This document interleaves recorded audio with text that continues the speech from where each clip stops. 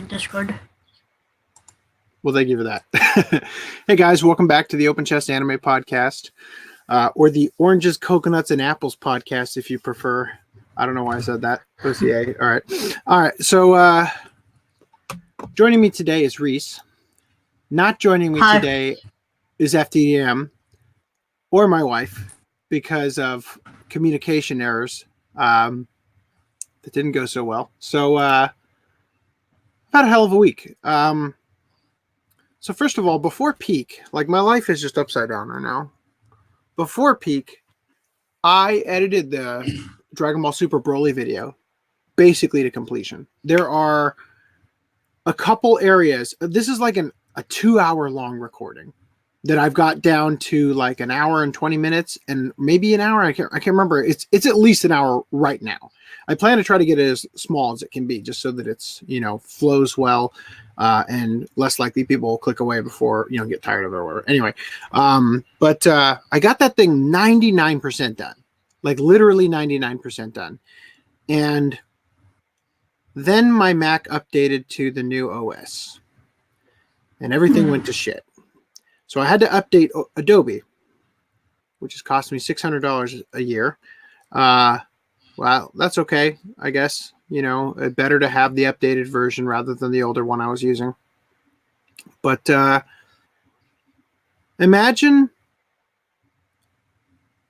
think of any of my first impressions that have a lot of clips in it from different anime and stuff. Now, multiply that by 10. That's about how much is in. Maybe even more than that is about how much is in the Broly video. And I open up that comp and I had a day off and I'm going to sit down and I'm just going to knock out that last 1%. Every single clip is off by like 5 frames, 7 frames, whatever. And the reason I can tell is because most of the time when I grab a clip from an anime, the way I use Adobe isn't like the normal way you would use it. I actually have a comp that I have as my main comp where I edit all the clips in, or where I edit like my recording of us talking and everything. And then I have a separate comp for each of like the movie that we saw, the series that the movie is from, with all the episodes with the opening and endings cut off and like the middle commercial gap, so I can scrub through it quickly and find out exactly what shot I'm talking about from one thing. And I go through and I cut those up like crazy, right? And I copy the clip and then I paste it in the other project and I slide it around and I get everything accurate and everything where I want it to be. What I usually do is I'll go to, like, when you see a cut in a movie, if the character is like talking and you see him from the side and then it immediately cuts to a shot of them from the front, right? That's a cut rather than a camera move, right? That's a cut in animation or in film. I start my cut of the, like, where I'm going to slice the film reel, so to speak, but in a digital fashion. I start that at the cut. And I almost always end up making it fit into my video at a cut, right? So I can tell that it's off because the thing is starting 5 seconds of the previous cut before going in there, right? So for instance, the actual movie we saw, Dragon Ball Super Broly, all of that footage is off by 7 frames. So I literally have to go to the start of every single clip from that movie, go forward 7 frames, drag the slider over those 7 frames so that it actually starts there, then go back 7 frames, slide the footage back to start at the same spot I originally had it start at, then go forward to the end of the clip, slide it back forward 7 frames to get that shit back. And that is taking days. I mean, I worked on that all day and barely got past the opening where we haven't even seen the movie yet. And we didn't even get to the after the film clip, basically. That's how much editing has gone into that video that I now have to redo all of that shit, right? That is one thing that has been making my week terrible, right? So last night was the Weathering with You pre-show fan night screening or whatever. And I bought tickets for that like all the way back in November, right? And because I saw your name with my wife, I wanted to see Weathering with You with her as well. So we, for the first time since we moved to Arizona, we set up an actual babysitter using somebody that we know from church, somebody that we actually trust, which we did not have until just recently. We set all this stuff up, and we planned this like weeks in advance. And then we had just signed my son up for Taekwondo, right? Which, by the way, probably shouldn't have done. I mean, that's a huge investment, but I'm hoping it pays off in terms of his behavioral respect to authority and all that coming through. You know what I mean? But that's going to be so fucking expensive every year. Yeah, the discipline, exactly, and getting him away from the TV and all that. So anyway, but we wake up for the day that the movie is, right? My daughter's coughing and sneezing and has a runny nose. Shit. Call the babysitter. They need to know that they're about to bring a sick kid into their house where they have kids, because my wife watches somebody's kid, and that woman, the mother of that kid, she constantly, like, even though we have set a very firm rule that we cannot watch her like 1.5-year-old or however old she is daughter when she's sick. Oh, she just brings her to the place where we pick her up. It's like, oh, apparently she's got a little runny nose. I didn't notice it this morning, and like constantly manipulating us in order to take her kid when she's sick, right? And so we had to make sure, like, we can't be that parent. So we talked to them, and luckily, our friend from church was adamant that we weren't going to get out of going on date night, right? So okay, that's all right. She's sick, whatever, no big deal. Then my son comes home from school. He's coughing and sneezing. That's great. Although that kind of disappeared after a while, which is nice. We take him to Taekwondo, and then we have to go straight to their house to drop them off for the babysitter, right? And then go straight to the movie, right?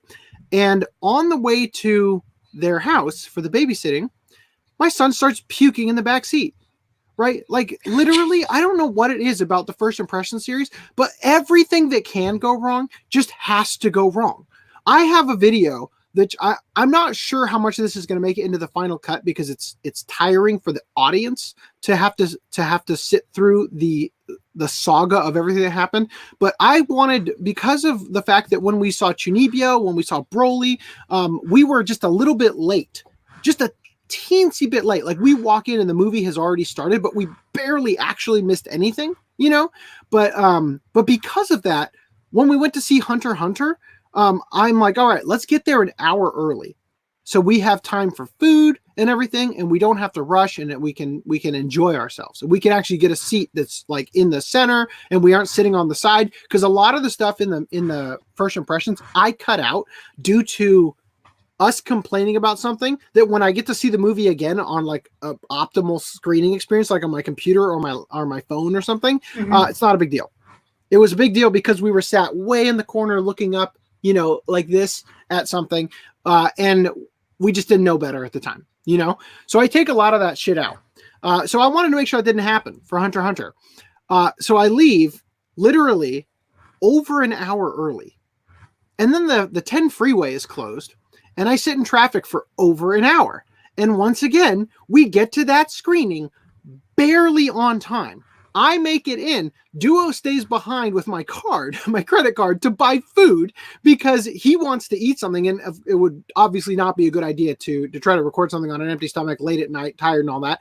So that's cool, but he misses the beginning. Like, this kind of shit just keeps happening no matter what I do to try to prevent it, So I just got to let you guys know, I am so sorry for everything that's going on this channel. I am so sorry that things are failing so catastrophically. I'm doing the best I can. My N key doesn't work. My B key doesn't work. The B key, by the way, is the blade tool in Premiere. I can't even begin to tell you how difficult it is to edit without that. My freaking mouse, my Bluetooth mouse here, is double clicking, releasing when I'm still dragging. It's impossible to do Photoshop work for stuff. It's impossible to get anything done. And it's like, I want to just buy a new one of these, but I don't want to get a new one and have it have the exact same problem because it's actually the computer that's causing it. I don't know. I'm pulling my hair out over here stressed out over everything that could possibly going wrong, again and again. I worked my ass off every moment that I could during peak so that we could pay off the credit card bills. And yet we have the garage door incident. We have all sorts of shit that leaves me literally penniless after my rent goes through every single month. So forgive my anxiety. Please bear with me a little bit longer. I know things will improve, but I'm not in a good place right now. And I'm sorry that things happened the way that they did, because, you know, my in-laws were supposed to be here today. My mother-in-law makes all these promises to my wife, and then they don't come through. And her brother was supposed to be here instead, and we can't count on him to leave the house on time just to go to a movie. Like, we'll literally get there and it'll be over kind of thing, you know? But he's not here either, right? So my wife's not joining us. And then when I requested, but like the other hosts, like, hey, if we push this to Thursday, is that going to be okay? FDM said Thursday or Tuesday should work fine for me. And I'm thinking, okay, great. Because I'm thinking about my schedule, not about the fact that FDM is thinking, yes, I can do Thursday after 11 o'clock my time. But the thing is, I can't do that because I have work at 6 a.m. on Friday. So I can't start the podcast at 9 p.m. on my time, you know? And then, of course, I forgot about the fact that there is a parent-teacher conference today that I'm supposed to go to, that I think my wife is going to go to without me if I don't get the podcast done in time, which is one of the reasons why we're starting it when we did, even though we should have started earlier. All right. So anyway, now that I've complained for the first 10 minutes or so of this, let's jump into things. So I want to do a couple of articles before I go into pickups. Rhys, do you have any pickups you want to share? I have no pickups. Okay. I have two things that I didn't expect to have, but do. So good thing we have something to talk about. All right. So first of all, I'm surprised you stuck with the title. Oh, dude, I had no idea. I had no idea what you had done when you had put that as the title, because you had gone out of your way to put the dollar signs and stuff. I thought that there was a much more elaborate. This is a character's name. This is a legit character's name in Mardock Scramble. By the way, spoiler alert, easily the worst thing I have ever sat through for the podcast. My wife fell asleep through each of the 3 movies. I stayed awake through all 3 of them, but boy, did I wish I was sleeping. We'll talk about that later. Hell, were they bad? So, YouTube, because I know that you've demonetized my video already, and you have sent someone to watch this, Welldone, the Pussyhand, is literally the character's name. I am not kidding. And we will show later on a tweet where I screenshotted. I took a picture of the subtitles with my phone so that you guys can see that. So please don't demonetize over that. There'll be other things you could demonetize us over. It's okay. All right. So other titles that I had brought up. One of the characters' name was literally Boiled Dimsdale, as in Dimsdale from Fairly Odd Parents. So I was going to call it the Fairly Odd Litigant, because that's what the character was being referred to as, the litigant in the trial of whatever. And Rhys responds, "Please dim a don't." The other title was Homosexual Dolphin Lover, or the one my wife preferred, Homosexual Dolphin Fucker. But I thought if I used fucker, it would sound even more derogatory towards the predecessor word, right? And that YouTube would demonetize me and give me a community guideline strike for that, right? But literally, Homosexual Dolphin Lover is a line in the goddamn movie for the second one. All right, so let's get on to this. So, if you guys would like to support this train wreck of a podcast, you can do so through the OCA Podcast Patreon. Thank you to our currently 2 patrons who are the only thing keeping us going right now. I cannot thank you guys enough. Also, I need to acknowledge that in the last podcast, I had talked about how if somebody wanted a refund for that month when I wasn't there for those 2 podcasts, to let me know. But I didn't see anything in the chat, but I was also hosting the podcast, so I wasn't paying super close attention. So if you hear this, go to a different video, preferably the last podcast, and just comment so it actually goes to something I'm going to see. Otherwise, I might just give you guys a refund of that month anyway, if I can figure out how to do that, just because I feel like this is such a train wreck, and I'm so sorry that this is not going the way I had planned. Also, the Anime Collector Patreon, which has actually got more funding now. Oh no, less funding now. $1 less than the OCA podcast, but that's good for me. I appreciate that. So thank you guys for that. Anyway, also Stealth Weeb. I have a lot of plans for Stealth Weeb, but I just have such a busy schedule of stuff I got to get done, including videos and all that stuff, that I just haven't had the time to get to it. However, I'm not scheduled at all next week, with the exception of this coming Sunday. And that's a really bad sign for me, because I need that money in order to pay bills and stuff. But if I can't pick up any shifts, then I will just work on shit all week, you know? So anyway, all right, enough with the sob story. Let's talk about Vic's court case. So regarding the appeal, according to that umbrella guy who has linked this screenshot from a court doc here, which is incredibly easy to see, the appellate's brief is due Monday, January 27th, 2020. So coming up, what is that, like 10 days from now? No, 11 days from now, they're going to have their briefs due, right? So they're going to have to, so not this Monday, I guess, but next Monday, they're going to, the appeal is going to start, is basically the bottom line here. All right, so that's that. Boy, I'm all over the place today. Okay, so hashtag Kick Vic and the Violet Wanderers podcast discuss strategies to publicly label Vic Mignogna as a sexual predator to prevent future con appearances. So this is a podcast in which I think, I know Mars Girl. Thank you for that, Rhys. Choo choo. You're on the train wreck. Choo choo kablamo. Thank you for that. This is a podcast where Mars Girl, Renfamous, LJ Montello, and probably other people, because I think there's a guy in it too, discuss openly how to prevent Vic. And they talk about, there's all of these respected news outlets out there that have covered the story. All you got to do is link them to the article on blah, blah, blah, right? And then that'll tell that convention that Vic is definitely not wanted because of his clearly, definitely true accusations without any evidence, right? So I think I'm just going to read. I don't want to go through this whole thing because I'm just not in a good state of mind right now. I'm going to read the quotes here, starting with that. So Alexis speaks to LJ Montello and asks her to introduce herself for listeners. Montello provides some brief details about herself and immediately pointed to Mignogna as a problem in the anime community, taking the front and center.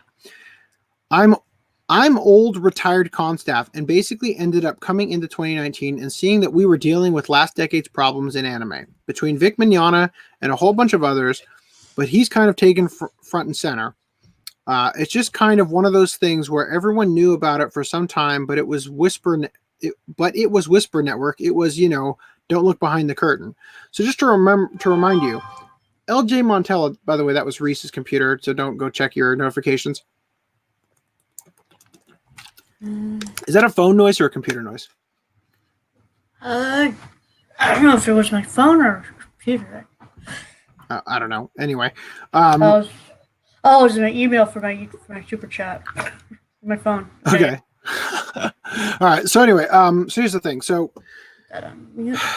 just to remind you guys who LJ Montello is, LJ Montello was that girl who literally has footage of herself on stage at a con doing like a masquerade thing, making out with an underage girl. Right? So just to remind you. Credibility through the roof. Yeah. Well, yeah. And also claims of mental health issues and all sorts of other things. But they go on to say, obviously with hashtag Me Too, this is blowing up. Obviously with hashtag Me Too and this blowing up. But then, of course, Vic spent 15 years being enabled and building a cult. You can compare him to R. Kelly. I swear, compare the fandoms. So he's the Nexium of anime, more or less. Nexium, of course, being the Allison Mack sex cult run by Keith Raniere. where she was procuring young actresses and whatnot for him. And it was a child sex ring procuring operation for the stars that probably nobody knows about because they don't really cover that in the mainstream media all that much. But Montello continues to say, ultimately, it's going to keep coming down to money. It's going to come down to self-interest. It's going to be all about what's easy because, well, we have all these fans that are going to come, asses in seats. This is how conventions determine who they invite typically. It's how many asses are going to get in seats. How many tickets is he going to push? So Renfremus chimes in with whether or not Vic stays gone is going to come down to the staying power of the people who've criticized him. Staying power of the people who've made an effort to ensure that what he's done has been spread around and that they've been putting pressure on the companies, putting pressure on the cons. If people burn out and they aren't caring about this as much in a year, cons will absolutely bring him back. So just to be abundantly clear about this, what we have in this audio recorded podcast, which you can listen to, there's links to it and everything, is civil conspiracy for tortious interference. Hands down. Defamation and all that civil conspiracy stuff, right? So if Vic does do a round 2, hook, line, and sinker, this is all the evidence he really needs to bypass TCPA, which, again, if the appeal that is going to start on the 27th, if that gets through TCPA, like if that overturns Chupp's ruling, which it was a garbage ruling anyway, once again, because he treated it like an evidentiary hearing rather than prima facie, then there's almost no chance that these people could even use TCPA or any sort of anti-slap because it would have already proven under the court of law that Vic is not a public figure, blah, blah, blah, or whatever, that he's not libel proof as it were.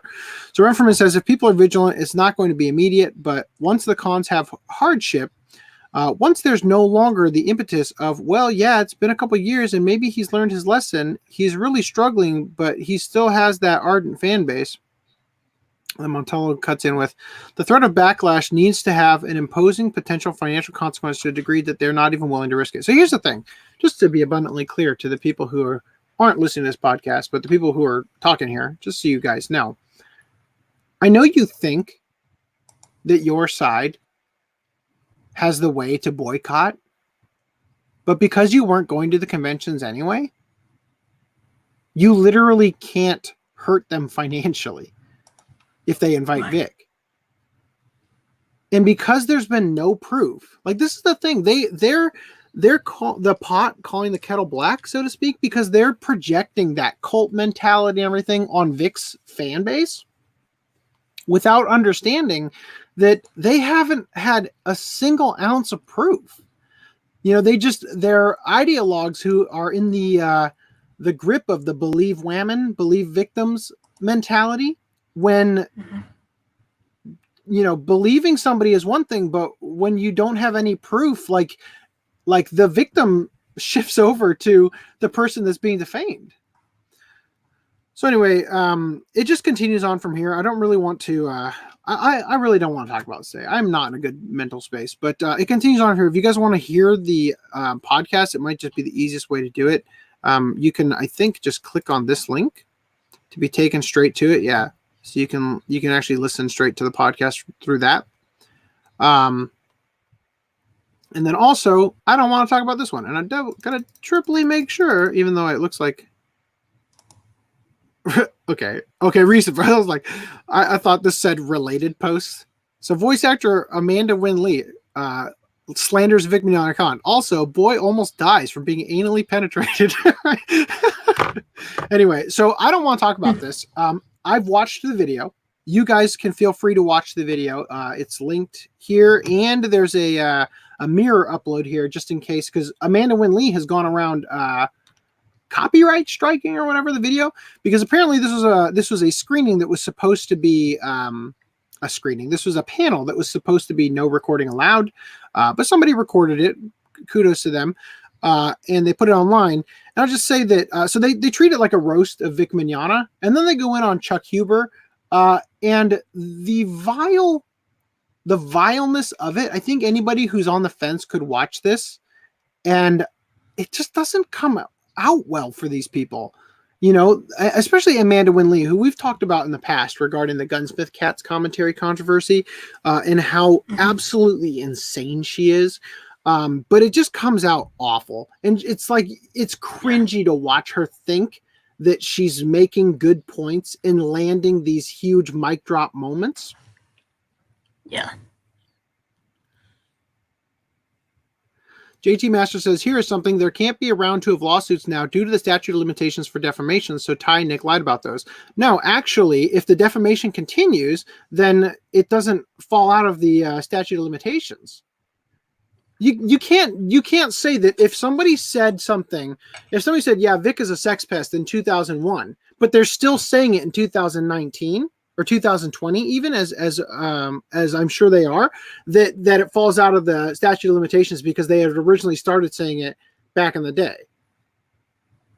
And considering that the podcast that we just discussed is clear evidence of civil conspiracy for tortious interference, yeah, that doesn't fall outside of the statute of limitations whatsoever.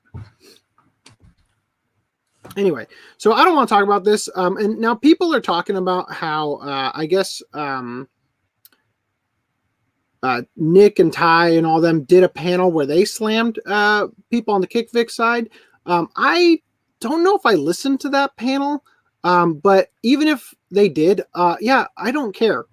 I disagree with them. You know, I disagree with the ugliness on both sides. Once again, I'm not part of Kick Vic or I Stand With Vic.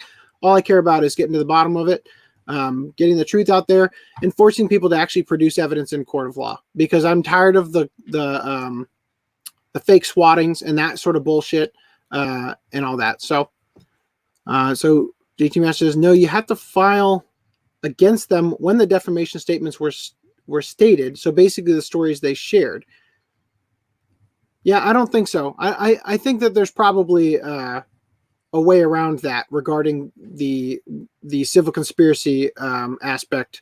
I don't think that. So you might not be able to file them on defamation, but they're still civil conspiracy. So it doesn't matter. It doesn't matter.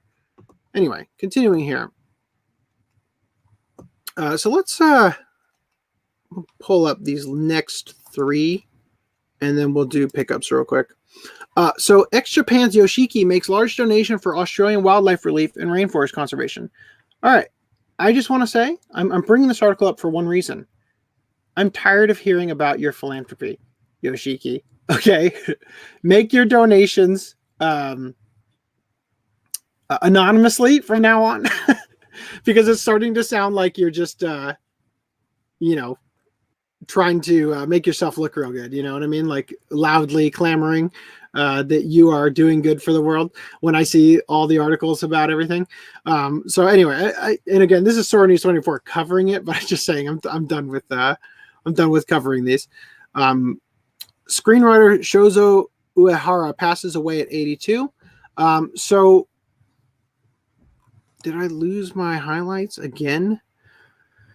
All right, so in anime, Uehara wrote. So he's known for he worked for Subaraya Productions, which is like the Ultraman company. So he wrote for a lot of Super Sentai shows. But regarding anime, he did scripts for Getter Robo, UFO Robo, Grendizer, Dino Mech Guy King, Space Pirate Captain Harlock, Mystery of the Arcadia, Video Senshi Lazarion, Genma Wars, Eve of Mythology, which is got the greatest line ever.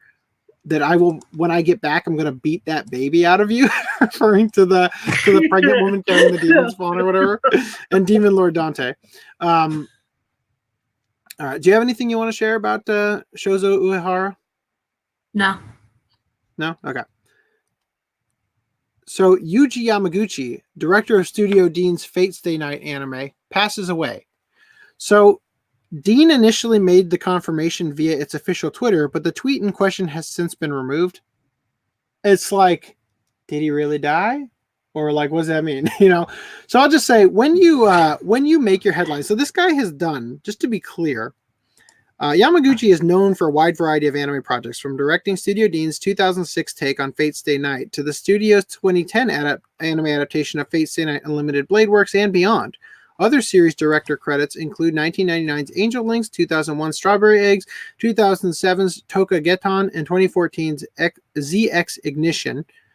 Beyond being credited for directing full series, Yamaguchi helmed episodes for a number of notable anime. Hajime no Ippo, Sweet Precure, Outlaw Star, and Brave King Gaugiger Final are just a few of the shows he landed an episode director credit on during his career.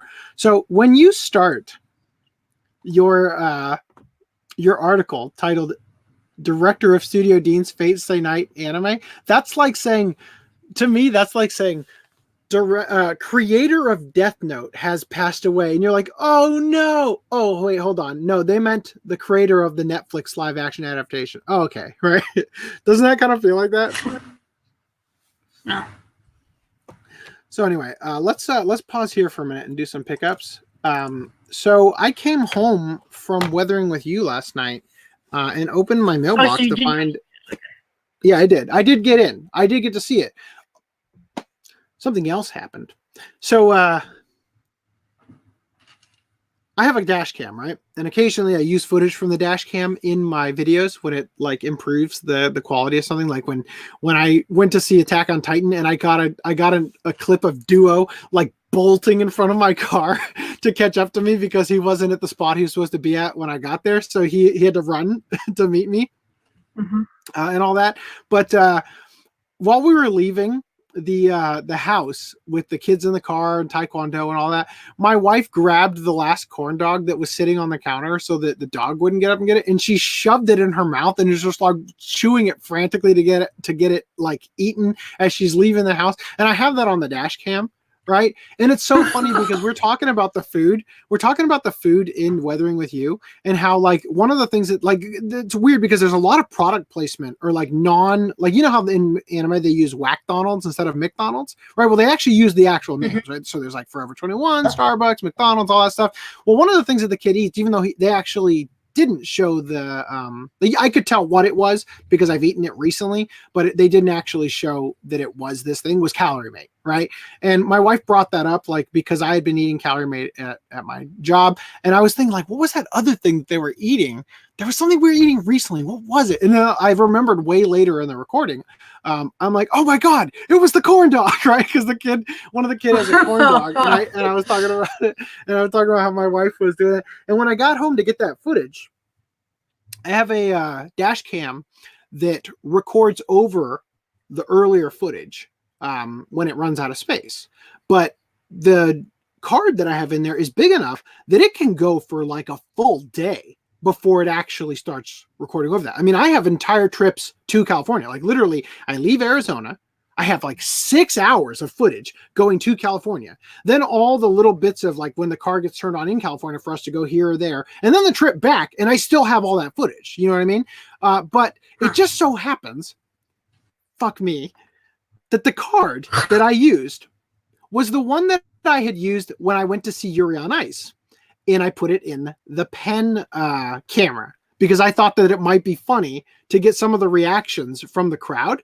And that stupid pen camera didn't record. Like it's like a thing you have to hold it for an exact amount of time to get it to start. And it's like there was already like the Blu-ray was already out, so it's not like I was cam ripping the movie kind of thing.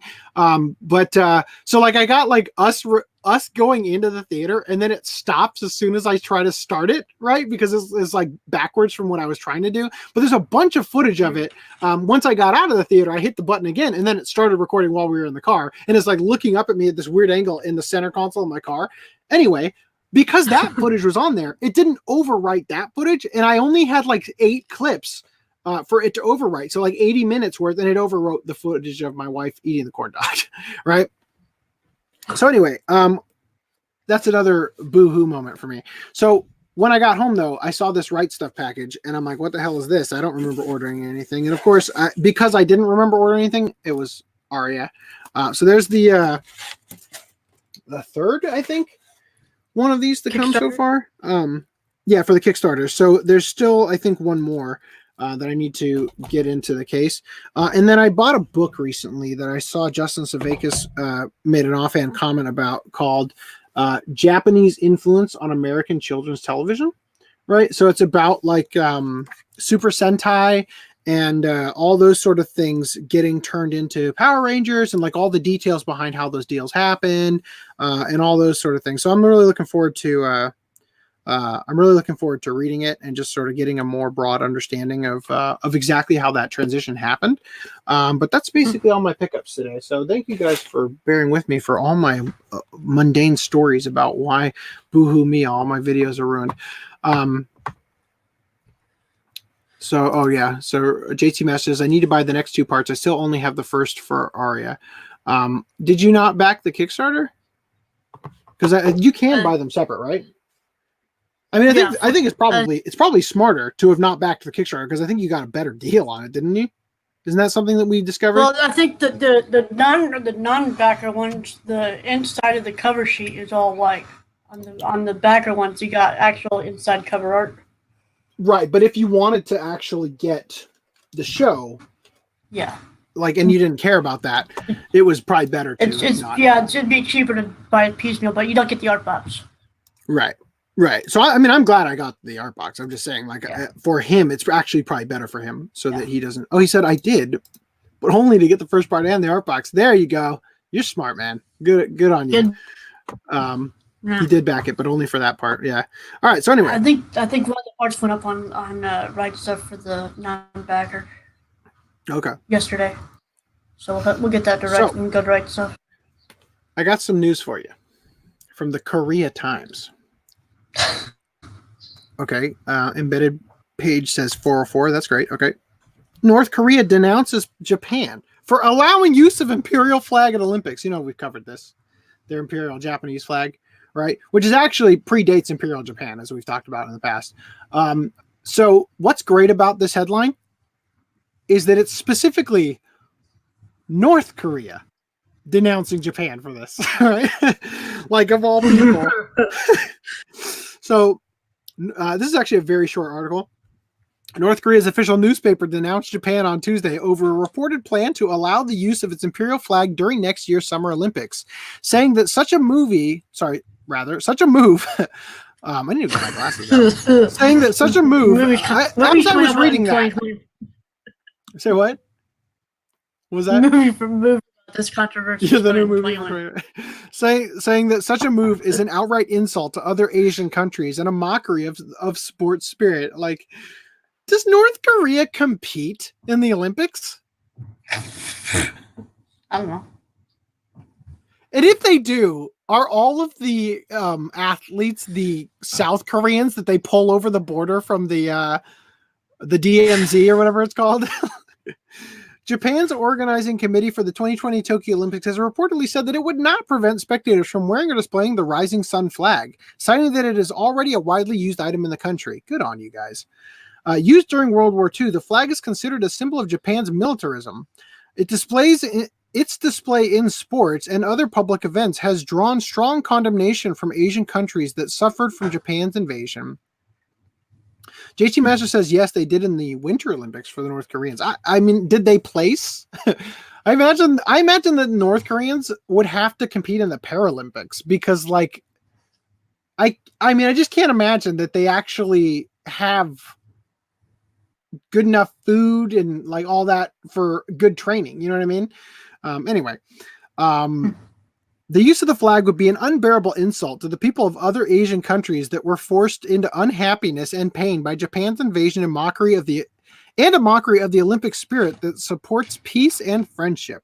The Rodong Sinmun said. That's got to be the North Korea Times. North Korea paper. The paper claimed that Japan is trying to turn the Olympics into a, quote, political propaganda stage, and adding that the intention behind the move is to revive its militarism. Yeah, that's what it is. It's all about reviving that militarism, because that's what the Olympics is going to be for Japan. Definitely. Right? That's exactly what's going to cause it. It's not anything else. It's not trying to nuke them from North Korea, any of that shit. Definitely not that. It's Japan's propaganda, not North Korea. Not at all, right? That's trying to reignite their militarism. South Korea has also called on Japan to retract any plan to allow the use of its old imperial flag during next year's Olympics. That's supposed to be an old article. well, old enough to be 2019. Earlier, Seoul sent a letter to International Olympic Committee President Thomas Bach expressing deep disappointment and concerns over the issue. Japan ruled the Korean Peninsula as a colony from 1910 to 1945. Well, you know what? When you get conquered, you get conquered. I'm sorry. That's why we have armies, man. So anyway, also, this is quite funny. An Olympic first, cardboard beds for the Tokyo Athletes Village. So apparently, Japan's bold strategy is to make all of the other Olympians sleep on a futon that they're already used to sleeping on, right? The thin ass 1-inch mattress here. You feel me? That's what they're doing, right? they're gonna sabotage all the other countries by just making them sleep on a futon. So I don't want to go into too much. He says it can hold about 440 pounds. Surely no Olympic athlete weighs that much. And they talk about how they're less likely to break. The cardboard is stronger than wood. They're not going to break during intercourse. Yeah, no, that's funny because all the comments say, let's see, was it? In my experience, when you get lots of extremely fit athletes together, put them in dorms, there's going to be lots of sex.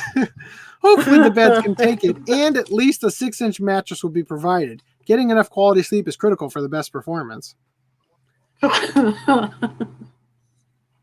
So regarding North Korea's placing, the closest they got in anything was figure skating. They didn't have many athletes compete. Many of them placed in ranks 50 to 80. Some things.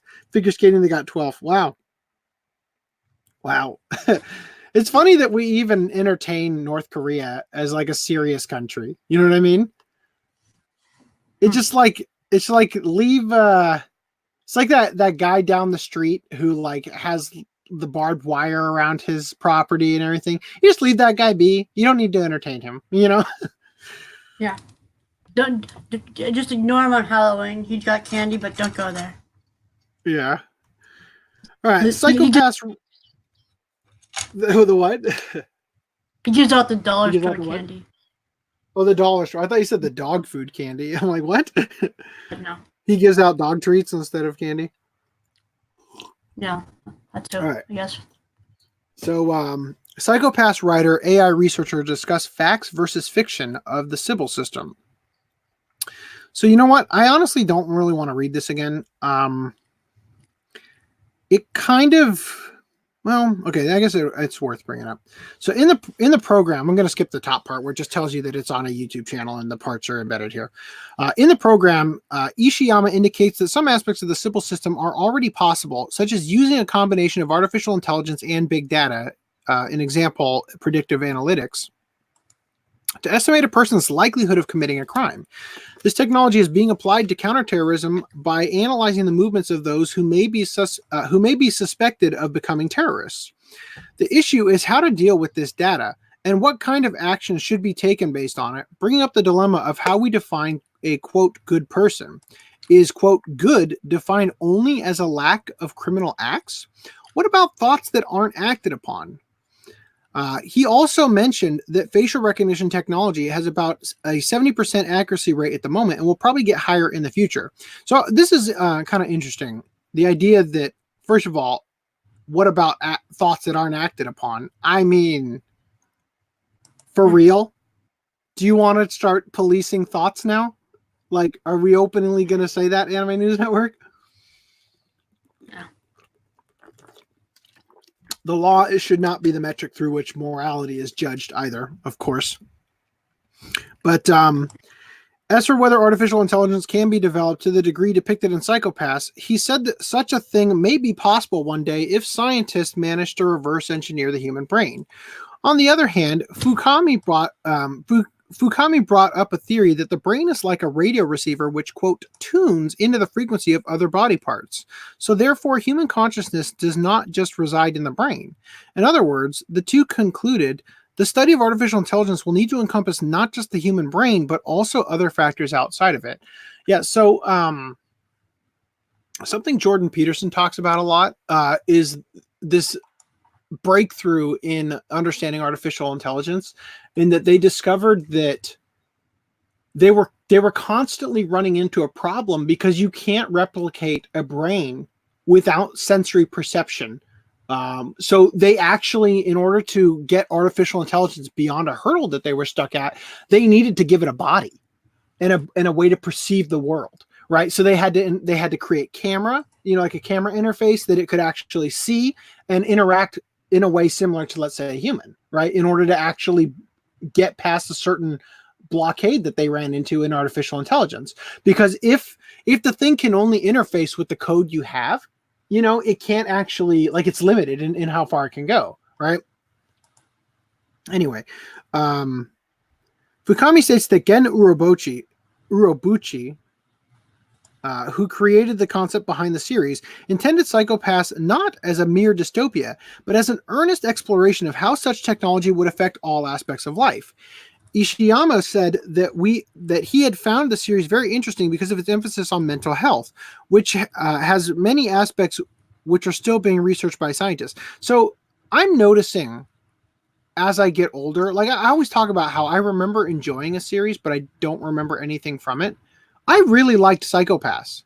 I watched that last year, didn't I?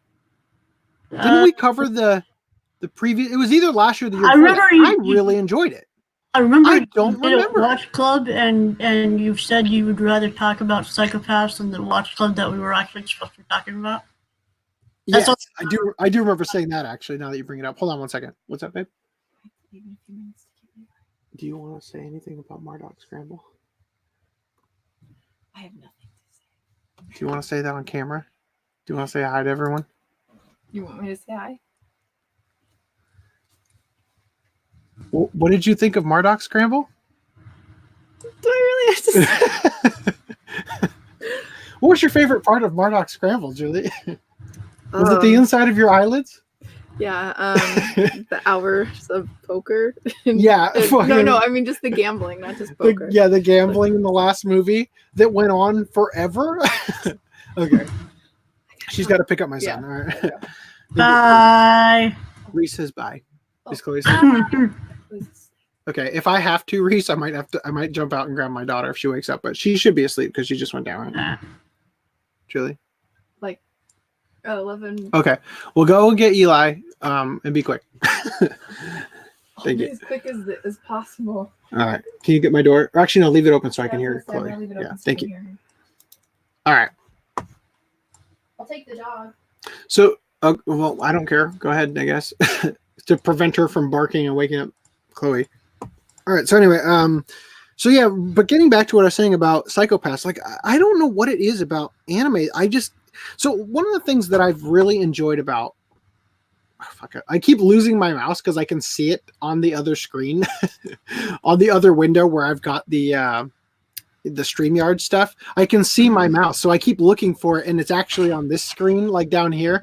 Anyway, one of the things that I've really enjoyed about creating a YouTube channel regarding my fandom of anime is that my memories are much, much stronger on certain things. So live streaming, which I think is the best thing that we do for the channel because it's the easiest content to produce, and it's the stuff that's engaging on YouTube nowadays.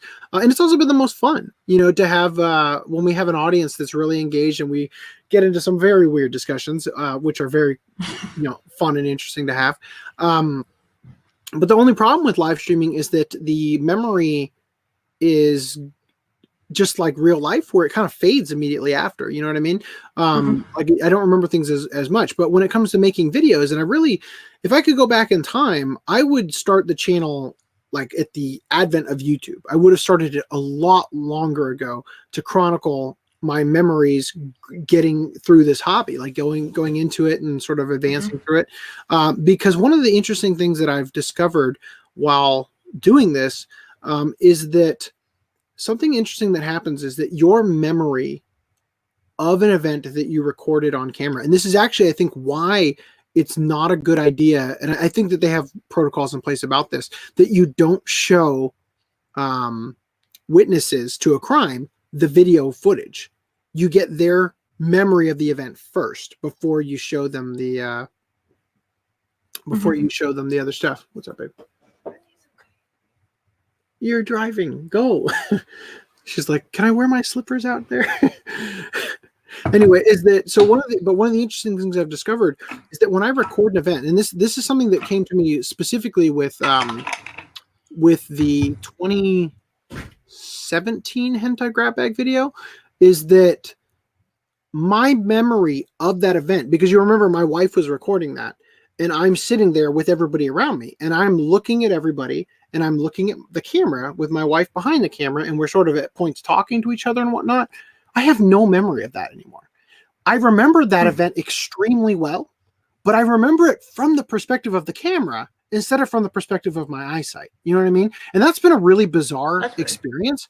But what's interesting about it is that everything else I've done on the channel, reviews, first impressions, I remember all of that shit really well, because I have to sit there and edit that footage for days and days and days. And I go back and I have to rewatch the show over and over again to get the footage and all that, to the point where like I remember that stuff way better. And so when it's a show that I really liked, like when we saw Dragon Ball Super Broly, which by the way, I didn't think that movie was that good, because I saw it as like a cash grab and just sort of like substanceless.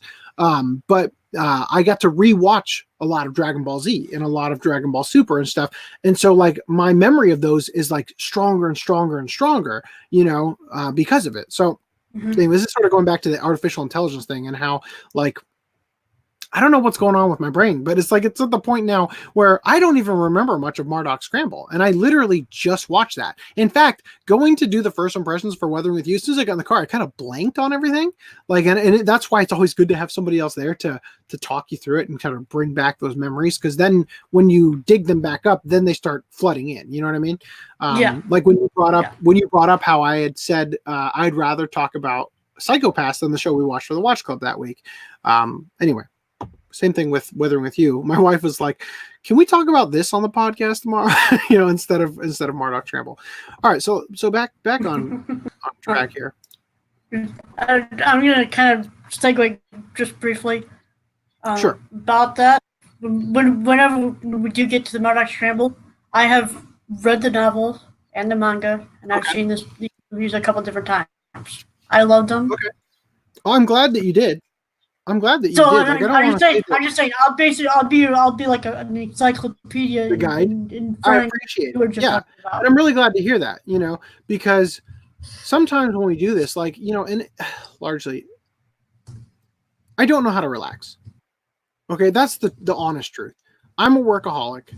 Every time I have a moment to sit down and just relax, I feel antsy. I have to be doing something, and doing work that you enjoy is still work. So like, and I can't even begin to tell you, I sat down on my day off to edit that fucking Broly video, and it was the most stressful day I've had all week, because all that footage was fucked up, and I had to go through and fix all of it, and I barely got anywhere into it, and I'm just running into all this problems with this fucking computer not working. I still have let me explain my thought process real quick. I'm trying to get the Broly video done instead of other videos that I could have put out already, because that Broly video requires me to have every episode of Super, every episode of GT, every episode of Z, every episode of the original Dragon Ball. All of that shit has to be on my computer all at once. And it's eating up all the space on my hard drive when it's on there. I want to get that video done so that I can just wipe that shit clean and move on to something else. And once I get that clean, I'm going to take my computer in and finally get it repaired. I'll work on my other laptop for a while, even though, come to think of it, probably won't be a great idea to do that, because the Premiere program I'm going to use is going to fuck up the like when I transition back to the newer software, it's going to fuck up the placement. Although I could probably use that same stuff. I just have to log into my Adobe account. I don't know. Anyway, I plan on getting it fixed soon, hopefully. So let's get back to this before I just keep waxing on about my life. This is a recap of an article we've already covered about this. Around the world, police are increasingly using data to predict crime before it happens. Police in the UK are currently developing an artificial intelligence that will predict how likely a person is to commit or be the victim of a violent crime. Predpol, developed at Santa Clara University in California, is a software that identifies future crime hotspots. Last year, Human Rights Watch criticized the Chinese authorities for preemptively detaining people in the province of Xinjiang, or however that's supposed to be pronounced, using predictive policing. Yeah, and we talked about this already. The more advanced this becomes, the worse human rights and human freedom and all that becomes. Because governments are just going to use this to police and control, and they have this thing they call continuity of government. It's called COG. And government's main goal is to keep itself alive. It's not you. It's not the people. Even in America, where we're supposed to be government for the people, by the people, and all that stuff. That basically they are our employees, right? It's all about, for them, survival. It's about keeping them alive, and it's like I work in a place where I talked about this previously, how I spent 3 straight days surfing on a cart to take shit with a giant pole to pull it down from the rafters, stuff that fell from the upper floor, and I recovered probably 10 grand worth of inventory that had been lost in the system because it had fallen behind the bins and landed on the rafters and whatnot. So I got all that shit down, and it's like, on the one hand, it's like I learned a bunch of stuff as I pull these items down and I scan them and find out where they're supposed to go, and I realize, okay, so this is why I see people get lazy when they're doing what's called replen or stowing at different companies. I see them put this stuff in it doesn't fit here, so I'm going to stick it on top of the bin. And then what happens is you put it on a bin that's like this, the next person comes and they pull out the bin to replen it again, and that item that was on top catches on the ledge and it gets sent to the back of the box, and then you push the box back in and then it falls behind, and there's all this shit that's like, I'm like having these epiphanies, like, this is why this is happening. I literally have seen every aspect of where this starts from start to end and why it ends up in this spot, and it can be prevented. But if it is prevented, then the department I'm trying to get into is going to have a lot less work. So it's like, even if I bring this up, they're not going to do anything about it, which is fine. But it's one of those things where you sort of have to think about, like, do you want things to be efficient, or do you want to have a paycheck? You know what I mean? And that's what government's doing. They don't want to be efficient. Mm-hmm. They don't want to be efficient. They want to get paid, and they get paid through your tax dollars, and the debt from China and all that shit. Anyway, so, but that's what's going on here. I am back. Who's back? Me? I've been back for a while. I don't know if you've seen the last couple of podcasts that have been really good. Sorry, I saw you typing this, JT Master. I didn't address it. You mean like this is the funny things we get discussed? Full package, right? Package, food. So, maybe you have better memory for things you're invested in. Definitely, of course. And that's the thing, is like, I remember as a kid, so Old Boy, there's a movie trilogy. It's called the Vengeance Trilogy by the director of Old Boy. It goes Old Boy, Sympathy for Mr. Vengeance, and Lady Vengeance.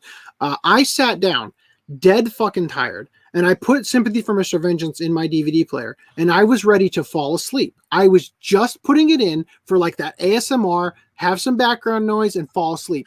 And that thing is fucking subtitled, right? I had to read those fucking subtitles. And somehow that movie gripped me so hard that I was up the entire night watching it and thinking about it the rest of the night, right? That is, to your point, something you're interested in will really grip you, and it just happens. Yeah. It's hard to get interested. And I was actually thinking about this. So I recently watched The Witcher, right, on Netflix. And I was talking to somebody about it at my work, because they hadn't seen it. They hadn't played the games or anything, but I was just talking about, like, so is it any good or whatever? And I said, if I'm being real, I don't think it's a bad show, but it was very, very poorly adapted for Netflix, because this is how I described it. And I'm dead serious about this. It's Kevin Sorbo's Hercules with the budget for Game of Thrones. And I'm not even kidding about that. And when you watch it, you're like, holy fuck. He's not kidding, right? Because it's Monster of the Week in the beginning, right? As they're establishing the characters and stuff. But the main issue with it not being adapted well is that they're trying to cram so much in this very complicated storyline that's taking place over vast differences in time because a lot of the characters that they're following basically are immortal or whatever. Like they don't age. So you see them and it's supposed to be like this is all happening at once. And then all of a sudden you realize if you're paying attention to the story, oh, they're talking about something that I just saw happen as if it hasn't happened yet. You know what I mean? And all that kind of stuff. So you realize that there's a timeline differential going on. And the story crams all this shit together. And I talked to a friend of mine at work, and I said, you know what? It's just like this is a big problem with me anyway. But at the end of the series, I didn't care about any of them. Only character I liked was Geralt, and I kind of liked him because it was like there's a compilation of him saying "fuck," which is really funny because it's just like, and I always go back to that line in Dexter when he lays down right out, like he just had like the most horrific night, you know, avoiding getting caught and everything. And he lays down in bed and he closes his eyes and he's going to get like an hour of sleep before work. And then you hear the baby cry in the next room for when Harrison is just born and he goes, fuck, right? It's just like you just hear him in his inner thoughts saying it. And when I had seen that, as I've talked about before, I thought that was legitimately the first time he ever said fuck in the show. And it was so fucking funny until I sat down and rewatched the show and realized now he'd been saying it all along. But anyway, there's like bits like that, character bits that really get you to like someone. And this is one thing just to before I get back to the main point, one thing I will say about The Witcher, Henry Cavill is the best fucking swordsman that has ever been on screen. I am not exaggerating at all. I am dead serious. I read an interview from the guy who plays the Night King in Lord of the Rings in Game of Thrones. He's actually the guy that they have play the Night King for the latter half of the series is actually the guy that they hired to do the sword choreography, right? And he gushes about how fucking good Henry Cavill was at wielding a sword. And Henry Cavill talks about like he would carry a sword with him at all times, even when he wasn't on set, right? So in his house, he's walking around with the sword to get used to the weight. Because one of the things you don't really think about when you have to start wielding a sword for movies and stuff is how much strain it puts on your forearm to move things around and counterbalance and stuff. It's heavy strain on your forearm. So even if you're really in shape, it's very hard to wield something that you've never done before because there's all these minute little ligaments and muscles that you've never used for that thing before, right? So he got so fucking good at it. I'm not kidding. You watch that show and just like sleep through everything, and then the fucking fight scenes show up and you're just amazed at how much control he has over that sword, right? And it's like I go on forever. It's really good. Anyway, but the problem is I mentioned that I told him like I didn't care about any of the characters at the end, and my friend said, "Have you played the games?" And I said, "No, I haven't. I actually would like to. I think that they look like they'd be really fun to play, and it would be great to have this story drawn out much longer.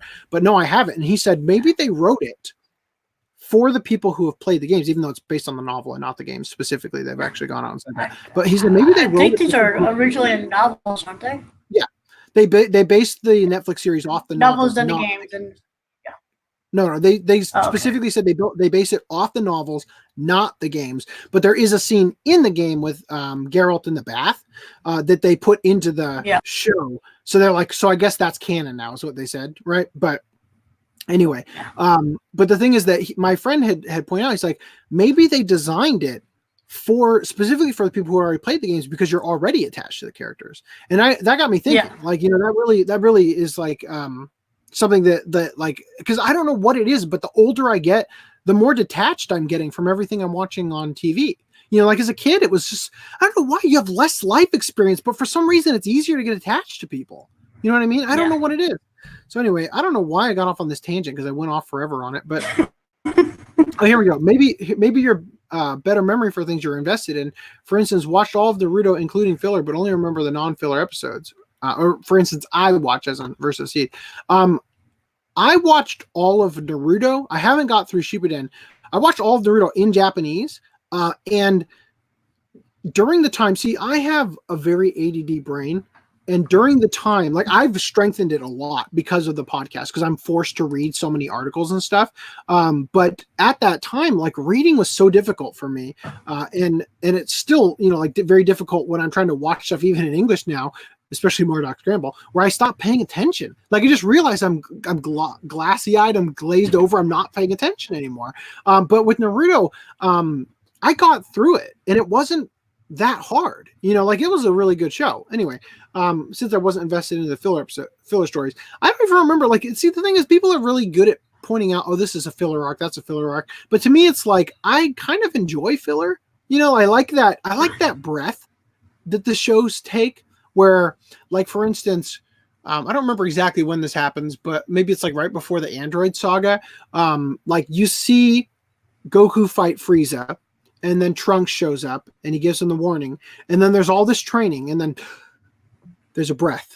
Let's go get our driver's license. You know what I mean? That breath from that, I think, is really refreshing, and I actually really enjoy that. So anyway. Yeah, I really like that. I really like that part. Those parts of Dragon Ball Z, like just hanging out, Yeah, I love it. I love it when a hardcore action show turns into a slice of life all of a sudden. You know what I mean? Yeah. Like for those couple episodes, I love that. Anyway, Digital Manga Inc. updates timelines for Kodomo no Jikan Delico Psyche Kickstarter campaigns. So again, we've talked about this the last couple podcasts, that I'm still royally bitter. Oh shit, my daughter is crying. I'll be right back.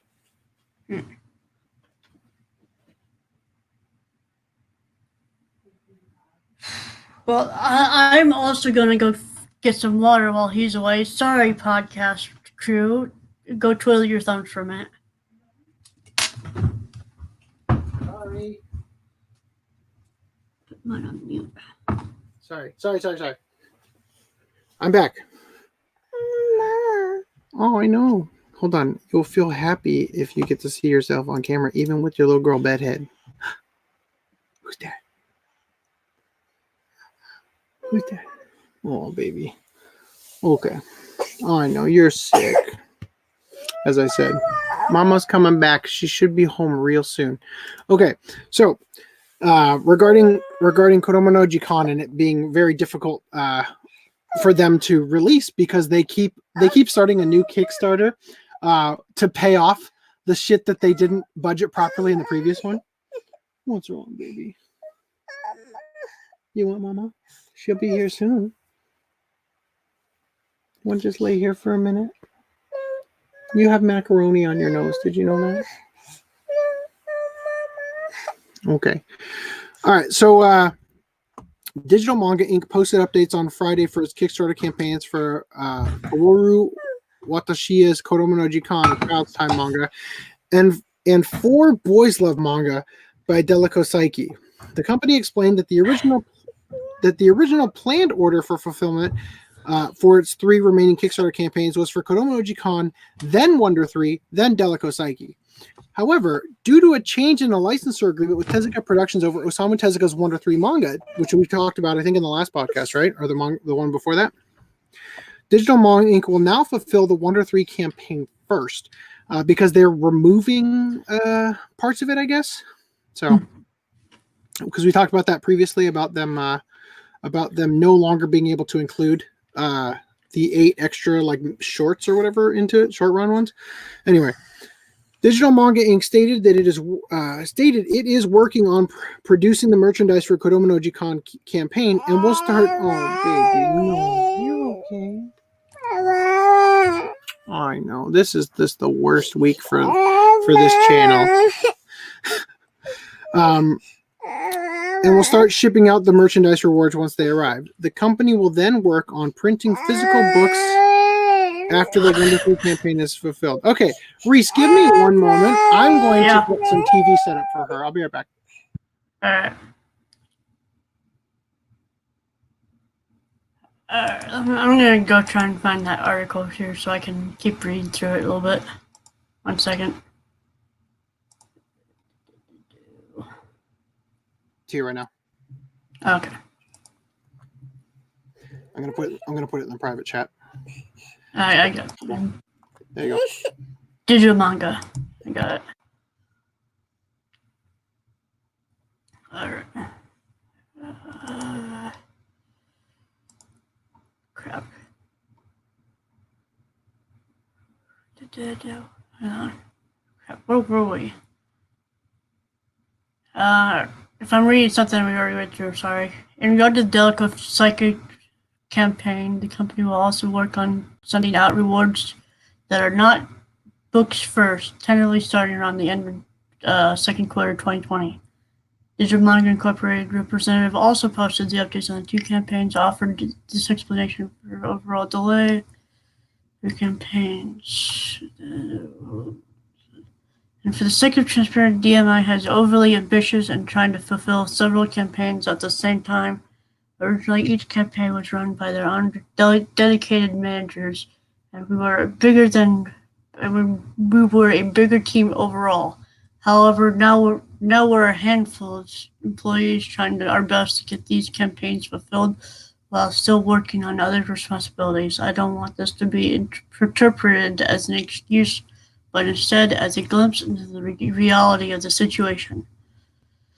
The Kickstarter for Kodomo no Jikan ended in July 2016 after raising $185,725. The campaign has since sent out all digital book rewards to backers, but Digital Manga Incorporated has not yet shipped any physical rewards, including the print books. Hold on. Print books. Because the rest of it's just like recap stuff. Yeah. All right. My wife just got to my kid's school, or like he's just got released. So they're only like 2 minutes away, but she has to wait for him to actually walk from the classroom to the pickup spot. So anyway, we're just gonna have to push through this. We got a bunch of stuff that's not that interesting or important that we can just talk about. So John Cho on the live action Cowboy Bebop said, quote, "We got to keep it strange." Not really. You can just watch this this clip here if you want to actually know. I mean, he legitimately said that. Like, there's a lot of weird stuff in here, but he talks about his favorite moments in Cowboy Bebop. His favorite moment, the hermaphrodite shower scene. Why? What the hell? And then his other favorite moment, like, and it seems like, so actually, just to be clear, this was like a press tour for the new Grudge movie that he's in, not Cowboy Bebop. IGN did this interview and they asked him questions about Cowboy Bebop and managed to get some answers out of him. And he is struggling to do this interview. And when he's talking about, he's literally grasping, what's the only things I remember from Cowboy Bebop? Frick, you're putting me on the spot. Oh God. Yeah, they spent like 8 minutes trying to get a Betamax machine. What's that? What is? Oh, she's pointing to this blurry thing. She thinks it's a butterfly. Oh my God, you're too cute.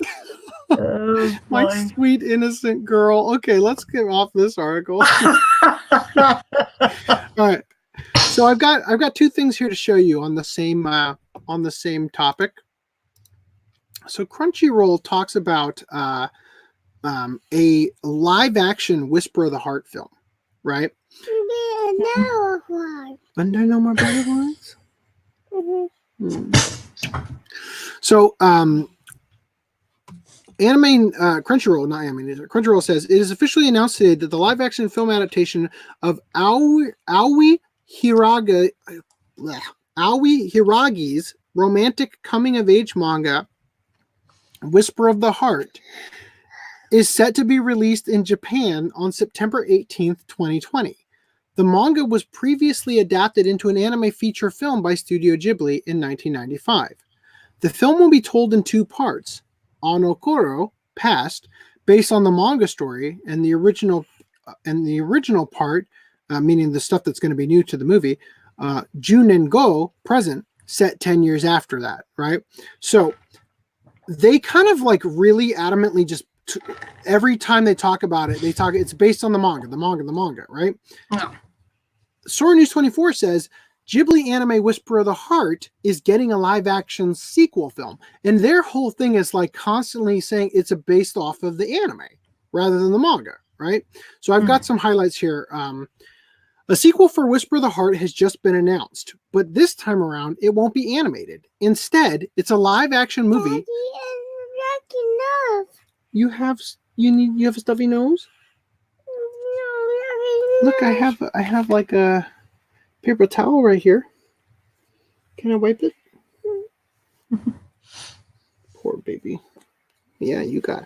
Do you see all that macaroni that just came out of your nose? She has like the powdered cheese from eating it, like how it gets stuck to your face or whatever. Anyway, so it's a live action movie set 10 years after the events of the anime. towel. You want a towel now? More paper towel? Here, you can hold the paper towel. Okay. Set 10 years after the events of the anime. During the decade in between, Shizuku has given up on her dream of becoming an author and is instead working. I got Mama. You want to call Mama again? Last time I asked you that, you said no, and then you wanted to talk to her as soon as she answered. During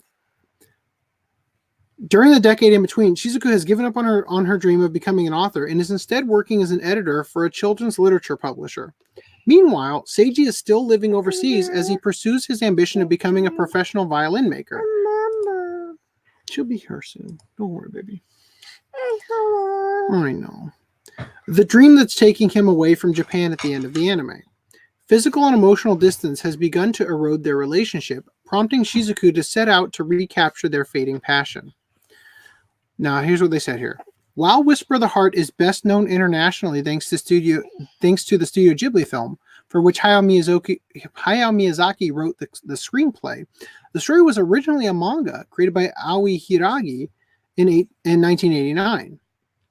Though Hiragi would later draw a spin-off titled The Cat Returns, which was also adapted into a Ghibli anime, it was a pure fantasy tale with no relation to Shizuku and Seiji, which will make the live-action movie the first continuation of the original narrative.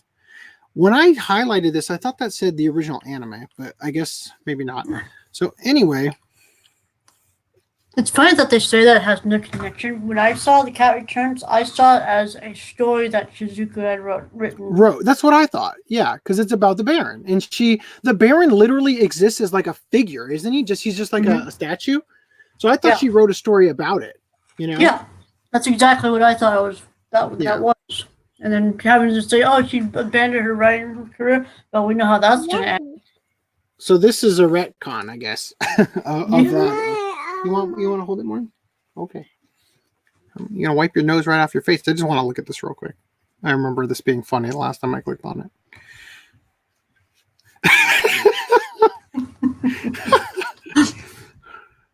That's good. Okay. Anyway, That's Shinji. no, it's Taki and Mitsuha from. No, Your but Name. is that Shinji's head? It kind of looks like it. I touch it. You want to touch it? Hold on. My daughter wants to touch it. You touching her underarm? Yeah. Your kids can have some weird fetishes. I'm not gonna lie. So Visual Effects Society nominates Alita. Other side, baby, you're so heavy. My left arm can't hold you for more than 20 minutes. Visual Effects Society nominates Alita Battle Angel film for 5 awards. So I'm surprised I saw in awards categories. Eligibility. Well, it's specifically for Visual Effects Society, so it's not like. You want to touch her too? Oh, you touched her eye. It feels like this movie came out so long ago. I'm surprised it's still eligible. Doesn't it? Awards. Yeah, doesn't it? Yeah, I was thinking about that. There, people were talking about, fucking Weathering with You got snubbed at the Oscars, which we're gonna see again. It's like, Who gives a shit? It came out in the U.S. tomorrow in 2020. You know, Yeah. like nobody over here saw it. They're not gonna do an award for something nobody over here knows what it is. Yeah. Maybe it might be in the running next year. Yeah, maybe. Anyway. So the film ties The Lion King for most nominations. The Visual Effects Society announced the nominations for the 18th annual VES Awards on Tuesday. The live-action Alita Battle Angel film received nominations in 5 categories: Outstanding visual effects in a photoreal feature, outstanding animated character in a photoreal feature for the character of Alita, outstanding created environment in a photoreal feature for Iron City, which I thought was funny because a lot of those sets are actually built. I mean, they did CG extend them, but maybe the only part that would be super impressive that I remember off the top of my head is the junkyard scene that they photoreal made that, beyond what he was actually at. I'm sorry, baby. I know your nose is running or whatever. Anyway, outstanding virtual cinematography in a CG project and outstanding compositing in a photoreal feature. The film tied with The Lion King to receive the most nominations for a feature film. Additionally, PlayStation's Feel the Power of Pro commercial was nominated in the outstanding visual effects in a commercial and outstanding compositing in a photoreal commercial categories. That is a paper towel. You're so sweet.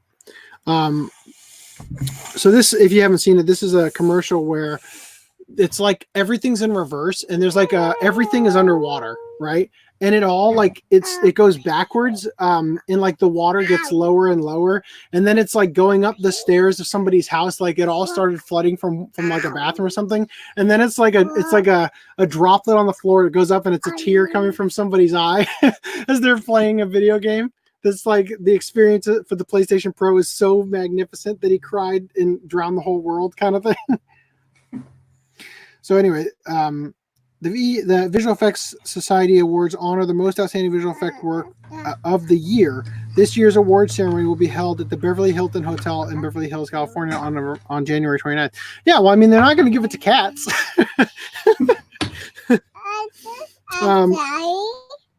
If it were me, I wouldn't have even thought to nominate Alita, not because it wasn't good, but because everything that they did was pretty much already done. But The Irishman has some of the most breathtaking, subtle VFX of any movie I've ever seen, where they de-aged the actors like 10 years. Like, it's so funny because they de-aged De Niro and Pacino and Joe Pesci, but only like 10 or 20 years. So they're still old as shit. They're just not as old as shit. Yeah. Hold on. My wife just came home. I'm going to run out and toss my daughter in her arms. Lovingly, of course. Hot potato. Be right back.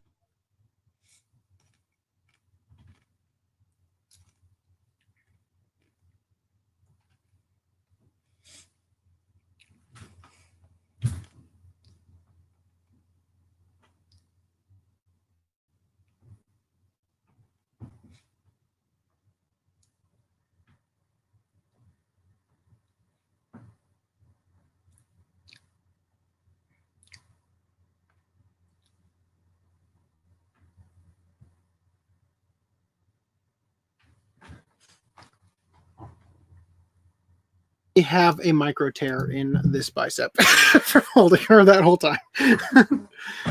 That's going to be sore tomorrow at work. All right. When my dad watched The Irishman, he complained about it so much because all the cars were rusted when they're supposed to be brand new. Oh, really? The cars? I actually haven't seen The Irishman. I've just seen the VFX breakdown for it. So I don't know how the movie actually is. It's like 3 hours long, too. It's like 3.5 hours, yeah. Yeah, one of the things that's funny about it, though, is that young Robert De Niro looks so stiff because old Robert De Niro is the body moving, right? So he's got this really young guy face, but he moves like an old man. Yeah. Anyway. That's all right, so continuing here, now that I'm relieved of the burden that is parenthood, it's also on the short list for the visual effects category of this year's Academy Awards. The 92nd Annual Academy Awards will be held on February 9, 2020. Boy, I hope Ricky Gervais is doing that one too. That's my dad's birthday, actually, February 9th. If he isn't dead already. Yeah. Hashtag Ricky Gervais didn't kill himself. He just he genocided all of Hollywood, though. 20th Century Fox Open. Oh, it's just a recap. Okay, anyway. So continuing here.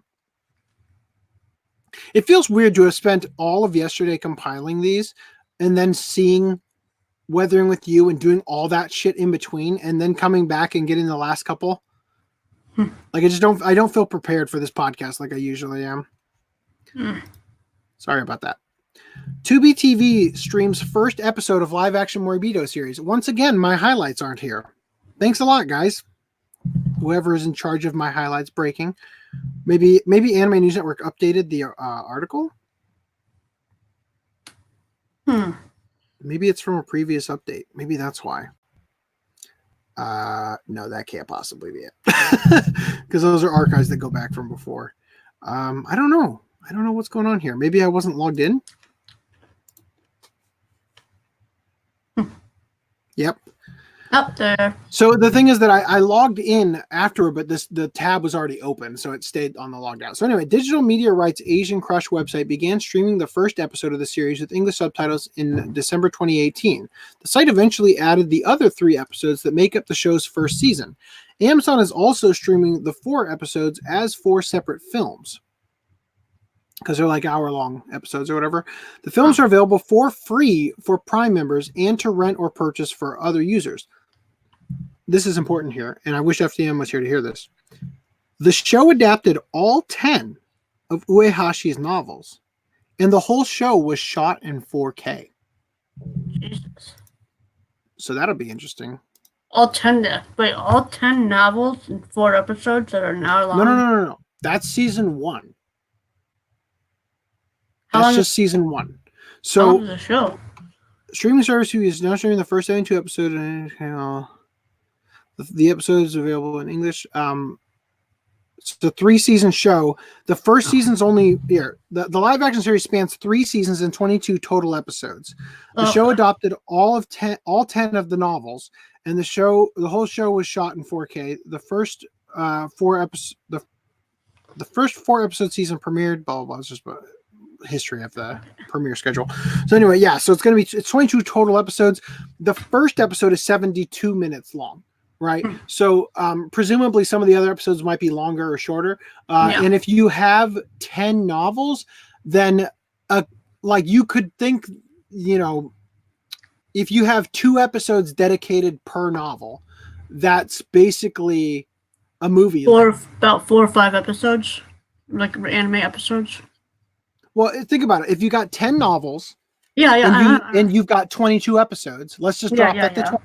Then that's 2 episodes that are over an hour long per novel. That's basically making a movie of each novel, right? Right. So anyway, it seems like it pans out timeline wise. Another show that I kind of remember watching, and it wasn't bad, but it also wasn't great. But it wasn't bad. All right, here we go. So this is going to be some great stuff here. Interspecies reviewers, uncensored version pulled before airing. Rhys, have you watched this? Yes, I have. Did you not see my post in the Velvet Room? No, I didn't. Let me pull it up. I don't get notified of anything on. I even tagged you. Okay, so you tagged. Okay, you tagged the.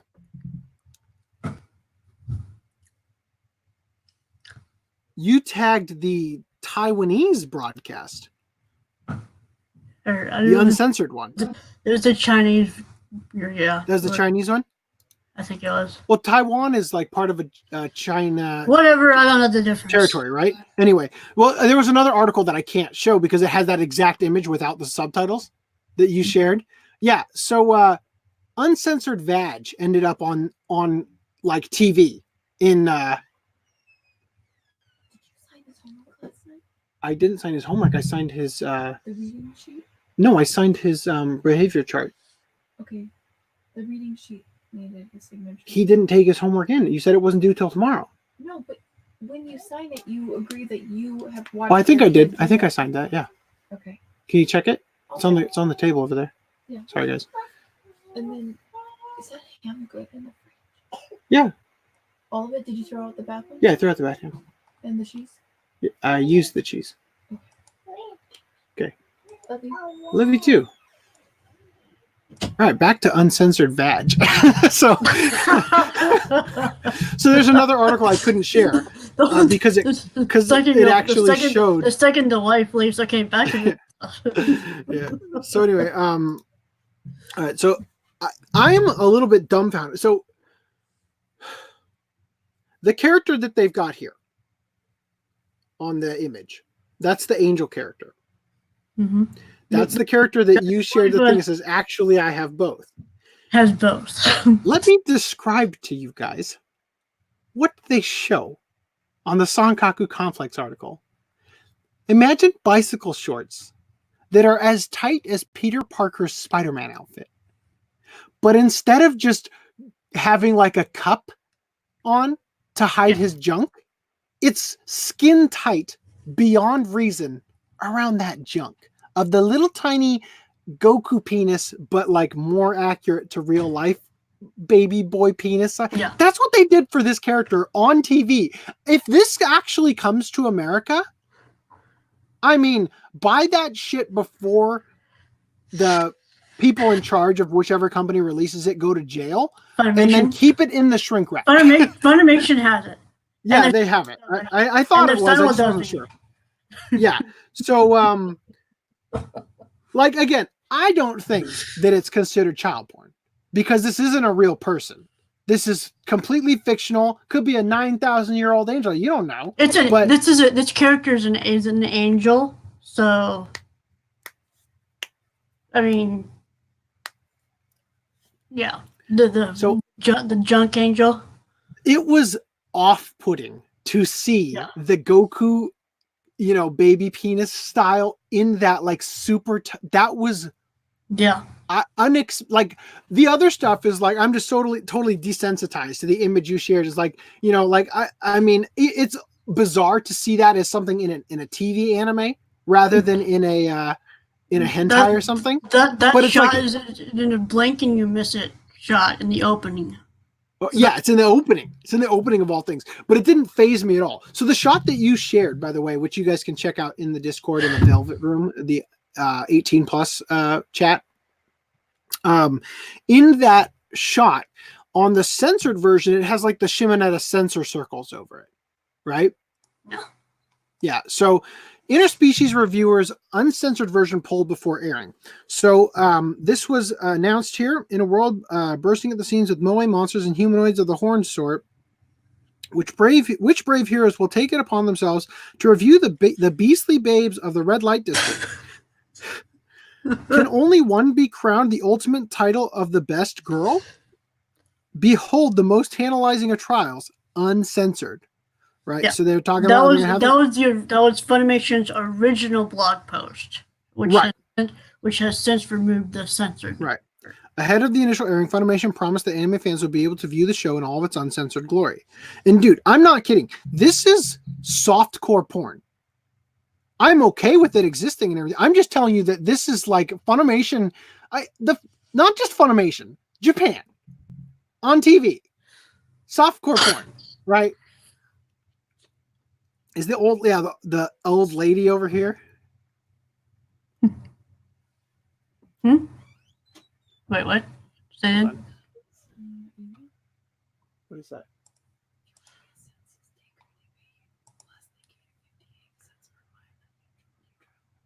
I don't know right now. Can we wait till after the podcast is over? I'm so excited.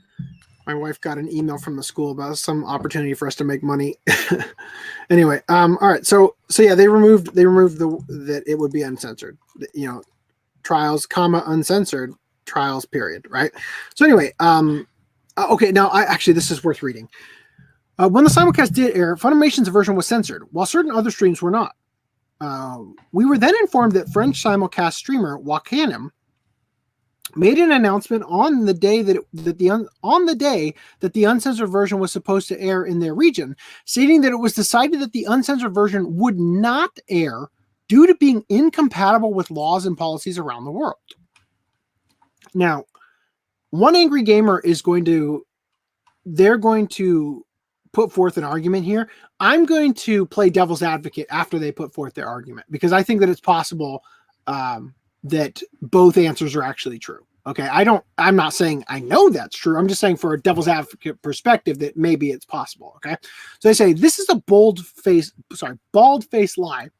There is no global standard for content distribution, and what might be illegal in one region does not make it illegal in another. In this case, airing an anime uncensored In this case, airing an anime uncensored in France is not illegal unless it's determined to be child pornography. However, no legal ruling was made that interspecies reviewers was deemed forbidden or illegal in France. Update. According to Twitter user Globbering Time, it was explained that Wakanim wasn't supposed to air the uncensored version, and the rights holder wanted to put a stop to that. So, like, they had claimed that they were going to air the uncensored version, but they weren't supposed to, and the rights holder put a stop to it, right? So, but instead of blaming the rights holder, Wakanim stated that the airing episode was illegal, right? So, a similar statement was made by Taiwanese streaming outfit Bahamut's Insane Animation. The Facebook group informed their audience that they had to pull the uncensored version of Interspecies Reviewer, but it had nothing to do with the law. The first part of the announcement is very telling, though. They initially informed their audience by telling them they were pressured to remove the uncensored version, writing, "Because of external pressure, the current airing of Interspecies Reviewer shall be replaced with a version that's the same as the ATX Holy Light Edition. Forgive us for bringing you this inconvenience." While that alone is quite eye-opening, they followed it up with an edit to the post explaining that the Holy Light version is not the same as the ATX version, but is actually the general or common version that other services will be airing. In other words, they made it known that they would not be airing the uncensored ATX version, but were pressured into airing the same censored version that Wakanim and Funimation aired. Update again. Chaos Thinker offered an update from Bahama Animation, where they stated that they were provided an uncensored version of the anime under certain conditions. They explained, so this article has actually been updated a lot since I shared it originally and read it, because there's all this stuff about Bahama Animation I don't remember seeing before, but they explained that they will have to age gate the content and put in age verification measures to prevent those under the age of 18 from accessing the content. According to Chaos Thinker, reporting the uncensored stream to government officials while it didn't have an age gate could have put Bahama Animation in serious trouble. So they decided to play it safe and avoid any kind of complications. Oh dear. I'm going to stop screen sharing for just a second so I can find out if that's completely censored.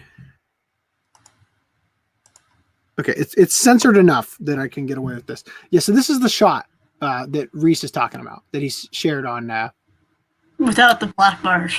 Right, of course. Yeah, so all of these bits, are uncensored on the version that's on the Velvet Room Discord, if you guys want to see it.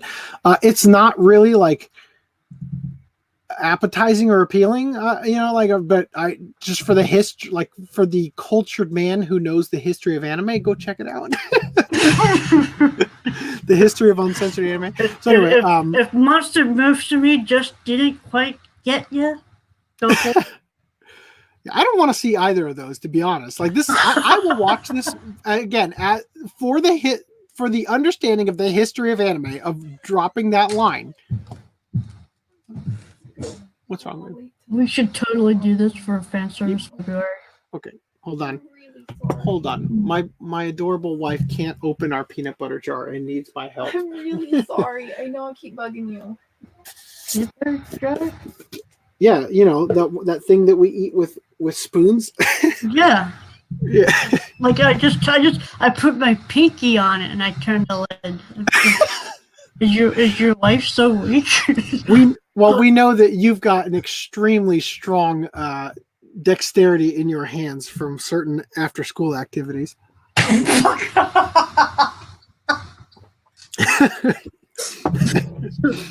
Okay. But I open my jars with my left hand instead of my right. This led some to believe that maybe this wasn't a Funimation botch job, but rather the original studio opting to have all the simulcasts play the censored version of the Interspecies Reviewers in hopes that when the Blu-ray release arrives, everyone who wants the uncensored version will be primed and ready to purchase that instead. I hope to God we get this released over here, so uncensored. Oh yeah, no, it would be a shame to not have it uncensored, but it would also be a, I don't know, it'd be one of those things that'll retroactively turn into a felony at some point because of the direction things are going. Which is why I advocate once again for buying it and leaving the shrink wrap on, right, as a defense mechanism. Yeah. Anyway, if it's like Blu-ray plus digital, maybe you could somehow get that digital code.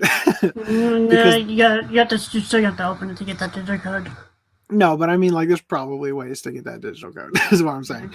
Anyway, if you're unsure of what I'm talking about, images of the uncensored version are floating around, and they don't hold back in showing all the girls' naughty bits. If you click through the image below, you can see the uncensored not safe for work version. Oh, so if I click on it, I guess you have to get like I can't remember the name of the. You have to get an account with whatever image service. Flickr. Yeah, adult content must. I don't want to show it on stream, obviously, but I know, but if you, I thought it was interesting. For the audience who wants to, see, you have to have. For the audience who wants to see it, Rhys has already done your homework for you, and just go to the Discord in the description. Wait, can you check the description real quick and make sure that we have? Because if for some reason StreamYard like erases it once we go live. I remember it was there before the stream started. Let me check. Anyway, Yep, it's still there. Okay, cool. So I'm sure you will get clearer answers as international anime audiences pressure their regional streaming services into fessing up and explaining why they promised to air the uncensored version of the anime, but then turned around and aired the censored version instead. Okay, so regarding the thing about saying it's a bald-faced lie, I was going to say that perhaps there was a legal... I don't know. I can't even play devil's advocate on this anymore because of all this other information. So I lost track of what I was talking about. Anyway, so that's the dealio here about interspecies revere. And I've gone on great length to talk about this because we're going to be talking about another fun thing to do with that later on. Beastars anime finally makes English Netflix debut on March 13th. So that's just something for you to know. And it looks like I lost all the fucking shit I added about Ni no Kuni and all that. Did I or did I not? No. Fuck. Okay, so Ni no Kuni's on Netflix coming up, and a couple other things from WTK's Twitter, which apparently didn't get saved in my thing that I did literally right. Like the reason we came in late to the schedule on the podcast because of. Anyway, all right. So, all right. Crunchyroll's new lavish offices met with harsh criticism. So, I don't care about this. I don't care about their offices. I am sharing this as a way to address, like, boohoo. Their offices are real decked out. They spent a lot of money on it, and it should have gone to companies in Japan. Somebody at the top here. Is this why High Guardian Spice missed its original 2019 release date and still missing in action with zero trailer since? So, yeah, we talked about this before. High Guardian Spice, this is the YouTube channel video or whatever, coming 2019. It is now 2020, still no High Guardian Spice. They say, and yet your video player is still in Flash. You know, the thing being abandoned this year. Also, fuck you guys for undercutting your translators. So anyway, they just go on and on about this. I don't want to go through it. But High Guardian Spice, where are you? Also, this is pretty cool. Free language learning with Netflix extension makes studying Japanese almost too easy. So this actually works with, because Netflix has like that policy where they have to have like 30 different languages if you're going to make a Netflix original series or whatever, right? So you can actually install this Chrome extension, which of course will also work on Brave or any other Chrome-based browser, and what it'll do is it'll use the subtitles from Netflix's thing, and it'll have like a breakdown where you can actually highlight the word, see what the word means, and all that stuff. And it's a pretty cool little thing they got here. Like I think this is actually pretty neat. I wish I had the time to actually do it. Like it would be fun to watch, but it's pretty cool. Anyways, and it's free. All right, I got a couple things here we got to cover. Hayao Miyazaki's Spirited Away became top-grossing Japanese film of 2019 in China. The cumulative revenue of the Chinese film market in 2019 was about 9.2 billion US dollars. So just to be clear, that's all movies in China that were shown in theaters earned about that much for their market or whatever, right? So again, this is why everybody bends over backwards for China, because when you got 1 billion people, in your country, you generate a lot of revenue, right? And they want a slice of that pie. Anyway, the top grossing Japanese film of 2019 was Hayao Miyazaki's 2001 anime feature, Spirited Away. Coming in second was Weathering with You, which made $41 million US, which was less than half of the Chinese box office gross for the previous film, Your Name, which made $88 million. So here's the Japanese box office, Spirited Away, Weathering with You. But then again, Weathering with You came into theaters probably a bit later than Spirited Away, possibly. No, it came into theaters, I don't know, because it just came out over here. I don't know how long it's been over there. Although I do already have the cam rip to start editing with that came from China. Detective Conan, The Fist of Blue Sapphire, One Piece Stampede, Doraemon. It's interesting that all the movies are Japanese anime. Oh, Japanese film box office top 10 in China. Okay, that's what I was going to say. The Crimes That Bind, My Hero Academia, the movie Two Heroes, Fate Stay Night, Heaven's Feel, Part 1, Dragon Ball Super Broly, way down on the list. Okay, I need to take out my right AirPod real quick. Jesus. What's going on? Now I'm looking at the local theaters because I know Weathering with You they had the fan thing tonight, last night and tonight, but they're doing like a spread release starting tomorrow. And the theater about an hour away from here has it, but not the local theater. And I was looking at times for tomorrow for the local theater, and they still got Joker in theater. They still have what? Joker. I didn't even see that. Came out on Blu-ray like a week ago. Yeah, I've seen it at my grocery store in the checkout stand or whatever. I mean, they got it in theater. They got 2 times for it tomorrow night, and they're both $8. And they're $8. Wow. Like, why are they showing that when they could be showing freaking Weathering with You? Come on. Yeah. So, Ride Your Wave is listed on Fathom Events for February 19th subtitles. So this is a movie that's coming out. I legitimately don't know how many movies I'm going to get to go see this year with Duo for the First Impression series because of finances are going to start to really hurt coming up soon. But I'm planning to go see this one at least as a follow-up.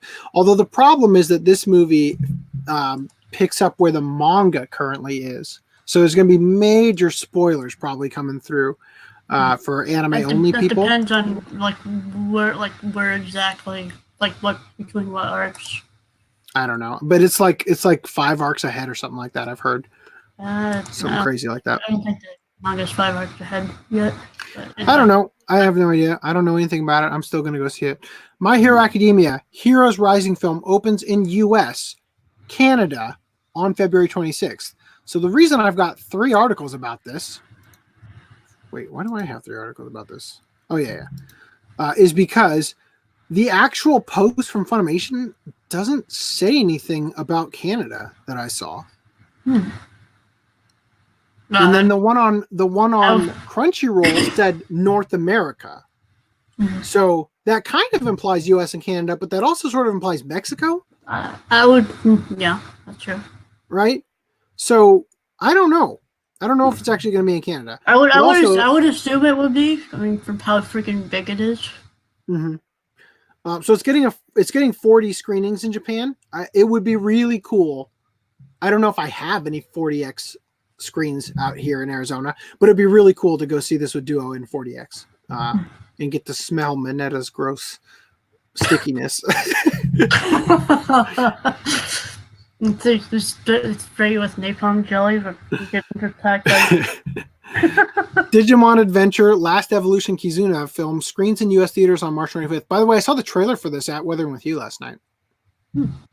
So, couldn't go in blind to that one, apparently. No, I'm just kidding. So, yeah, March 25th. And then if you want to be notified, sign up to be notified when tickets go on sale on February 7th. You can click through to that. Funimation to screen Violet Evergarden 1 Eternity and the Auto Memory Doll anime in U.S. theaters. I can't wait. I am still bitter that I missed the premiere of Violet Evergarden because they moved the YouTuber meetup at Anime Expo that year to be exactly during that time. And then I went to that fucking meetup and everybody was smoking and my wife was pregnant, so I left and didn't see the friggin' movie or go to the meetup. But this gives me an opportunity to watch it because it's the workaround for the rule of exclusively watching what I own. Have you seen the series first? No, well, I'm gonna watch the series first. That's what I'm saying is that it gives me the opportunity to watch it because it's on Netflix, right? Yeah. Yeah, so I'm gonna watch it because I think it's a Netflix original or whatever. So I would have the opportunity to sit down and watch it and then go into the series. So Versus C said maybe since Joker got 11 nominations for the Oscars, they decided to keep it in theaters or something. That's true. Oscar week. That's exactly it. Versus C. You're absolutely right. I forgot about that. Akai family gathers in Detective Conan, the Scarlet Bullet main visual. So this is the 24th Conan anime feature film. Doesn't it kind of feel like there was just nothing to do with Conan and then like every fucking month we're talking about a new movie? Sure, something, yeah. It just won't stop. Not that I mind. You know, it's great that they're continuing. Well, no, you mind because we're not getting any of it over here. Yeah, and I mean, I'm disappointed again in their dubbing it with the Japanese names and stuff instead of catering to the existing fan base that's already over here. Yeah. Because once again, if you want the Japanese names, that's what the subs are for, kind of thing. At least in my opinion. Yeah. All right, so here we got some interesting news here. I feel like there might be some other stuff that got removed from the doc. Hold on. Where was I? Anime. Okay, here we go. Yoshitogi Oima's To Your Eternity fantasy manga gets TV anime in October. So this is from the creator of A Silent Voice. It aired, or it serialized. I thought Mario Kart did A Silent Voice. Oh, then the manga. Okay, right, yeah, right. Yeah, creator.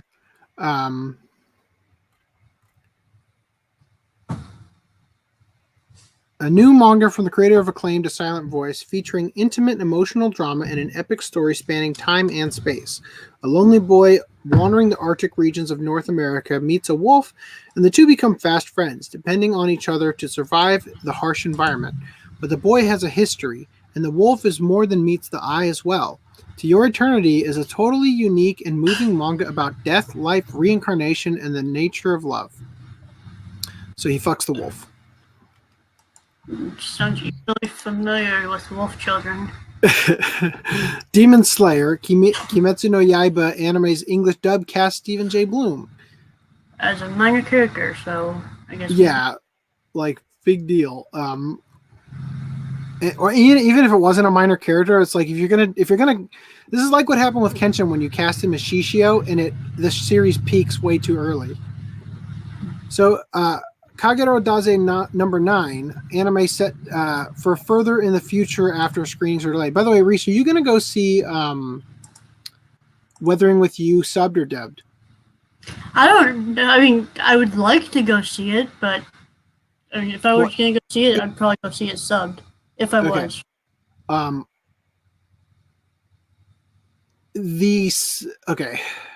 Without spoiling it, I'll just say, when they picked the voice actors, they wanted to do like a blind audition, and they ended up picking people who weren't well known. The Japanese voice actors sound fine, but they kind of replicated that for the US one.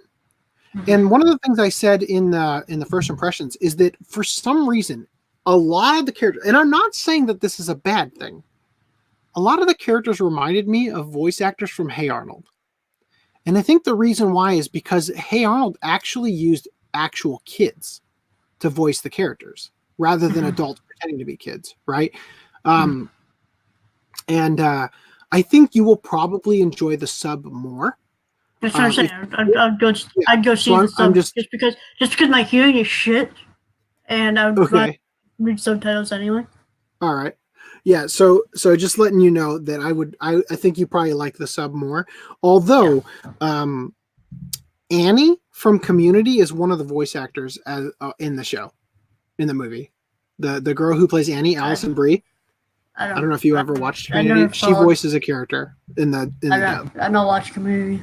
Okay. Also, Lee Pace is a character too. But anyway, all right. So I don't actually have anything to say about this. It's delayed, and I don't think it's a theater thing. It's just I don't know. After screenings are delayed, I couldn't figure it out. It's a part of the Kagero project. Is a mixed media project in Kagero Diaries #9. I don't know. It's something to do with Edward Records. Azure Land's YoStar establishes animation studio. Did you share this? No, I did not share it. I can't remember if I shared this or not, but yeah, I don't have anything to say about this either. I'm just going to keep moving so we can keep it at a good pace. Veteran animator claims working on Pokemon anime pays less than working in a convenience store. So about 5 different news outlets covered this, and they all had their own slant to it. And I thought Sora News 24 had a very interesting take on what was said. You're the one who shared this. I was? Okay. I for the first time, I started going through Anime News Network articles too, because usually I just leave those to you guys. But I worked so much that other week that I had a lot of time in the car to look through articles and stuff. So I just went through those as well. Yeah. Which of course doomed me over the fact that I didn't have a lot of time to go over them this week before the podcast. And I had a lot to go through because I covered so much when I was doing that stuff in the car during my breaks. So anyway, so who's ending up with those profits, he wonders, referring to the veteran animator. Although Japan prides itself on hospitality and customer service industry jobs still tend to be pretty low paying. No one is going to scoff at you for flipping burgers or working a cash register, but you're unlikely to get rich doing it. But according to June Arai, or at Arasan4th on Twitter, you're still better off doing one of those jobs than animating the Pokemon anime series. Financially speaking, than animating the Pokemon anime series financially speaking.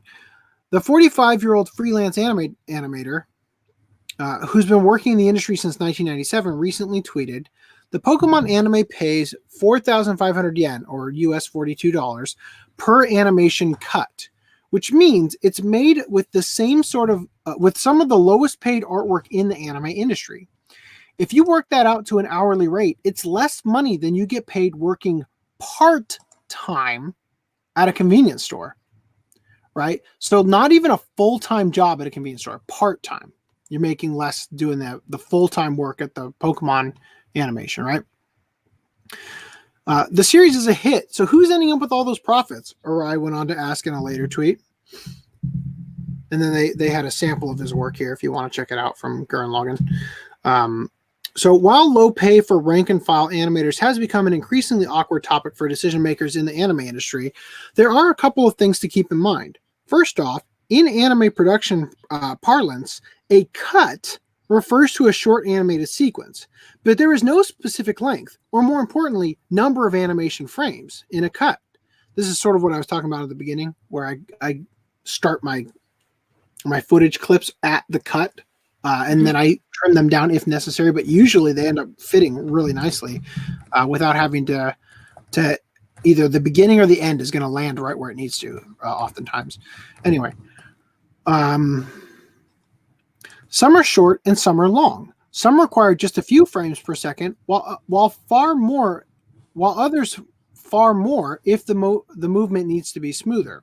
Because of that, it would be somewhat unusual for an anime studio to designate animators' pay on a flat per cut basis, since different cuts will take very different amounts of time to draw. It's also worth pointing out that while Arai has an impressive career working as an animator for anime fan favorites like Love Hina, Emma A Victorian Romance, Higurashi When They Cry, Gurren Lagann, and Sword Art Online, nowhere on his resume does he list any professional involvement with the Pokemon franchise. So it's debatable how well informed he is about the production's pay scale. So yeah, anyway, just I thought that was interesting that they kind of press X to doubt on this. I do think Pokemon pays less, but the thing is, almost everybody who's working on Pokemon is not Japanese. They're outsourcing like crazy. By the way, one of the things that they talk about, and I don't think they're going to do this and if you see Weathering with You, I think this is specific for the fan screening. They had an interview with Shinkai that played at the end of the movie, and he talks about that one of the reasons why Your Name turned out so good is that Studio Ghibli's one of their production branches shut down right when they started working on it, and a bunch of Studio Ghibli animators worked on it. So anyway, that was an interesting tidbit. So no anime at the Oscars, as Weathering with You misses another nomination. Once again, I'll just reiterate my point that the anime just literally yesterday came to America for the fan preview screening. So in 2020, bottom line right there. So the animated feature film, these are the ones that got there instead. How to Train Your Dragon, The Hidden World, I Lost My Boy, which is like a French thing, Klaus, Missing Link, and Toy Story 4. And I'll be real, Toy Story 4 probably deserves to win, even over Weathering with You. I haven't even seen Toy Story 4, but I just know from a technical standpoint, it's hard to say. I have to hold my tongue on things that I will reiterate that you'll hear in the first impressions video if I ever finish it. Japan Academy Awards announced 5 anime films for Animation of the Year, though. And wouldn't you know it, Weathering with You is one of them. So, Sora no Aoso, Her Blue Sky, let's go with the English names. Her Blue Sky, Weathering with You, these are just the nominees. They're not like first, second, third, or whatever. They're just the nominees, right? So Weathering with You, Detective Conan Fist of the Blue Sapphire, which I mean, okay, I don't feel like this is going to do anything breathtaking. And Lupin the First, which deserves to win every award, of course. And One Piece. All the awards. Yeah, just give it all the awards. Even though I don't actually care about award shows, but Lupin just deserves to win. Yeah. Anyway, so continuing here. Lupin should just steal all the awards and then just end the awards entirely. That would be hilarious. That'd be fun. All right. It'd be in character and cool. Yeah. Hiroya Oku writes new Gantz E historical spin-off manga. So we don't know a lot about this, but based on that title, so they talk about how the promotional thing here doesn't have anything to do with Gantz, but if you turn the page and it talks about on the next page kind of thing, right? So supposedly it's going to be like Gantz set in samurai time, which could be really awesome, right? It could be. Be interesting to see how that goes. Anyway, Demon Slayer manga takes all but one spot in Amazon's weekly top 20. You guys ready for this? Number 1 spot, Demon Slayer Volume 19. Number 2 spot, One Piece Volume 95. Number 3 through 20, Demon Slayer Volumes 18, 9, 10, 7, 1, 2, 8, right? Like, it's just all Demon Slayer. Yeah. All right. I'm going to be right back. I got to go take care of something and somebody something. So I'll be back in about 5 minutes-ish or something. Okay. So. All right. Take Shobo, manga creator. Take Shobo, the like anime or the manga publisher, and a manga creator, sue Cloudflare for offering service to piracy sites. So basically, this is like suing Dropbox because somebody downloaded an anime or a movie or a manga and shared it with their friend through Dropbox. Like, they're making the claim. They say the plaintiffs claim that Cloudflare has provided service to manga piracy sites despite knowing that the sites are illegally offering manga. So they're basically claiming that Cloudflare knows that a person who uses their service operates this site and is doing illegal things with it, because apparently they think Cloudflare has so few clients that they definitely spend all their time knowing everything about them. So I hope that this lawsuit fails. I mean, I hope that they are able to take down piracy and all that, but I hope that this lawsuit fails because this sets a real dangerous precedent for third-party things that shouldn't have anything to do with whatever the site is actually doing. It's like hosting a site that has speech somebody doesn't agree with, like let's say Stormfront right? Like you shouldn't go after GoDaddy or the domain name place just because they run a business that is impartial and lets anybody use it. You know what I mean? Because that's a dangerous way of restricting speech and everything. And this is just dangerous for other reasons because of Dropbox and all that. And I don't want to pay more for Dropbox every year because they get sued. All right. Anyway, Kagawa Prefecture is cracking down on internet and game addiction. I thought this was pretty funny. Actually, I'm going to save this one for when Rhys gets back. Let's see what we got here. So Final Fantasy VII Remake has had their release pushed back to April 10th. I think it was March 3rd previously. So it's a little bit more than a month going out there. Yeah, March 3rd was the original plan here, it says. So what's interesting about this, I think, is that you have to understand that the game has to be done, assuming, I'm not following this, but assuming that this is the actual release date for the physical copy of the game, they have to be 100% done with the game at least a month in advance, usually a month and a half or more, because the game discs have to be pressed and everything, and that takes time, you know, for all the stuff to get manufactured. Once the game itself, all the data has been finalized, you know what I mean? So I don't know. So the point I'm trying to make here is that their deadline to finish the game is actually earlier than March 3rd originally was. You know what I mean? Because they got to be done ahead of time for all the other stuff to be ready to go up, you know? Also, Doki Doki Literature Club is back in session soon with new content. So that's what the article headline states. And then the actual article seems to say something else. Or at least, no, I guess new content is appropriate. So Dan Salvato reclaims his happiness with a return to his first visual novel and an unreleased second. So English language visual novel Doki Doki Literature Club won hearts and bent brains when it appeared as a free Steam download in 2017. More than 2 years later, its creator says there is more to come this year, plus a new visual novel in addition. Dan Salvato's game garnered an immediate cult following thanks to its unexpected twist and subversion of the dating sim genre. While the game itself is free, fans have been able to show support by purchasing the game's fan pack, including a soundtrack, a digital booklet, as well as merchandise penned by game artists Satchley and other collaborators. The game has not been expanded upon since its release, save for fan-made games and patches. In a recent tweet, Salvato revealed that there is more DDLC, Doki Doki Literature Club, content to come this year, as well as the release of a second long-delayed visual novel. So this will be the year I reclaim my happiness so I can deliver it to others. My goal is to fully return to doing things I enjoy, such as making games. First, releasing new DDLC content, not a sequel. Then blowing the dust off of my next original visual novel, which has been on hold for 2 years. That's all the information we have so far. It's not known yet what the new content will take, what form the new content will take, or what the theme of the second visual novel will be. However, DDLC fans who have made deep dives into the code will be aware of Project Libitina, traces of a secondary story that seem to tie back to elements of the game. The running theory has been that these story traces will be the subject matter of a future game by Salvato. Whether this year's release is that upcoming game remains to be seen. Continuing. Xenoblade Chronicles Definitive Edition release date possibly leaked. So, long story short, a Danish online retailer updated their site with the release date set as May 29th. So we might get it by May 29th. I'm not sure.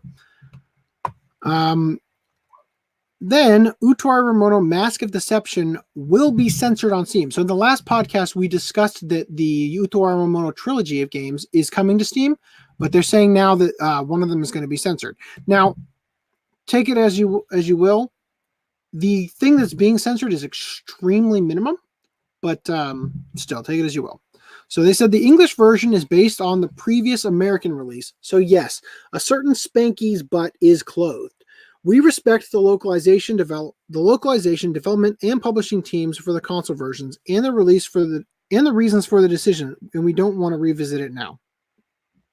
So they got pressured on a forum about if it was going to be censored or not. So the censorship, this was the original Japanese one where a character is getting like a bare seat spanking, right? And then the change, actually, censored version of the scene puts her on underwear. That's weird to say that, and removes the caretaker's hand, which you can see below. So basically, they added like pant leg or whatever, right?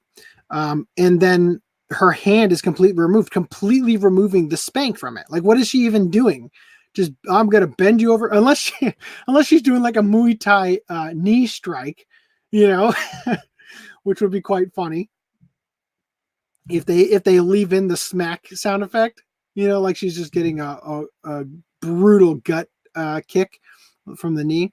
So on a brief note on content, while Atlas is committed to bringing over games that are as true to their original forms as possible, in the case of Mask of Deception, a scene had to have a small content edit to comply with various regional regulations about the depiction of physical discipline to minors. We worked with Aqua Plus to keep the scope of the editing to an absolute minimum, and we both agree the change made to the scene in the game still conveys its full meaning without running into issues. Rhys, you back? Yeah. So this article is about Utuari Ramono Mask of Deception being censored on Steam, right? To follow up with the last podcast where we talked about them coming to Steam. So basically, there's a scene where a character gets spanked, right? This kid character gets spanked, and the kid's like not wearing pants, right? So it's like this pants have been pulled down so for the spanking to actually hurt, you know, because you know how it is growing up when you get spanked. The snap of skin on skin contact. Yeah. So anyway, they removed the caretaker's hand to remove the implication of spanking and also put pants on the character.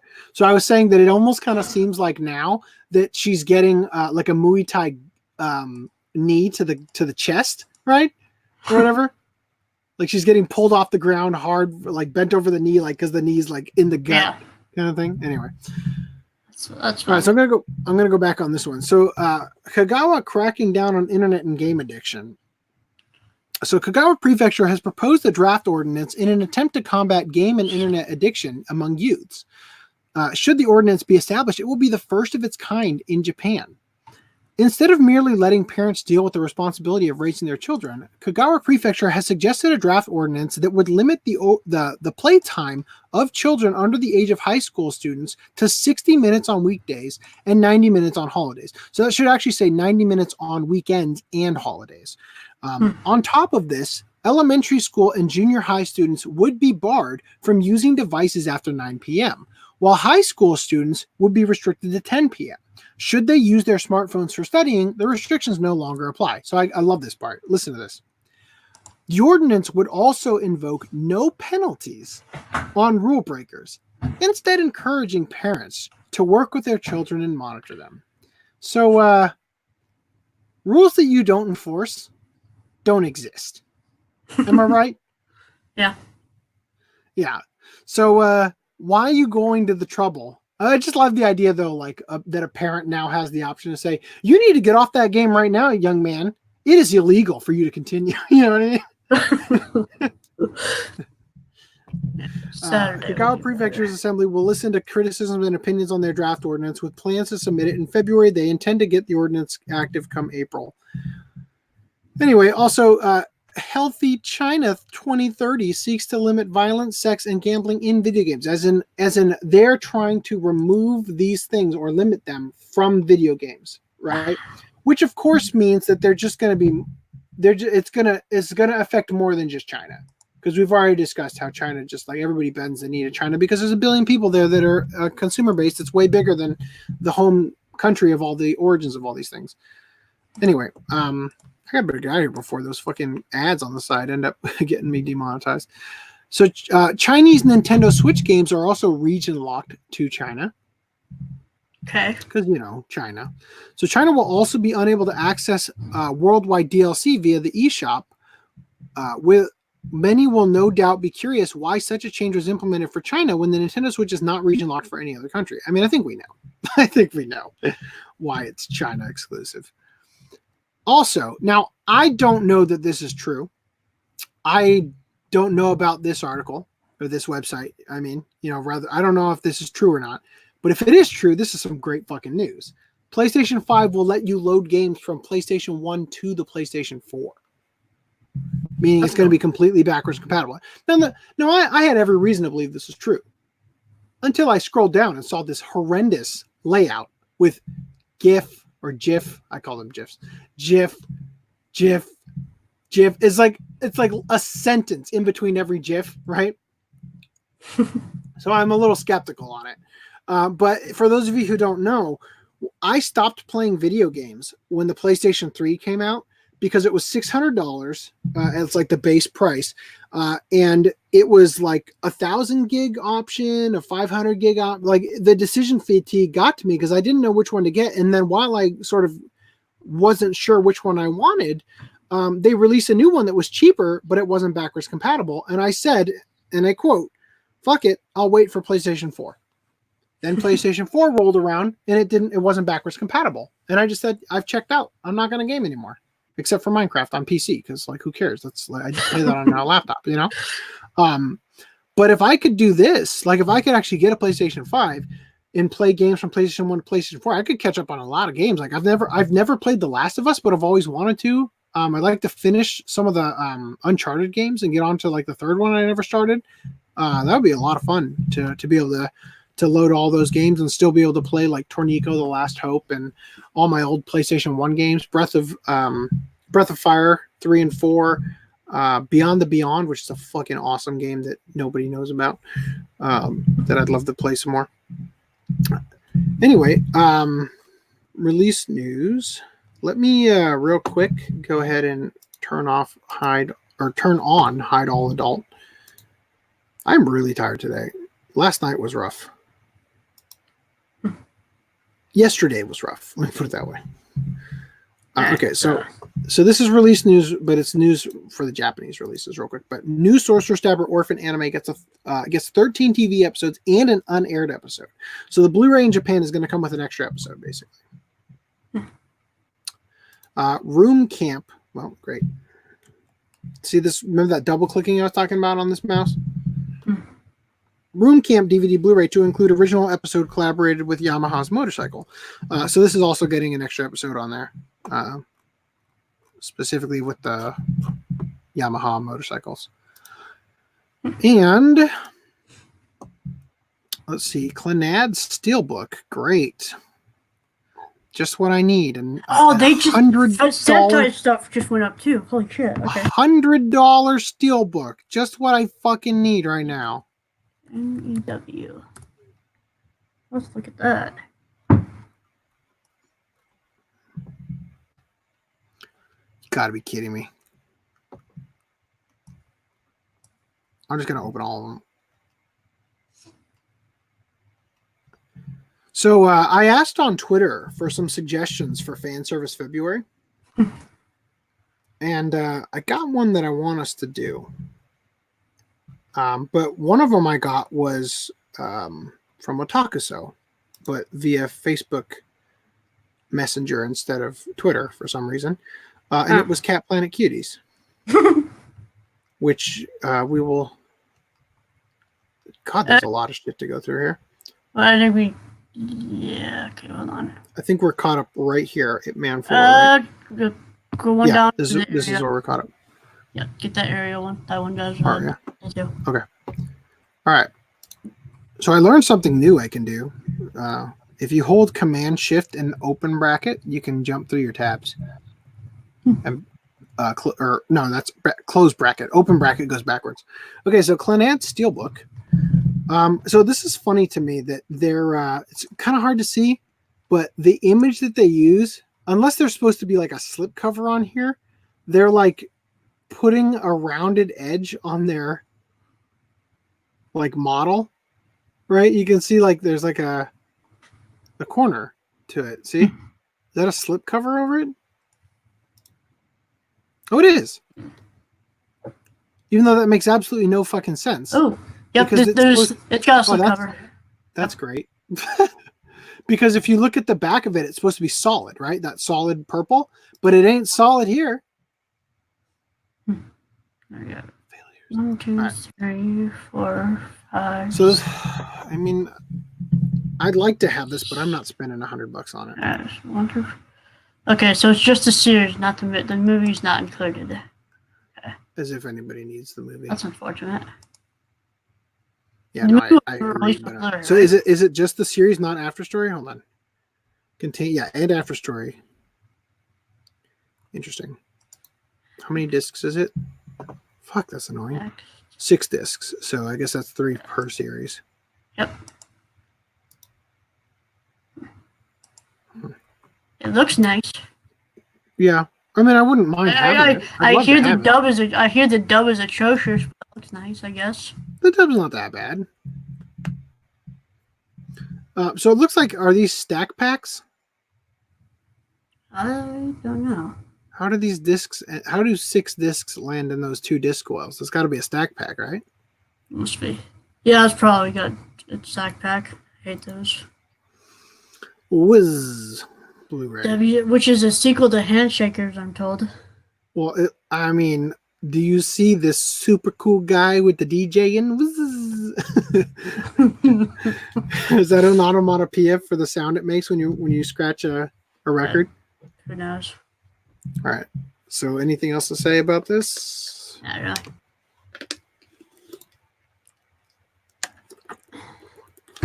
Bang Dream. Bang Dream Season 2. Okay. Yeah, no comment again. Nope. Cinderella 9. So this is the one that they did that we talked about, that they made an artwork out of mud in that Tokyo subway or Tokyo train station or whatever. Remember that? No, I don't. One of the podcasts we covered this thing on Sora News 24 where they had done like a sort of like a viral marketing campaign or whatever, where they made a poster to celebrate this anime getting produced. I'm pretty sure it was this one. I'm gonna mute. It was made out of mud. I'm gonna mute for a second, so I got. Okay. Anyway, so it was made out of mud, and you guys can go back through the archives if you want to find that. But Ao-chan Can't Study.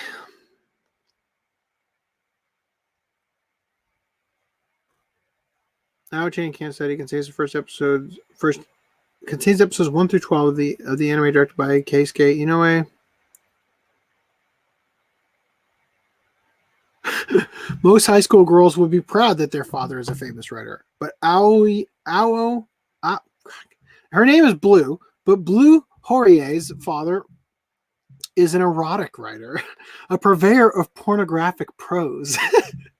He's authored hundreds of dirty books, and it has definitely warped his twisted sensibilities. Since Blue thinks that anyone who learns about her father is going to assume that Blue is at least somewhat like her pornographic papa, Blue's solution is to just not talk to other people, especially boys. Well, that seems like a sensible decision. Review Starlight. I'd like to see this, actually, just to have watched it. Was this a Kyo anything? I don't remember who animated this, but it looked really cool when I saw the GIFs. Damn it, you guys have got me using the wrong term on Twitter for a while. Twin Star Exorcist Complete Series Blu-ray. This is a Sentai release. What? Funimation's use the fucking thick pack this is. How many discs are in this thing? Oh, it's episodes 1 through 50. That makes sense. It feels kind of bland on the end here. Like there's so much open space right here because they're starting to use all this shit down here.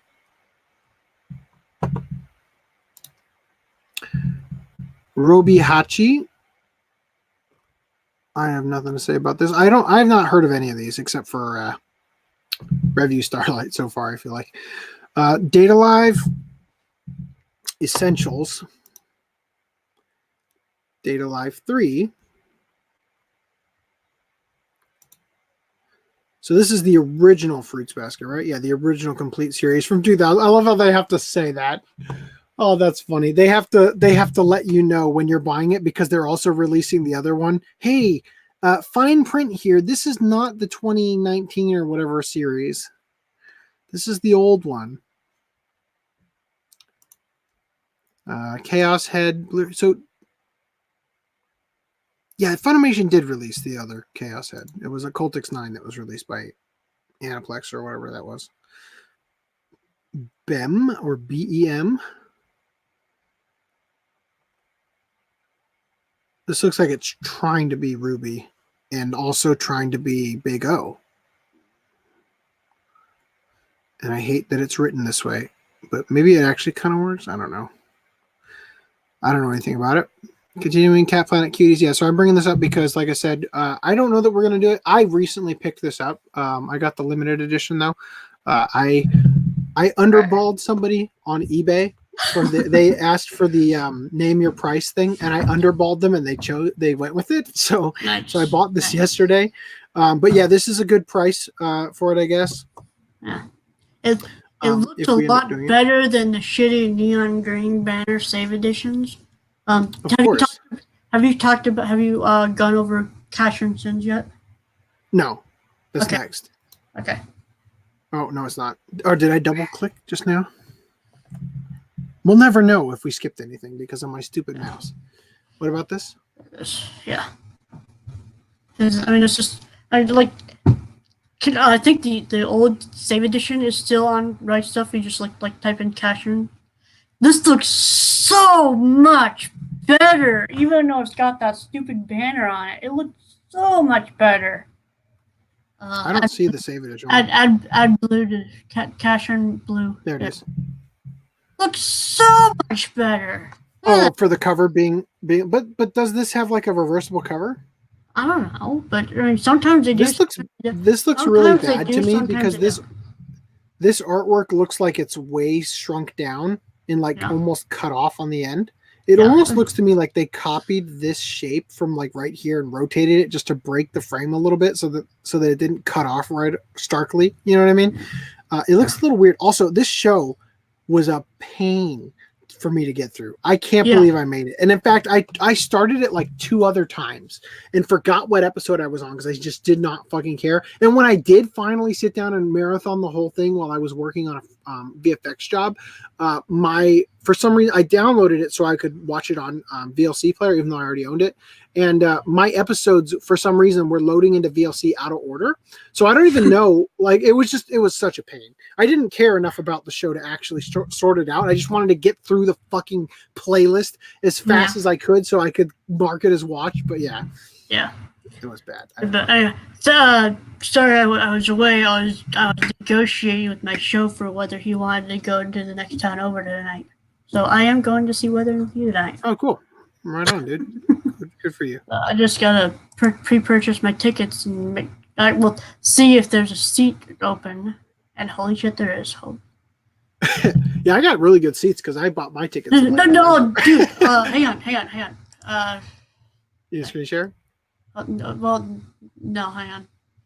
No, I'm not gonna screen share. I'll make my purchase and I'll show it. So carry on. Okay. All right. So Bungo Stray Dogs season 3, another show I would love to sit down and watch because I like the premise of it, but I just can't. I like the show. I watched all 3 seasons as they aired, and remember when we had that thing on Best Buy where it's like everything was like $2? Yeah. That season 1 was in there, and I was like, if I'm gonna buy the show, I will pay $2 for it. But I'll probably not buy it. But I really did enjoy the show. But I mean, I really need to own it. But I did not enough to own it. It's just like right on that line. Right, I know what you mean. You know, it was a 2.5 star.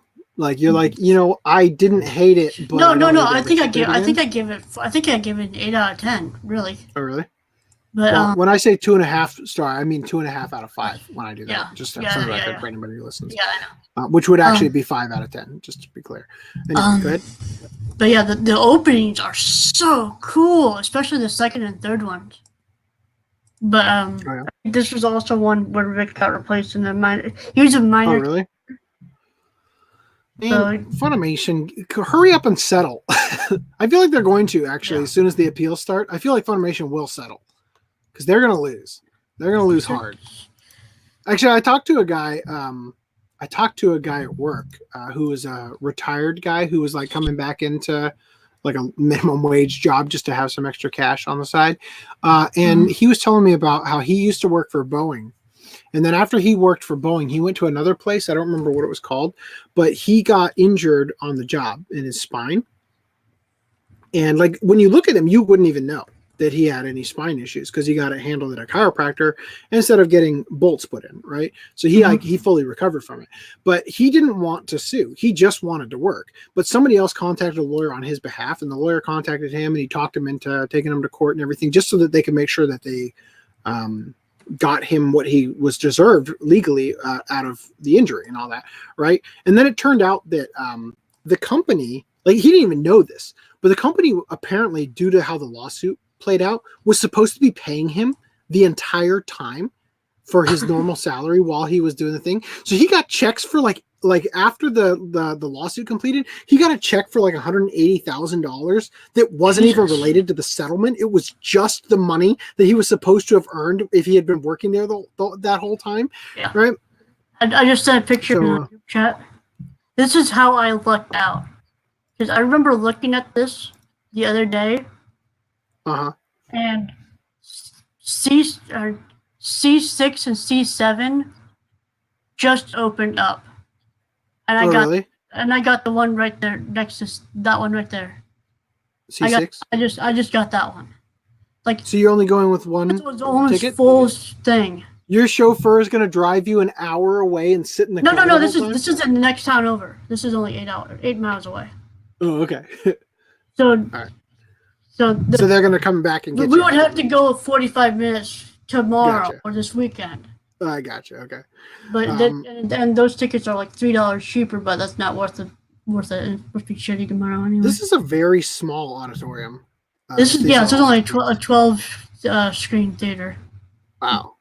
I went to a small theater too. Like I was shocked how small it was, and actually, I really enjoyed seeing an anime on a screen that size because the characters without faces from a distance didn't bother me nearly as much as it did in the other theaters I've seen anime in. Anyway, I was surprised that I lucked out and got that seat for that. Congrats! I hope you enjoy it, and that's for tonight, right? Yeah. All right. Well, I think we'll be able to get out. We'll be able to get out of here before you would need to leave. Well, it's only 3:00, and we got. Well, let me put it this way: before I need to leave for the parent-teacher conference. Yeah, so Bingo Stray Dogs Dead Apple, is this a movie? Yep. It takes place between season 2 and 3. Okay, so for anybody who doesn't know anything about this, all the characters are based on authors. They're named after authors. Yeah. Right. Yeah, I'm interested in checking it out. It's pretty good. They all have like a special ability, so it's kind of interesting. The Quintessential Quintuplet Season 1. Yeah, this is a limited edition. Who's releasing this? Funimation. Yep. So they're kind of returning to some nice looking sets, the way that Sentai had for a while before they started going huge. Yeah. That's a decent looking set, don't you think, with the art box and all that? I mean, the spine is garbage compared to what it could be. You know? Like, oh joy, Fruit Ninja spine, you know? All right, anyway. And then here's the limited edition version. Blood Sea Essentials. BlazBlue, or is it BlazBlue or BlazBlue? I always forget. I think it's BlazBlue, but I always called it BlazBlue in my head. Okay. Alter Memories Essentials Blu-ray. Tales of Zestiria the X, so another Essentials. Another Essentials. Another Essentials. Another Essentials. The Helpful Fox Senko-san. And Otaku-san would be happy about that one.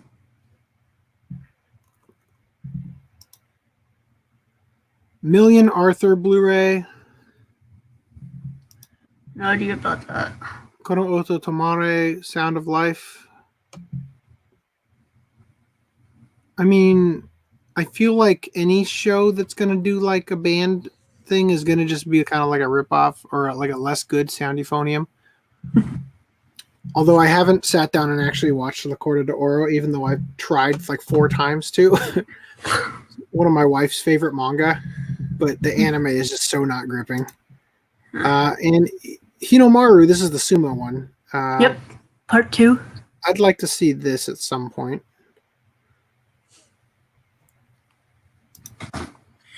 And Gappa, the Triphibian monster.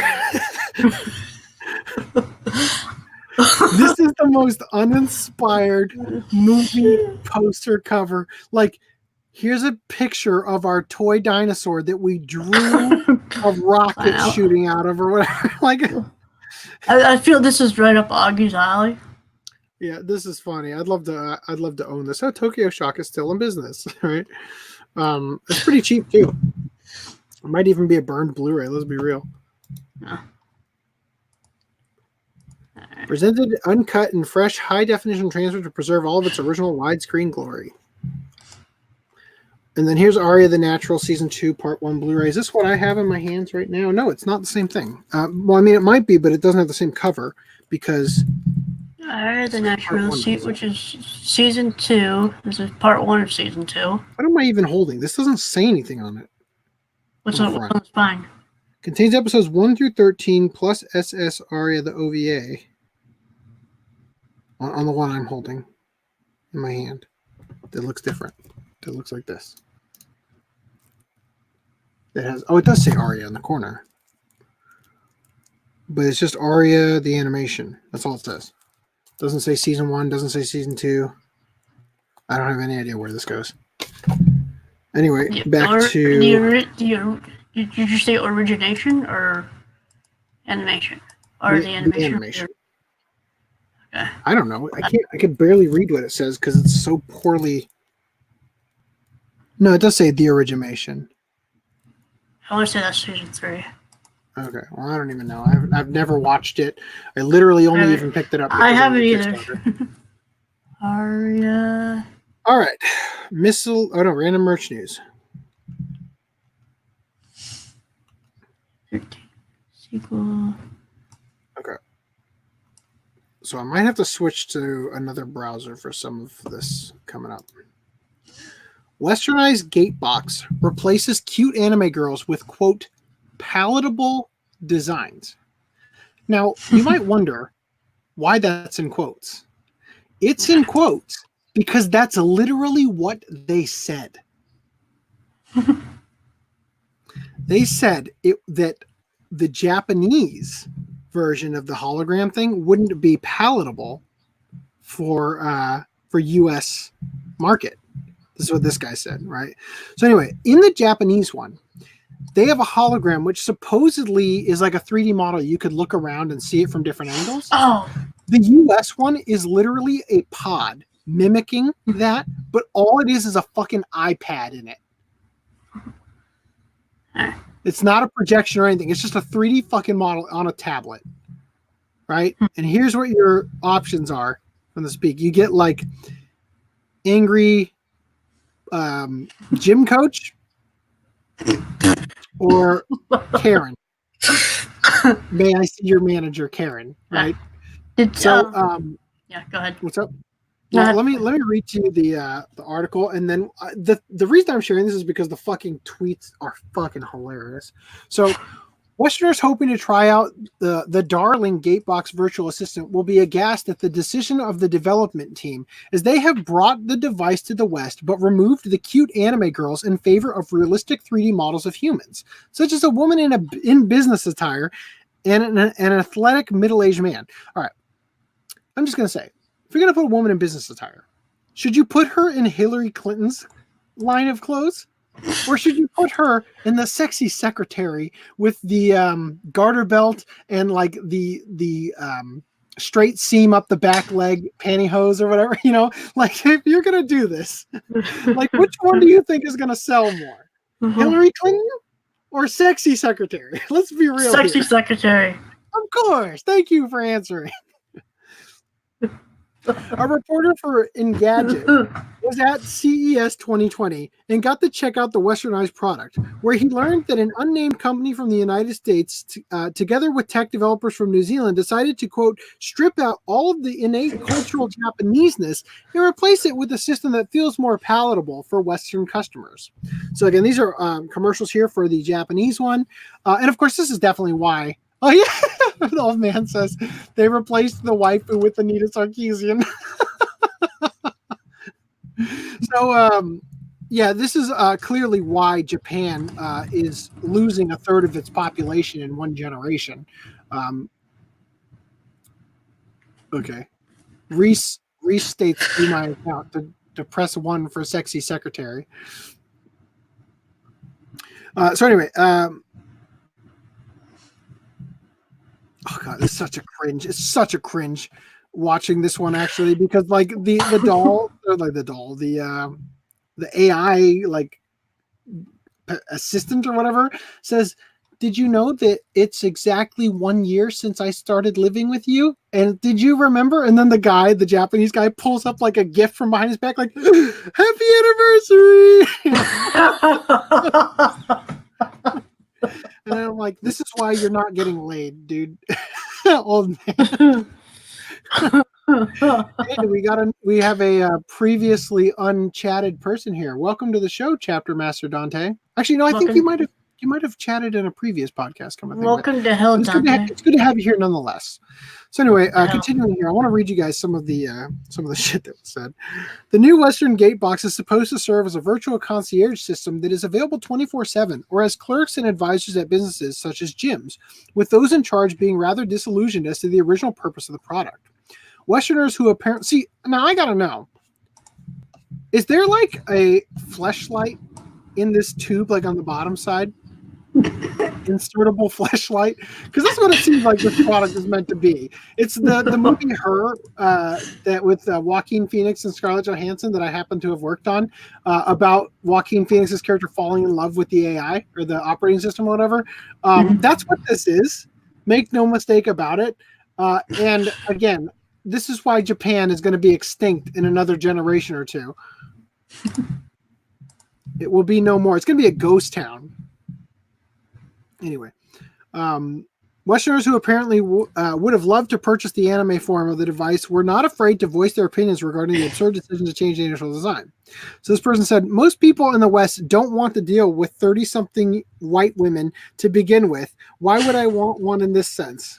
And then this person said, what's even the point? Instead of a holographic anime girl, they replace it with some ugly Sims character on a screen.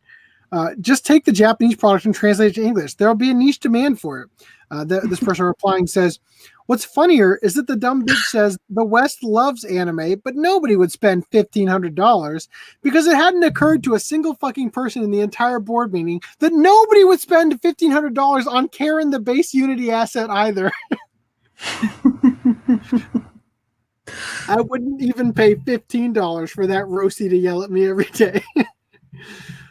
No offense, but this change sucks. It's really, really bad. I know they're just trying to appeal to a broader market, but I don't know about you, but I don't really want some Karen, I want the manager face as my virtual assistant. No one, not even the broader market, wants those shitty models. Look at how you've massacred my boy from The Godfather. I see you're a fan of traps. Imagine actually thinking that Western weebs with their disposable income would buy €500 gun, who buy €500 Gundam model kits, aren't going to pay out for an anime girl that will speak Japanese to them. So it needs to be replaced with an ugly 3D model you'd see in a mobile game and a mobile games ad or mobile game ads. Agreed. And with the ugly personalities too. The Karen looks overly aggressive and the Chad looks douche. This is basically getting ratioed because no one wants the Western version. Can they just like have a sub on the Japanese version? Why did you go and ruin it? Can I speak to your manager? For some reason, the waifu wants to talk to my manager. What are you talking about? This isn't a store. In true Western fashion, you ruined it. Thanks. They made a Karen, and she always wants to see the manager. Then she better tell the manager her version sucks ass. They ruin everything they touch when it comes out of Japan. I'm not even going to surprise this shit anymore. Whoever decided to localize this by not replacing the digital assistant with something with no personality from The Sims 3, but by also turning it into a wall-mounted tablet in a glass case rather than the original table-based 3D hologram needs fired immediately. Anyway, I'm not going to continue on it, but there's some goodness there. Call me when the Japanese word is properly translated. Yeah, so there's a lot of... I always have to cut out early because there's so much to go through on their tweets, but they're always good. Anyway, Cells at Work Smartphone Collab offers forehead nuzzles. So yes, because the previous article wasn't enough, there is an iPhone app or a smartphone app. It's literally just an image of the character with their forehead displayed to you so that you can press your head onto your phone and nuzzle their forehead. And it probably like reacts when you touch it kind of thing, you know? But yeah, that's the thing. This is the thing. Yep, see? In action. There you go. They don't have macrophage, so it's not worth it. Studio Ghibli makes Everyday Magical with New Spirited Away, Totoro, and Kiki calendars. So this is kind of just interesting. You know, they create dice that have like the stuff you need to tell the month and day and year and everything. And they store them, I think, behind, like on the backside of the diorama, and you just take them out and swap them every day.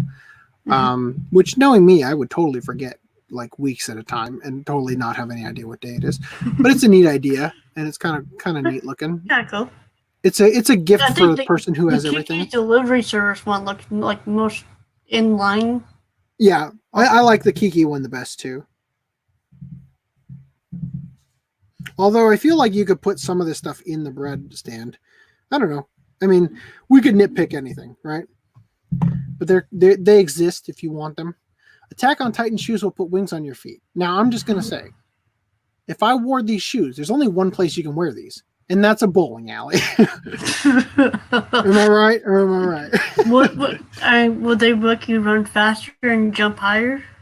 If not, go bowling. Yeah, they don't look like they would. I mean, you could maybe... They look like bowling. I was going to say, you could maybe wear them in a suit, but no, those are bowling shoes.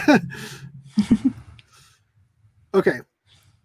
So, Interspecies Reviewer event hands out penis measuring rulers. So, you remember we talked about that angel character, right? So, I'm going to go ahead and read this article here. Yeah. Oh my god. A special event at Tora Akihabara Store B was held in honor of the premiere of lusty prostitute anime Interspecies Reviewers, as a cosplayer dressed as hermaphrodite angel Crimvale, is that how you pronounce that? Was handing out rulers, a reference to fairy prostitute Aloe-san, who used a ruler to measure the penis size of customers.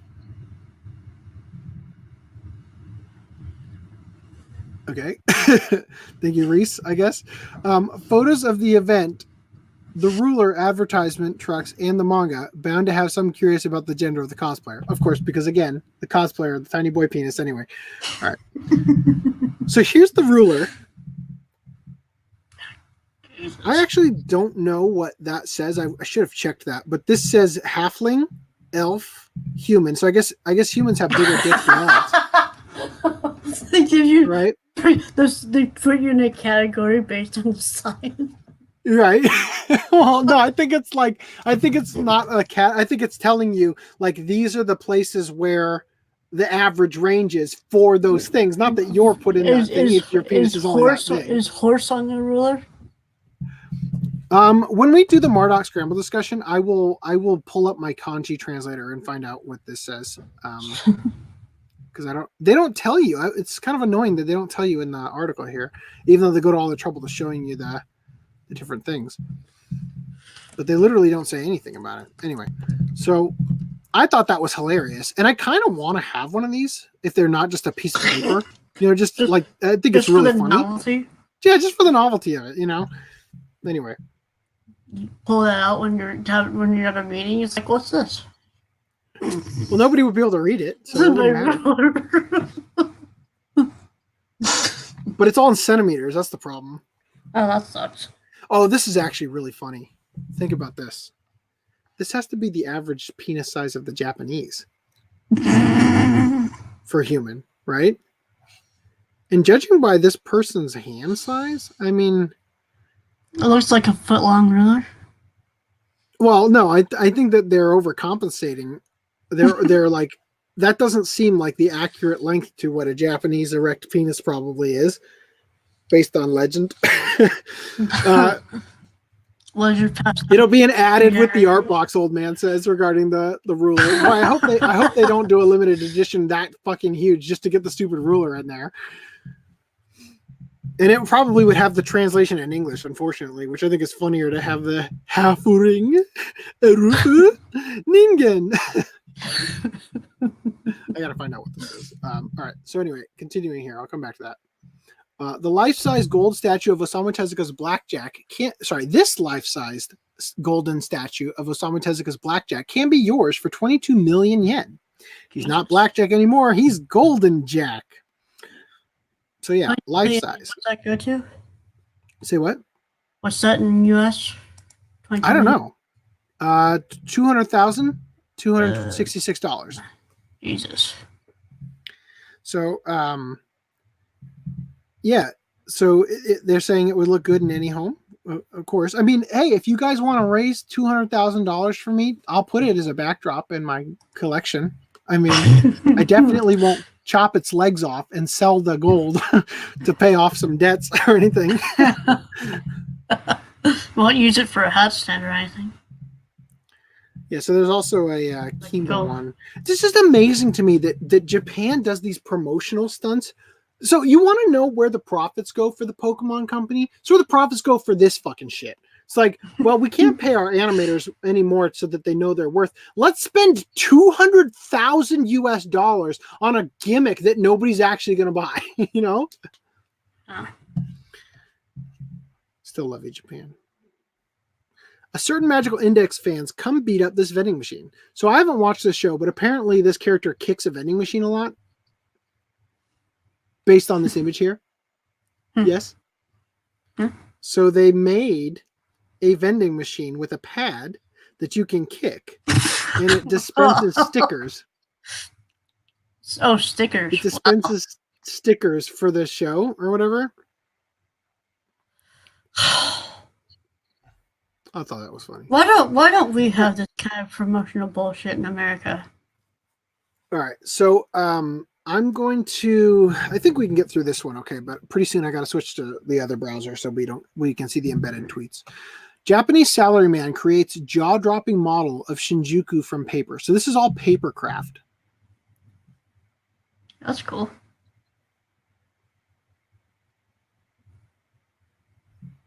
This is like a 1 yen coin to show the size scale. That is pretty amazing, don't you think? So the Instagram embed works, apparently, but not the Twitters. The Twitters are just these images again, though. I guess, I don't know why I guess, so that you could see them easier. They separated them out, because otherwise they would come up as like the click here thing.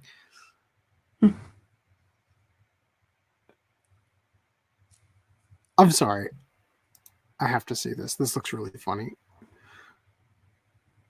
Tochio Tome 25 invite you to a unique onsen experience in their music video for you.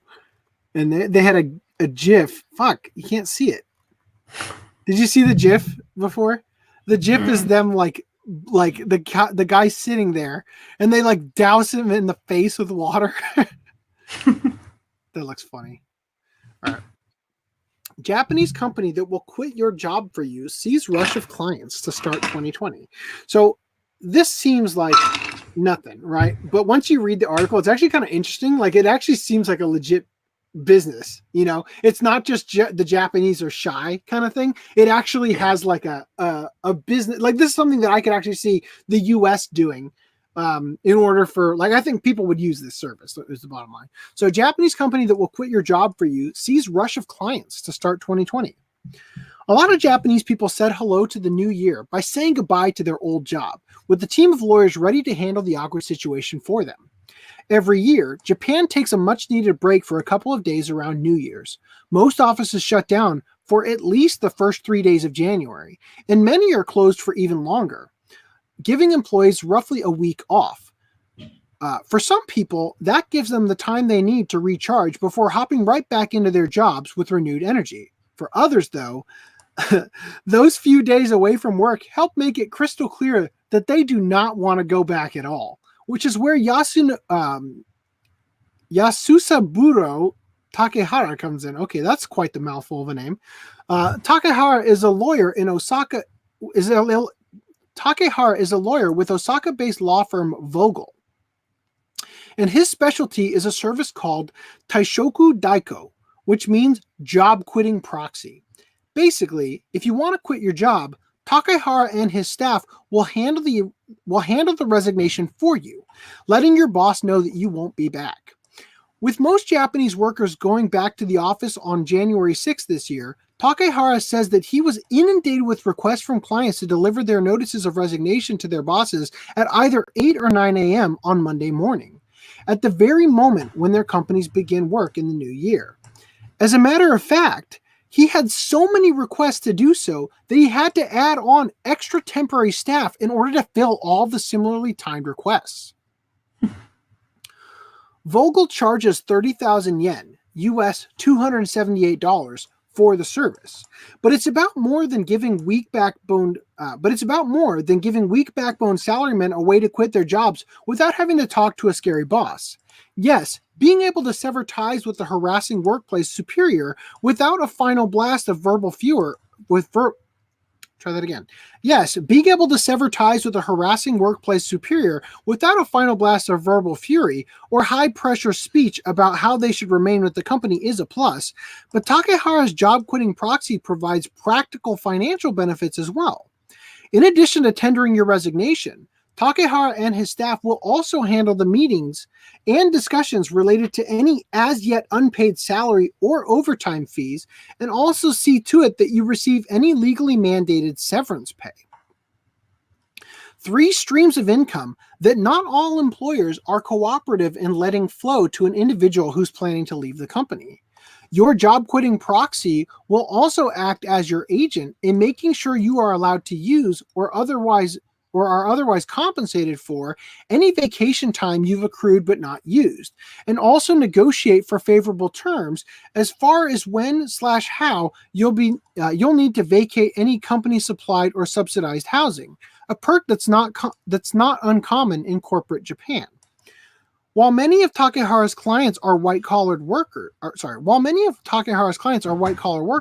recently he's also been receiving requests from politicians' aides, entertainment media professionals, hostesses, and erotic masseuses. Ooh. Civil servants and members of the Japan Self-Defense Forces. So, like, literally, yeah, I want to quit the army. Can you talk to my drill sergeant? I don't want to do this anymore. They're mean. Some of these professions are especially in need of legal advice and representation. As Takehara says, hostesses having to fight to resolve their full final paycheck is a common problem. And SDF members' employment regarding the Self-Defense Force is governed by a separate code of law than civilian positions. But regardless of what sort of industry you want out of, Takehara's team is standing by and promises on Vogel's website that they can tell your boss he's seen the last of you in as little as 3 hours after you make your request. So that's kind of interesting. Like, you only spend about $300 and they make sure that you get compensated for your vacation time, for your extra pay, severance pay, all that kind of shit. Honestly, it kind of equals out to like a guarantee, like a legal guarantee that you're going to get all that shit. It probably is a pretty damn good investment for only $300, you know? All right. So I'm going to switch over to screen sharing my Safari tab real quick so that we can. All right, let me just get caught up where we were. All right. Nintendo's historic former headquarters in Kyoto to reopen as a hotel. So we're going to learn some interesting things that I didn't know about Nintendo. I mean, I probably heard them once upon a time, but never saw it written out on the plaque before. And it was a real, like, interesting experience. So management promises comfortable hospitality for both domestic and international travelers. As the cultural and historical heart of the country, Kyoto deserves a spot on any Japan travel itinerary. However, with the city welcoming so many travelers, sometimes it can be hard finding a hotel with vacant rooms on the nights you wish to stay. But if you're looking for a place to stay in Japan's former capital, you'll be happy to know that there's a new hotel currently getting ready to receive guests. In a nod to local history, the building is actually the former headquarters of a local company. Maybe you've heard of it. It's called Nintendo. So this tweet here said, here's something even more old school. Nintendo's old headquarters, prior to their 1963 name change to Nintendo Co. Ltd., when they were primarily a playing card manufacturer.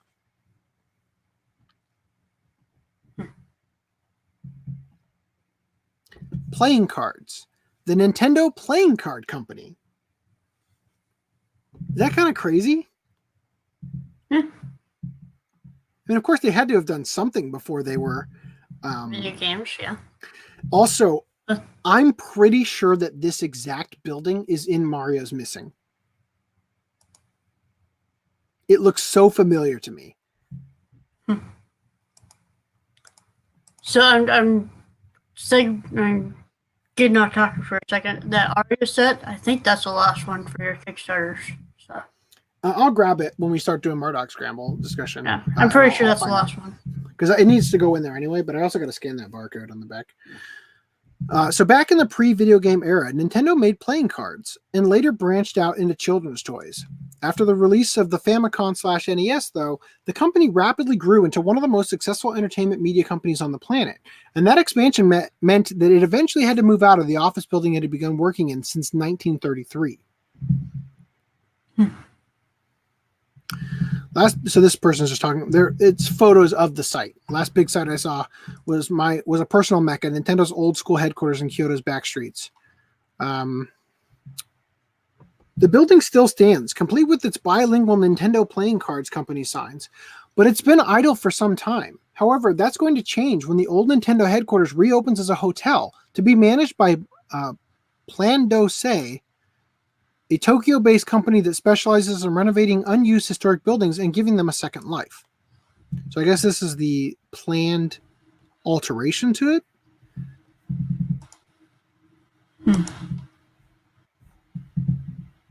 Let's see what the old is. Yeah, that's got to be the planned alteration to it.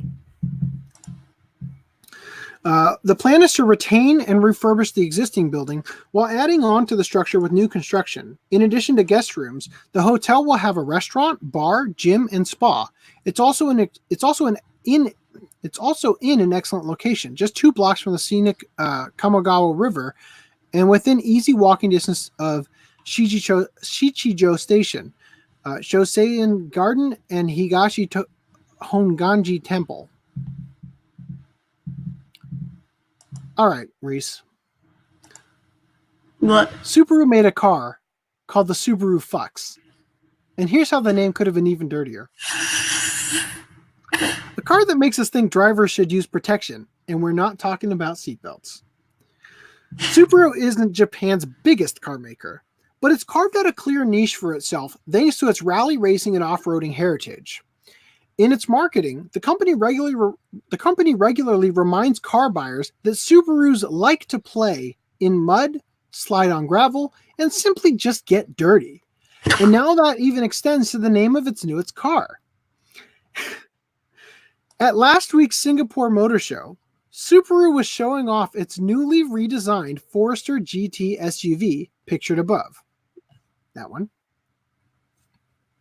But since the new Forester GT had already made its world debut a month earlier at the Taipei International Auto Show, Subaru wanted to give the Singapore show an extra special Forester, and so it created the Forester Ultimate Customized Kit Special Edition. Long name, huh? But don't worry, because Subaru Forester Ultimate Customized Kit Special makes for an easy to remember, hard to say in polite conversation acronym, Subaru Fucks. The new Subaru Forester Fucks edition is something. Granted, this wouldn't be the first time for a Japanese company's marketing team to be inadvertently sticking their foot in their own filthy mouths. McDonald's Japan is currently boasting about the adult cream pies coming to the chain's menu. And we still haven't forgotten about Fukushima Corporation's adorable mascot, Fukupi? Fuck you, puppy, is what I wanted to say.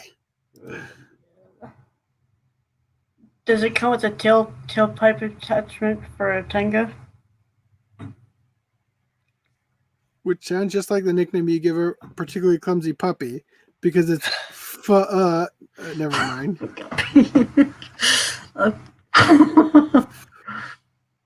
Okay. All right. Anyway, That looks like a fuck up to me. Oh, I got it. Fuck uppy. Got it. Yeah. That's it. Fuck uppy. There's also the fact that the concept of profanity is often hard for native Japanese speakers to grasp, which is why we've seen tourist-friendly signs warning that if you use Japanese-style toilet incorrectly, you're gonna fall down on shit. I gotta see this sign. How to use Japanese-style toilet.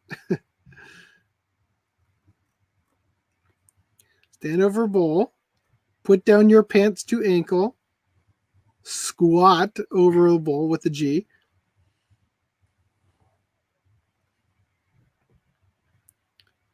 Caution. It's like what is this, like a grave?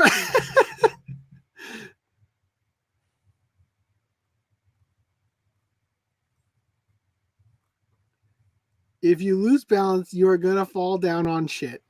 All right, so I also happen to notice photos of golem-like creature spotted in China turn out to be sci-fi actor taking a pee. What the fuck?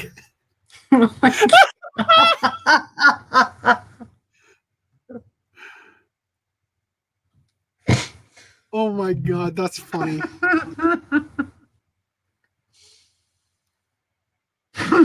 That's fucking hilarious. Okay. Moving on. All right, back to it. Okay. Anyway. Back to Subaru Fucks. Yeah, but what makes the Subaru Fucks very different is that it was created specifically for a car show in Singapore, a country where English is an official, widely spoken language. Also, notice that the car's name is Subaru Forester Ultimate Customized Kit Special Edition, with edition pointedly uncapitalized, meaning it should be left out of any acronym. And also that each of the capitalized letters printed on the floor in front of the car is in bold font with fucks all but slapping you in the face. All that makes it a little harder to believe that the car's name is just an innocent mistake. Yeah. I mean, it's not that bold. Like you could overlook that if you weren't thinking, but yeah, the lowercase edition and all that. The Forester Ultimate Customized Kit Special, which is currently a concept car, seems to be a cosmetically modified model with no significant performance upgrades compared to the more chastely named Forester trim levels.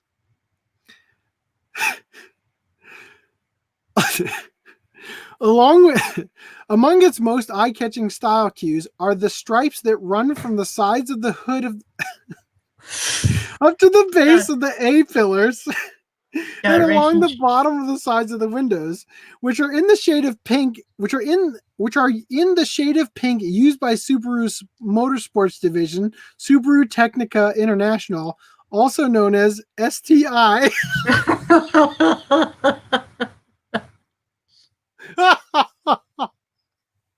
Oh my god.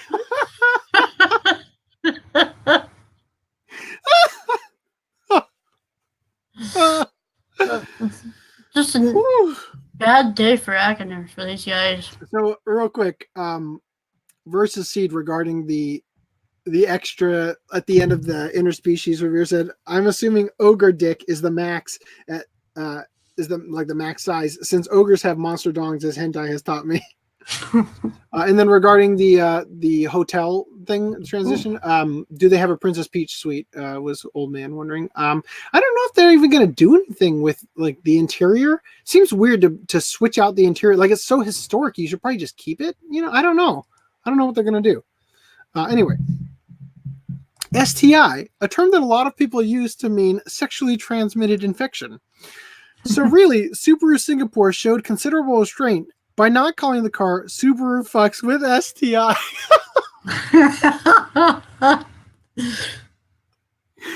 But should you ever had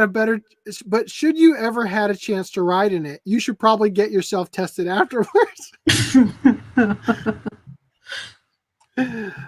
Microsoft has the Xbox SAD edition, Xbox One S All Digital edition. It has no disc drive, so that makes you sad. That does make you sad. Fuck, man. I gotta give it to Casey Bastille. This was a brilliantly written article with pulling into STI shit. God, that was good. Oh, thank you for that one, Casey. All right. Neighbors. Segue before you start going to the one. Sure. Netflix adds Dragon Quest Your Story CG anime film on February 13th. No, you're telling me it's not going to come to theaters? Nope. Fuck. I wanted to go to California and see that with a VFX buddy of mine who's the one that interned at DreamWorks. I thought that would be a great way to break up the First Impression series. Fuck, that sucks. Okay. Anyway, let me just double check real quick that the other articles that I was going to go through on Brave. Oh, okay, hold on. So, yeah, we skipped an article. I'm going to go through it real quick before we jump into this one. Okay. So, give me 1 second. I need to... All right. Stop screen sharing, start screen sharing, application window, this one. All right. I was going to use the Sankaku Complex article on this, but the Fox 11 Business or whatever this is, Fox Business article was better. So, Japanese billionaire Maezawa seeks girlfriend for SpaceX voyage. And apparently his photo disappeared. That's great. You could have seen a picture of him previously. There it is. Yay. All right. So, Japanese billionaire Yusaku Maezawa's search for a girlfriend to join him on a voyage around the moon will be the subject of a new documentary program in the latest attention-grabbing stunt by the entrepreneur. 44-year-old Maezawa, who sold his online fashion retailer Zozo Inc. to SoftBank Group Corp., is seeking single females aged over 20 for the show, which will be shown on streaming service Abema TV. You know, Abema TV, the one where they had the was that the one that had the pregnant porn star deliver her babies on live TV, or was that the one that had the that thing where they had virgin powered thing where they had the virgin cycling? I can't remember. It might have been both. They might have done both. Let's just say it was both, just for the hell of it. Yeah. So, as feelings of loneliness and emptiness slowly begun to surge upon me, there's one thing that I think about: continuing to love one woman, wrote Maezawa on a website for applicants. I want to find a life partner. With that future partner of mine, I want to shout our love and world peace from outer space. Continued Not Maezawa. looking for a gold digger or anything. Continued Maezawa, who is due to fly around the moon in 2023 as the first private passenger with Elon Musk's SpaceX. I wonder if, based on how things have gone so far, I wonder if Musk is going to make it to 2023. I wonder if the planned expedition in 2023 will be ready in time, is what I'm trying to say. Not that Elon Musk is going to die or anything like that. He did pull Ricky Gervais. I mean, he kind of has had some statements that have kind of come like that, but Okay. it's not. That's not about that. I mean, I just think that because of how the launches, I'm not following SpaceX. I'm not interested in space travel at all. Personally, I think we have a lot of problems that needs to be fixed on Earth before we fuck up the the the outer space. I can't wait for 1,000 years from now. It's like we need to like fix space climate change or some shit, and it's like, guys, please clean your fucking room. Well, Anyway, at least on the bright side, hopefully you'll be dead. well, yeah, hopefully. Maizawa, who recently split up from actress girlfriend Ayame Goriki, which is probably the ugliest last name a girl has ever had, and should have changed it for her acting thing, who is 27, has said he plans to take artists on the flight to inspire works based on the experience in a project he dubbed Dear Moon. I almost guarantee you that a lot of the artists are going to die during the trip. Because, like, if you took animators on that flight, like, yeah, that would be a really inspirational thing, but they probably aren't working out already, and they're going to just be, like, frail as shit when they get back to Earth from the zero gravity, all the muscles atrophy and everything, Anyway. How long are they going to be up there for? Well, it's just a trip around the moon and then back.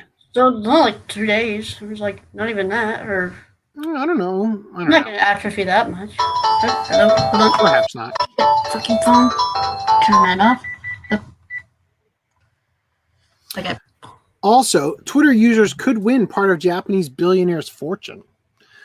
So, the documentary titled Full Moon Lovers.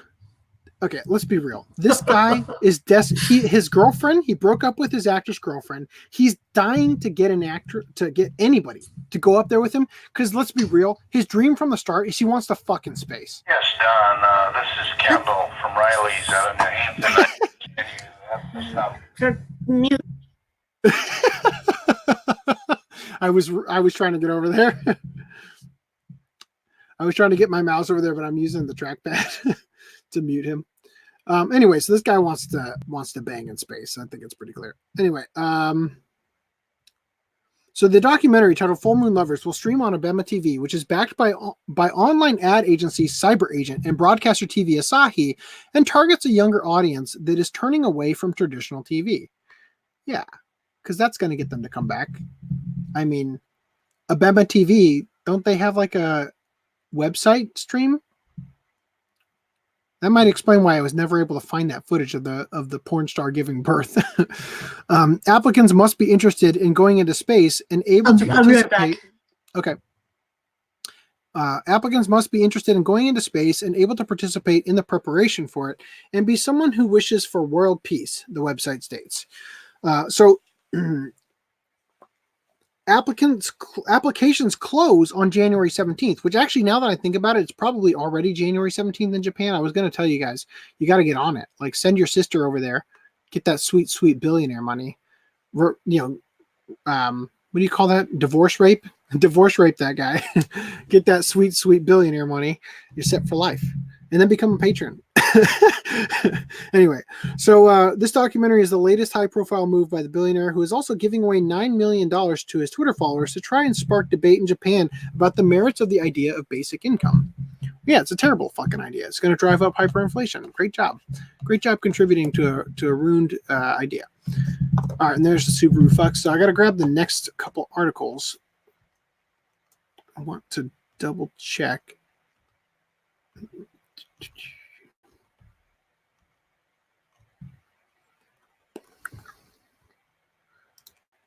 All right, so this is just a quick follow-up to something we covered in the past. The cosplaying Taiwanese politician Lai Pin-yu wins the election because fucking of course. We are within 10 presidents, we're probably within 5 presidents away from one of them having a My Anime list with a whole bunch of hentai marked as watch in the US. But of course, everybody's going to vote for the girl who's cosplaying Asuka from Evangelion. So anyway, I don't even care about this article. It's in Taiwan, which is like under the Chinese rule or whatever. Bless you. All right. So this is. So I'm gonna switch back to the other one so we can see those sweet embedded tweets. All right. Actually, hold up. Yeah, I lost one. That's all right. I found it. It's cool. Don't worry. Don't freak out. All right. Foreign student / cosplayer arrested in Tokyo for having fake self-defense forces ID. So a Chinese national who was a survival games enthusiast, Sabagebu, like the anime, meaning like airsoft and whatnot, cosplayed, and Sword News 24 actually looked up the name that he used on his fake ID that was discovered. And by the way, this fake ID is legit. Like it has like the chip on the back and everything. And like the Japanese police that, like, I guess you can be asked to produce your ID as a foreigner in Japan at any time, basically. And while he was getting out his ID, they happened to see that he had a self-defense force ID, and they gave him a hard time for it. But Sword News 24 actually looked up the fake name that was on the ID, and they found a Twitter account that has pictures of a guy doing cosplay, cosplay and whatnot. That guy has no ears. One ear. Anyway, so all that's to say, let's talk about the next article, which is funnier. Neighbors berate Japanese homeowner for hanging up camo clothes where kids can see. This survival game hobbyist is wondering where else he's supposed to hang his clothes up to dry. If someone were to ask me, do you like survival games? I will probably respond enthusiastically about Konami's late Silent Hill series.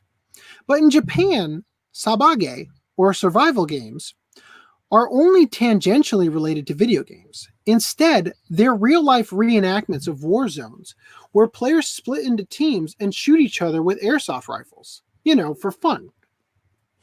So, survival games are popular all over the world. One survival game enthusiast is Twitter user at Miyasita,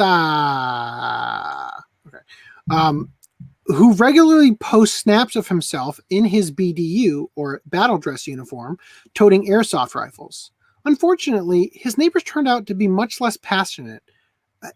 His neighbors turned out to be much less passionate fans of his military gear.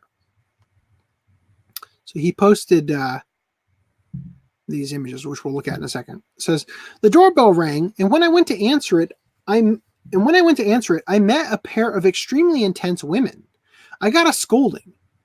You are hanging something out to dry on the balcony that would be harmful to children if they saw it. We'd like you to stop. They didn't specify what it was, but it had to be my battle dress uniform.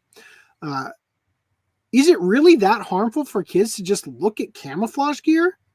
Well, that's that. Guess I'll have to find somewhere else to hang my stuff. Right. So he's got a photo. He's got a photo of the women right here that he's got the little Twitter sticker over, so you don't see it or whatever. And here's his camo gear, which for some reason he also has a Twitter sticker on. Right. So this is what they saw hanging in the. Are they so bored at home that they have to look at the neighbors hanging laundry? That's kind of a privacy. Well, wait till we see what we got here. He also helpfully included a shot of the woman in question, as well as the offending garment nestled guiltily among his other clothes. It's true that anti-war sentiment is very strong in Japan, with figures such as Studio Ghibli's Hayao Miyazaki taking strong pacifistic stances, insisting that the uniform itself is inappropriate for children. Insisting that the uniform itself is inappropriate for children seems misdirected at best, though, especially considering that army-inspired styles are a common fixture in fashion.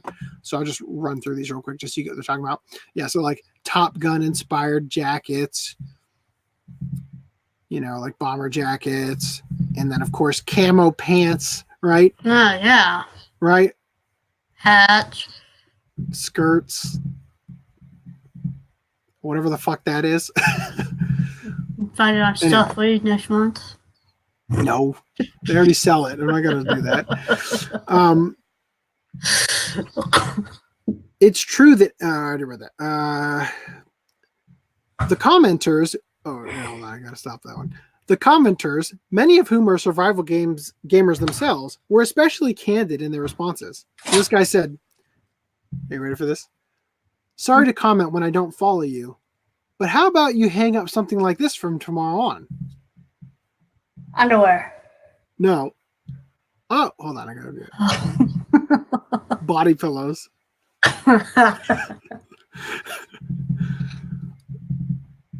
And then this Modern next one problems require modern solutions. Yeah. This one says, hang this on the inside of your window. All the comments will stop.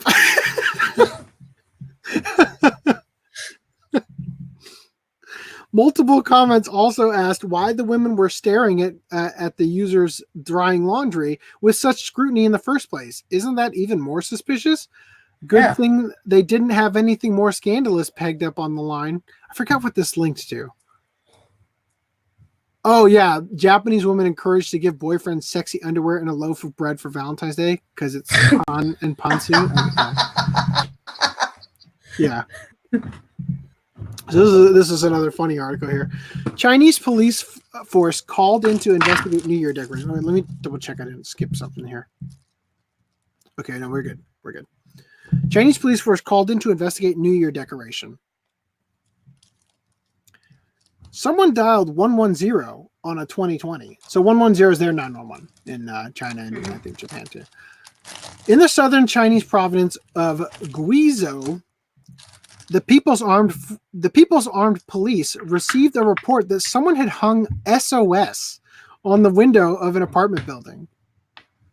When they arrived at the scene, a surprised resident said that there was no distress signal in their window, just a few balloons which read 2020 to celebrate the new year, much like in our recreation pictured above, right? So this is their recreation from the inside perspective.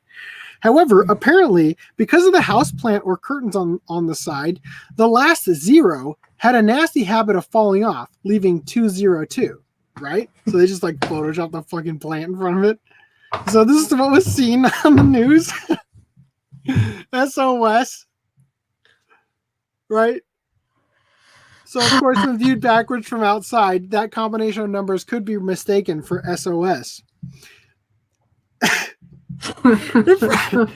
It probably wouldn't have made a difference if the last zero had still been hanging, because then it would have been Osos, causing people to think the apartment was full of Spanish bears. Here's the dramatization. Thankfully, no one was in any danger of ethnic bears or anything else, and the cute misunderstanding made for a nice break from all the other terrifying news going on right now. Japanese netizens agreed. I like this. Oh, that's adorable. It's like something from a really cheap mystery. I think that person is just a Haruhi Suzumiya fan and didn't want to admit it. That doesn't look like SOS to me at all. Hey, aren't those Daiso balloons? How could someone in a real emergency have the time to inflate and neatly tape up 3 balloons? That's what I was thinking. They would have just written it on paper on the window itself. True, much like last year, hindsight is 2020, and such a festive distress call does seem rather unlikely when you think about it. But anything is possible, so it's better to err on the side of caution. Also, it's nice to know that people are still looking out for one another. This incident could also be seen as a warning to be careful how you hang your balloons in windows. And anyone reading this by the year 28,008 should heed this warning as well. Otherwise, they'll be in for a whole other kind of zany misunderstanding, because it would read boobs or boob or whatever. Oh yeah, we talked about this in the past, or maybe I skipped this article before, but this exists. All right. Anyway, back to what we're on here. All right. So I actually didn't read this one yet. So it should be a quick one though. Japan finalizes life imprisonment sentence for Shinkansen murderer. Let me double check real quick. This is the next one we gotta talk about. Yeah, we're good. Okay. Man who slashed random bullet train passengers cheered as his sentence was handed down. On the night of June 9th, 2018, a Shinkansen bullet train departed Tokyo Station bound for Osaka.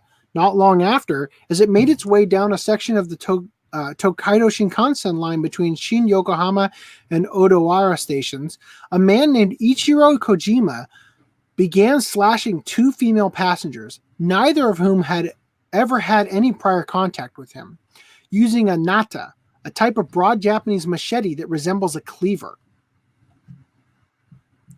Hold on, I gotta address this. That camouflage isn't working very well if the neighbors could see it. And could you imagine your Chinese social credit score going down because of New Year's decoration? All right.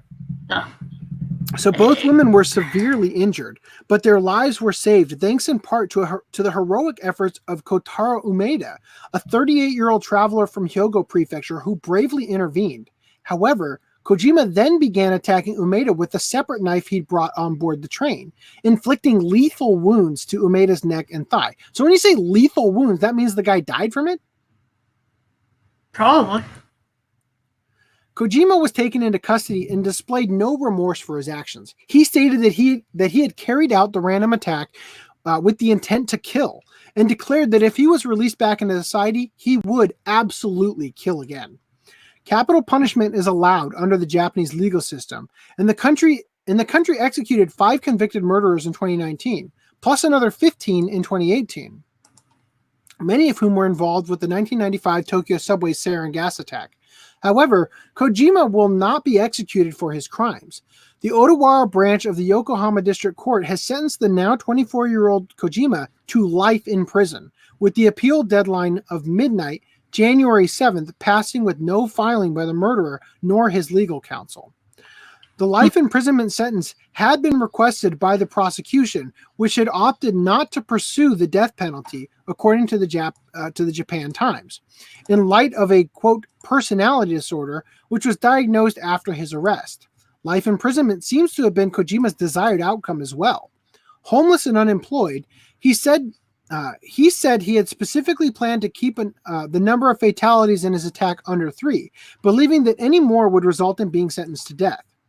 Well, you didn't. I mean, you killed like one guy, maybe. But yeah. When his life imprisonment sentence was initially announced in December, Kojima joyously raised his hands in the air and shouted, "Banzai!"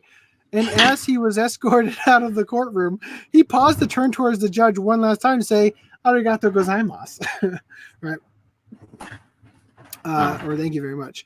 Supporters of capital punishment are no doubt upset over supporters. It's like fans of state-sponsored murder are no doubt upset over the remorseless criminal becoming a permanent, cared-for guest of the state. And even those opposed to the death penalty, likely feel frustration at what appears to have been a calculated, utterly reprehensible gaming of the legal system that in the end gave the killer exactly what he wanted. Nevertheless, there will be one less murderer off the streets.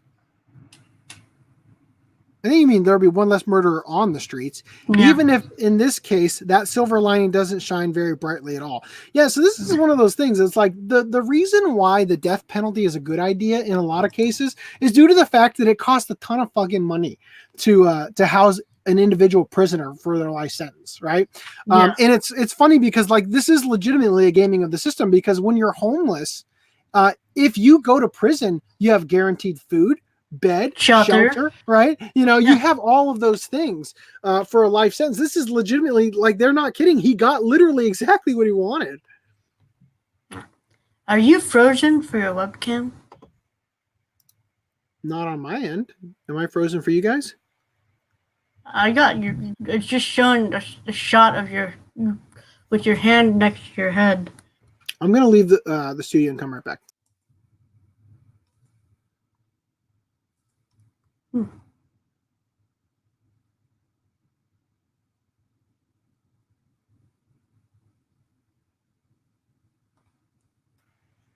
Is it better? Yeah, it's moving now. Okay. So let me. Okay, so I've got switch back to the other tab or the other browser real quick. Because I've got a Sonic Complex article to cover real quick. We're close to being done, so if anybody's got to take a leak, go do it. Anyway, Hokkaido man beats fast food worker over missing chicken nugget. Holy shit. A beauty salon manager from Hokkaido has been arrested after assaulting a fast food worker in a bout of rage over being scammed one chicken nugget from his 5-nugget purchase. Ooh. Well, His yeah, attitude towards... What's up? Go ahead. No, go ahead. Go ahead. Okay.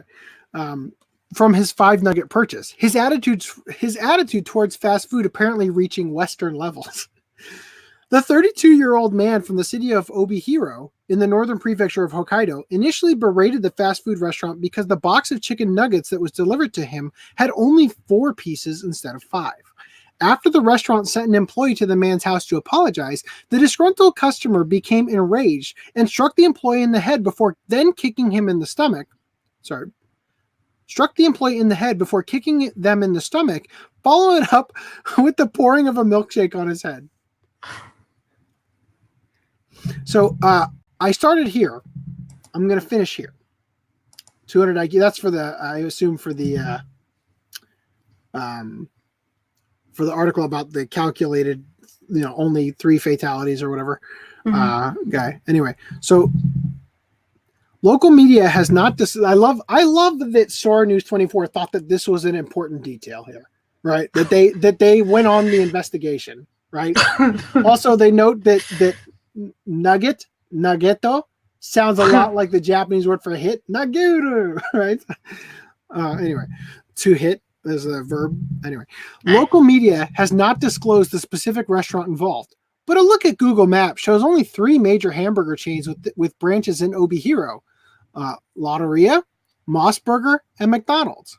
Lotteria doesn't have a 5-piece nugget set on its menu, and while Moss Burger does, it's set as part of the children's menu. So it's unlikely a full-grown man would order it for himself, his ability to throw a temper tantrum notwithstanding, making McDonald's the most likely recipient to the man's business and beating. It's unclear whether or not the customer ever got his 5th nugget, but he did get arrested by police. Because they actually sent somebody to his apartment to apologize, right, over his complaint. Not to bring him 2 extra nuggets, just to apologize. I mean, he probably did bring I don't know, but anyway, it's still funny though. He did get arrested by police, who say the man has a history of calling the restaurant to lodge verbal complaints, though this is apparently the first time he decided to express his grievances in the form of a beating. When questioned about the incident, the customer told officers, "I haven't done anything wrong," showing that the depth of his love for McNuggets is rivaled only by the abyss of his stupidity. So, which actually in the other article they said, when the police came to arrest the man, he asserted that he had done nothing wrong. It is unknown whether this means he was denying the crime or whether he thought that his response to not getting the right number of chicken nuggets was the correct one. Police have said that the criminal had a history of calling the restaurant in order to complain. Old man says, "My coworker would flip out if she didn't have the sauce for her nuggets. Fast food workers are underpaid and overworked." Yeah, for sure. And the guy who delivered the apology probably had nothing to do with the reason why he did. Yeah, probably. All right, let me switch the screen share back to Safari, even though this is like the last. If I remember right, 4 nuggets is like a kid's meal worth amount, right? I don't know. Yeah, 4 and 9, I think, are the. I don't know. 4 I bought nuggets. chicken stars. I bought chicken stars for my kids yesterday. I haven't been to McDonald's in like years. McDonald's is disgusting. Nobody should go there. So okay. Fukuoka. Okay, so the headline of this article is why I shared it originally. But my God, this takes the strangest turn ever in the history of Sora News 24 articles. Fukuoka man arrested for licking the ear of a female stranger he fancied. Oh, wrong. With There we the sexy diagram over the inner ear. Yeah. Show me on the diagram where he licked you.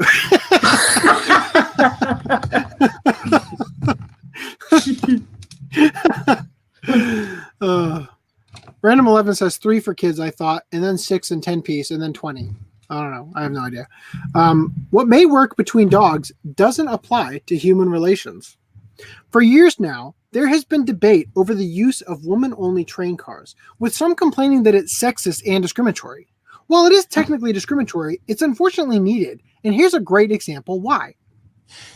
On the 9th of July, a 27-year-old man was arrested for sexual assault by licking the ear of a woman he had a crush on. According to reports, he had first seen the victim months ago in the area of Wakahisa, Fukuoka City, and developed an affection before finally making his disgusting move at about 11:05 p.m. on the 5th of November. No, I'm not going to try McDonald's free pies. I can't even have them. I'm back on my ketogenic diet. I think that's only in Japan, and thank you versus Seed for phrasing it that way, because all I can imagine now is Ronald in the back filling each and every one of them. Oh, gross. Anyway. All right. Where was I?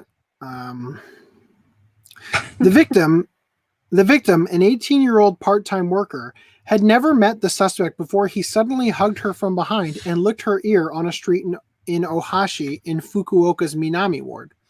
She was able to escape and report it to police, who eventually identified and located the suspect using surveillance cameras in the area. The man, who works for a life insurance company, is said to have admitted to the crime, which netizens largely agreed was totally vile. Gross, gross, gross, gross. Suddenly grabbing people and licking their ears is what yokai do. If you do that, you're a yokai. Sounds like it. There seems to be a lot of these weird fetish crimes happening recently. Yeah, I would agree. So we've covered a lot of them. It's just rude. Always ask first. That's like something from a horror movie. How was this guy raised? That's what happens when you read too much of those weird erotic manga. Death penalty. If he was handsome, it wouldn't have been a problem. Oh my God. That latest comment pops up a lot in these kinds of stories. That last comment pops up a lot in these kinds of stories. But even if a woman who did that to me was drop dead gorgeous, I don't think I'd feel much better about it. I mean, that's basically how they whacked Kim Jong-un's brother, and at the very least, it's cold and flu season, for crying out loud, lest we forget. So they link a Wall Street Journal security footage video of Kim Jong-un's brother and this chick in Japan. I think it was in Japan where he died. I don't remember, actually. Now, he went to Japan. Vietnamese. There's Vietnam, I guess. So he goes over here. This woman runs over and like grabs him and like licks his ear or whatever. It's the most bizarre thing ever. I don't know. It's weird. It reminds me of 24 season 1 or season 2 when the girl grabs President Palmer's hand and like leaves the nerve agent on it or whatever. Anyway, in the meantime, until women can go out in public without having to worry about guys licking their ears and hair or getting salad dressing spat on them, which is an article we skipped, by the way. I don't know if we should have covered that a couple weeks ago, but we skipped it. We should have. We can cover it next podcast. Anyway, then those women only train cars probably aren't going away anytime soon. I'm just gonna open that in another tab to remind me to put it in the next doc. The mayonnaise man, believed to have returned to his uniform ruining ways in Hokkaido. We'll cover that. We'll have to cover that next podcast. All right, so let me. Okay, yeah, we can go back now to the other tab. We can go back to using Brave. Reverse trap abuses 50 young girls. Oops, hold on, I'm in the wrong. There we go. So apparently, So Seiseki's a reverse trap doll? I thought So Seiseki was supposed to be a male doll. Mm. I don't know. We'll have to watch Rose and Maiden, I guess.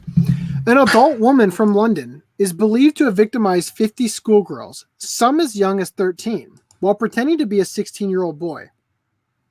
21-year-old Gemma Watts has admitted to multiple sexual offenses after posing as a 16-year-old boy named Jake Watton in order to lure young girls into relationships.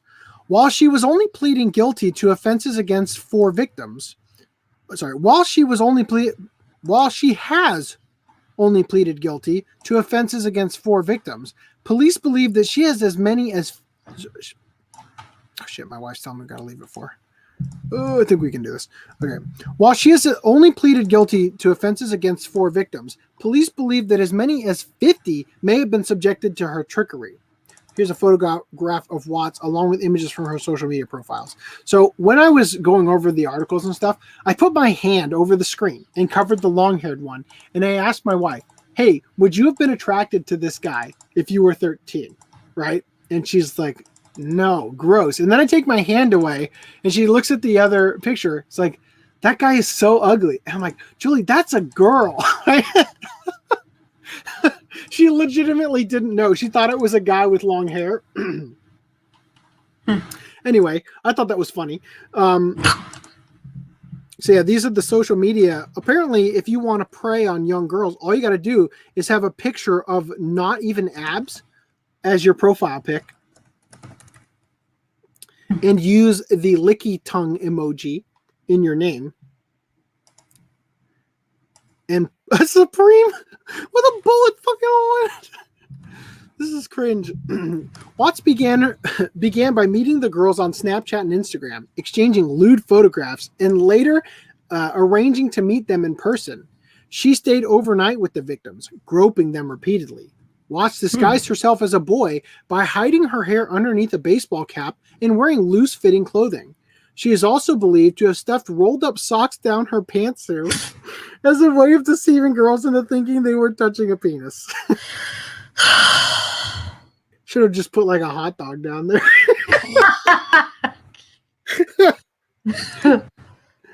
The court was told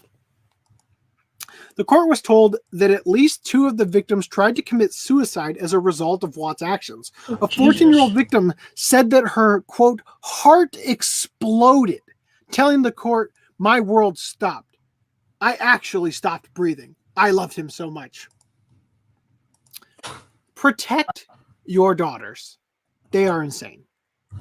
13-year-old girls going through hormones are insane.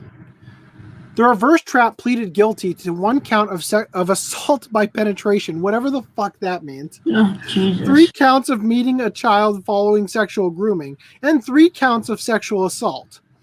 Of the 4 girls she admitted to victimizing, 1 was 13, 2 were 14, and 1 was 16. Given that the age of consent is 16 in England, it is likely that there was a non-consensual element to the assaults, at least in the eyes of the law. So, the reason I say whatever the fuck this means, assault by penetration, is because we're about to talk about the world's most prolific rapist who violated 200 men has been convicted. Indonesian PhD student Reynard Sinaga has been convicted on 136 counts of rape and dozens of other attacks after targeting men coming out of nightclubs, claiming online that he was, quote, converting them. The Indonesian citizen who had been living in the northern English city of Manchester at the time of the crimes drugged and raped men from local nightclubs after luring them to his flat. It is believed that he used gamma hydroxybutyric acid, or GHB, to incapacitate his victims. Sinaga was found guilty of a total of 136 counts of rape, 8 counts of attempted rape, 14 counts of sexual assault, and 1 count of assault by penetration. So if this guy's raping, what is that? So I have to assume assault by penetration means sticking it in without ejaculating, right? I don't know. I don't know what that means. I don't know how that works here. 48 victims have been identified so far, although police say they have evidence that he attacked around 195 men. Much of the evidence comes from trophies belonging to the victims, which the perpetrator collected over the course of several years. Judge Suzanne Goddard, QC, described Sinaga as, quote, an evil serial sexual predator who has preyed upon young men. She added that he showed no remorse and appeared to enjoy the trial. Crown Prosecution Service employee Ian Rushton said that Sinaga was not only, quote, the most prolific rapist in British legal history, Jimmy Savile, but may also have been the most prolific in the world. Rushton added that Sinaga took, quote, a particular pleasure in preying on heterosexual men. And news outlets have reported that he boasted online of converting straight men using his, quote, secret poison, his jizz. Sinaga had been sentenced to life in prison, although the penalties of the British legal system mean that he could be allowed out in 30 years, despite the judge saying he will never be safe to be released. All right, I'm going to jump through this one. Japanese cram school teacher arrested for forcing schoolgirl to wear dog collars and leash in lesson. So we don't have to sit down and read this because it's actually a lot less salacious than the title sounds.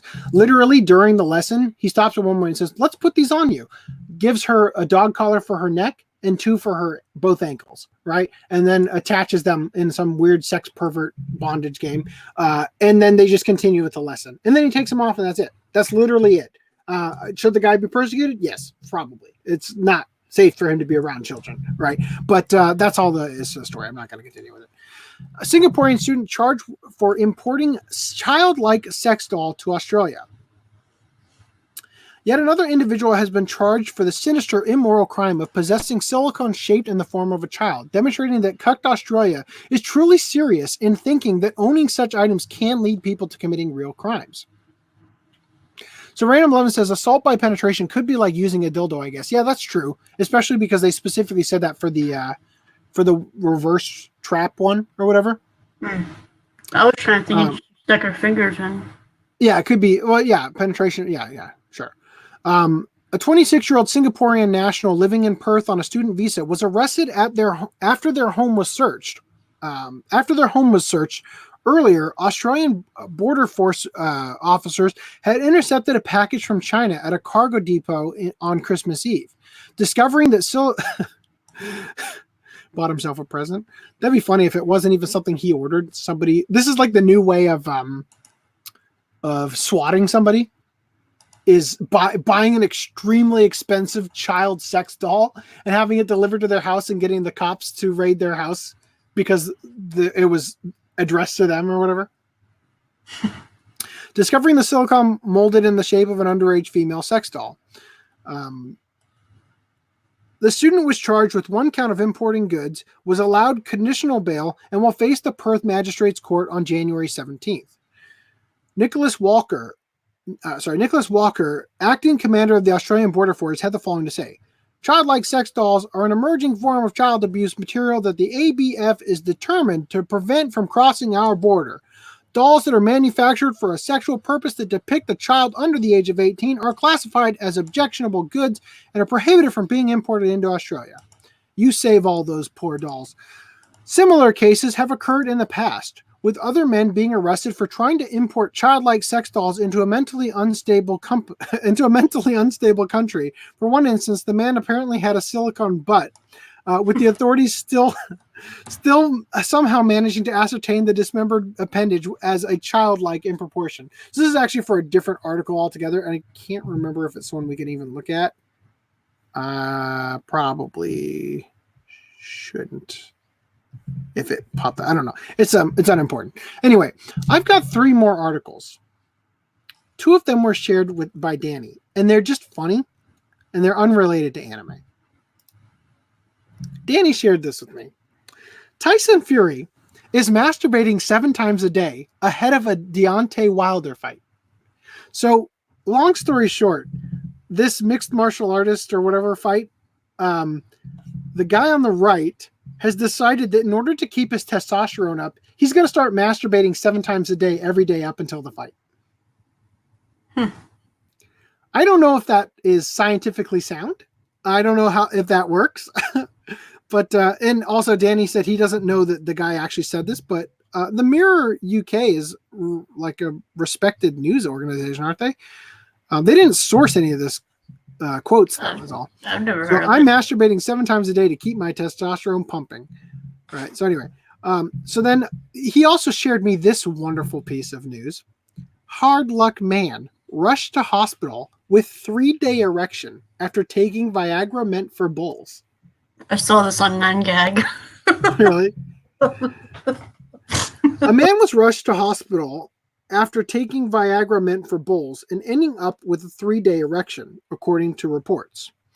The unnamed bloke, who is reportedly planning a steamy encounter with a date, is said to have taken the sexual stimulant in Veracruz, Mexico. Here you got the man lies on the doctor's treatment table after his alleged Viagra gaffe. The powerful Viagra-like drug used by farmers to arouse bulls to inseminate cows left him rock hard for 3 whole days. The randy lad apparently tried to play it cool, hoping its effects would wear off. Okay, let me be abundantly clear, because the commercials aren't clear enough for people who need this. The reason they tell you to contact your doctor if you experience an erection lasting longer than 3 hours or whatever is because your penis will atrophy because of the inability for the blood to leave and circulate properly. Okay? This guy probably lost his dick. No, actually, this guy didn't. I don't think, according to the article. We'll continue reading here. But just for everybody listening, you need to know that.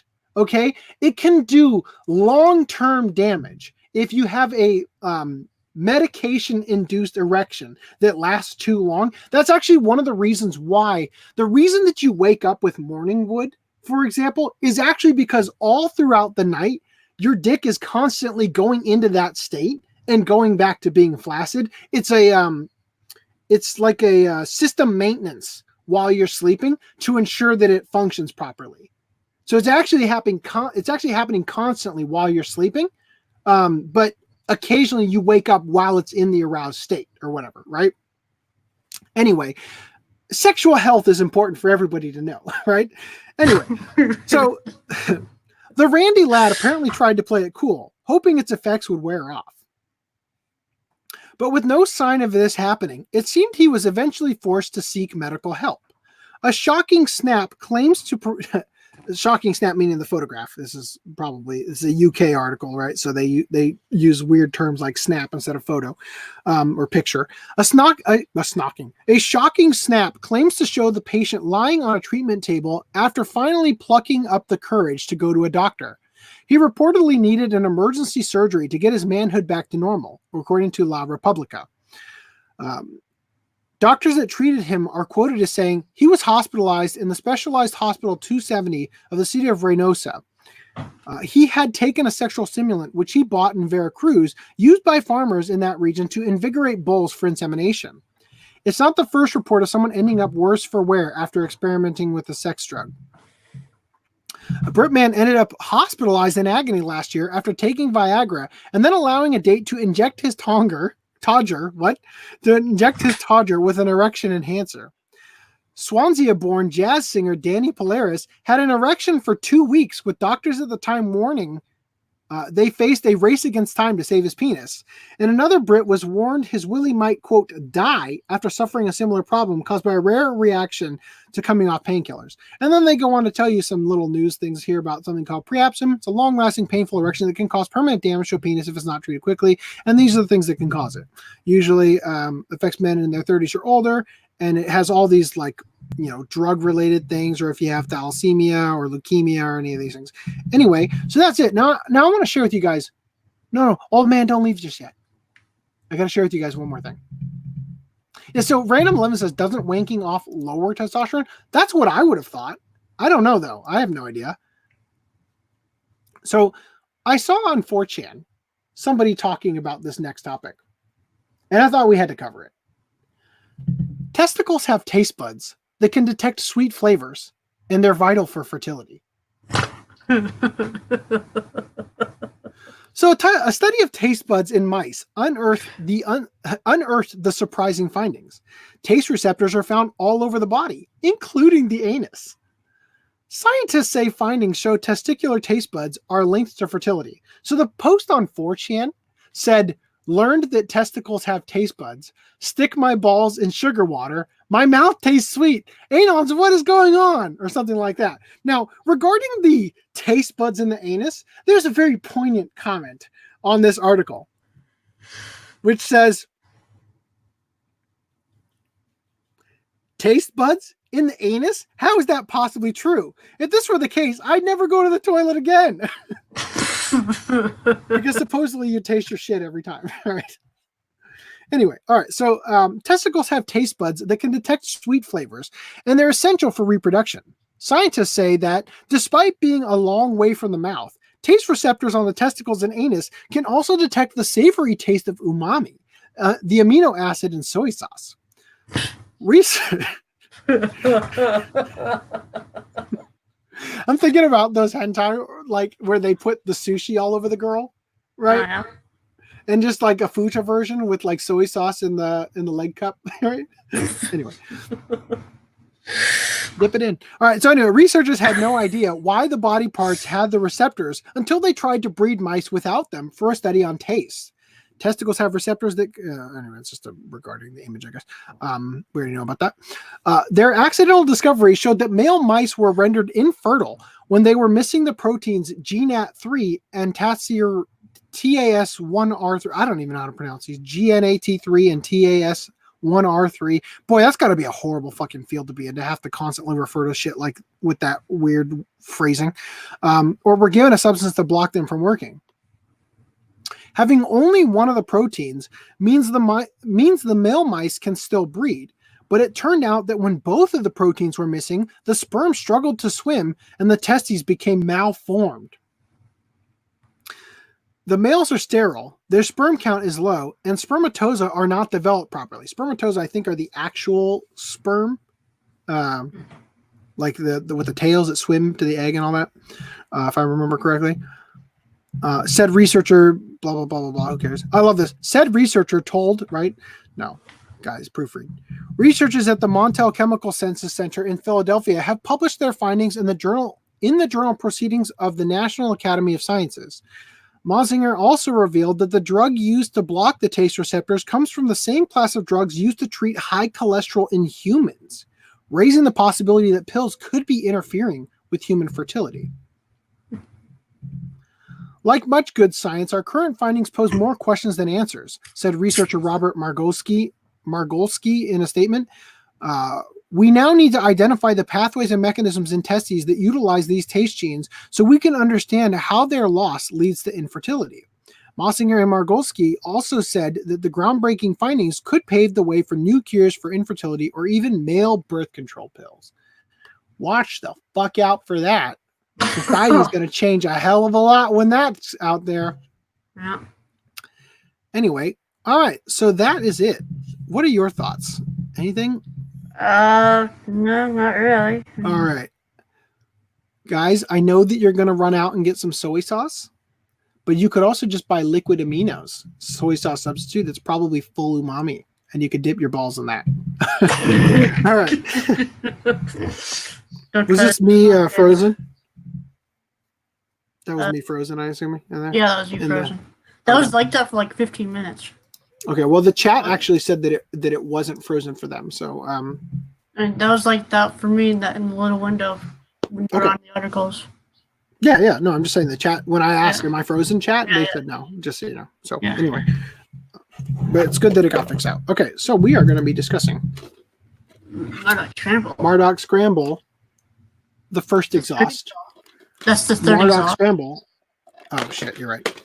Fuck. Okay, Mardock Scramble, the first compression, the second combustion, and the third exhaust. You know what's funny is I pulled these out of my collection, right, like this, and then I put them on my counter underneath my TV.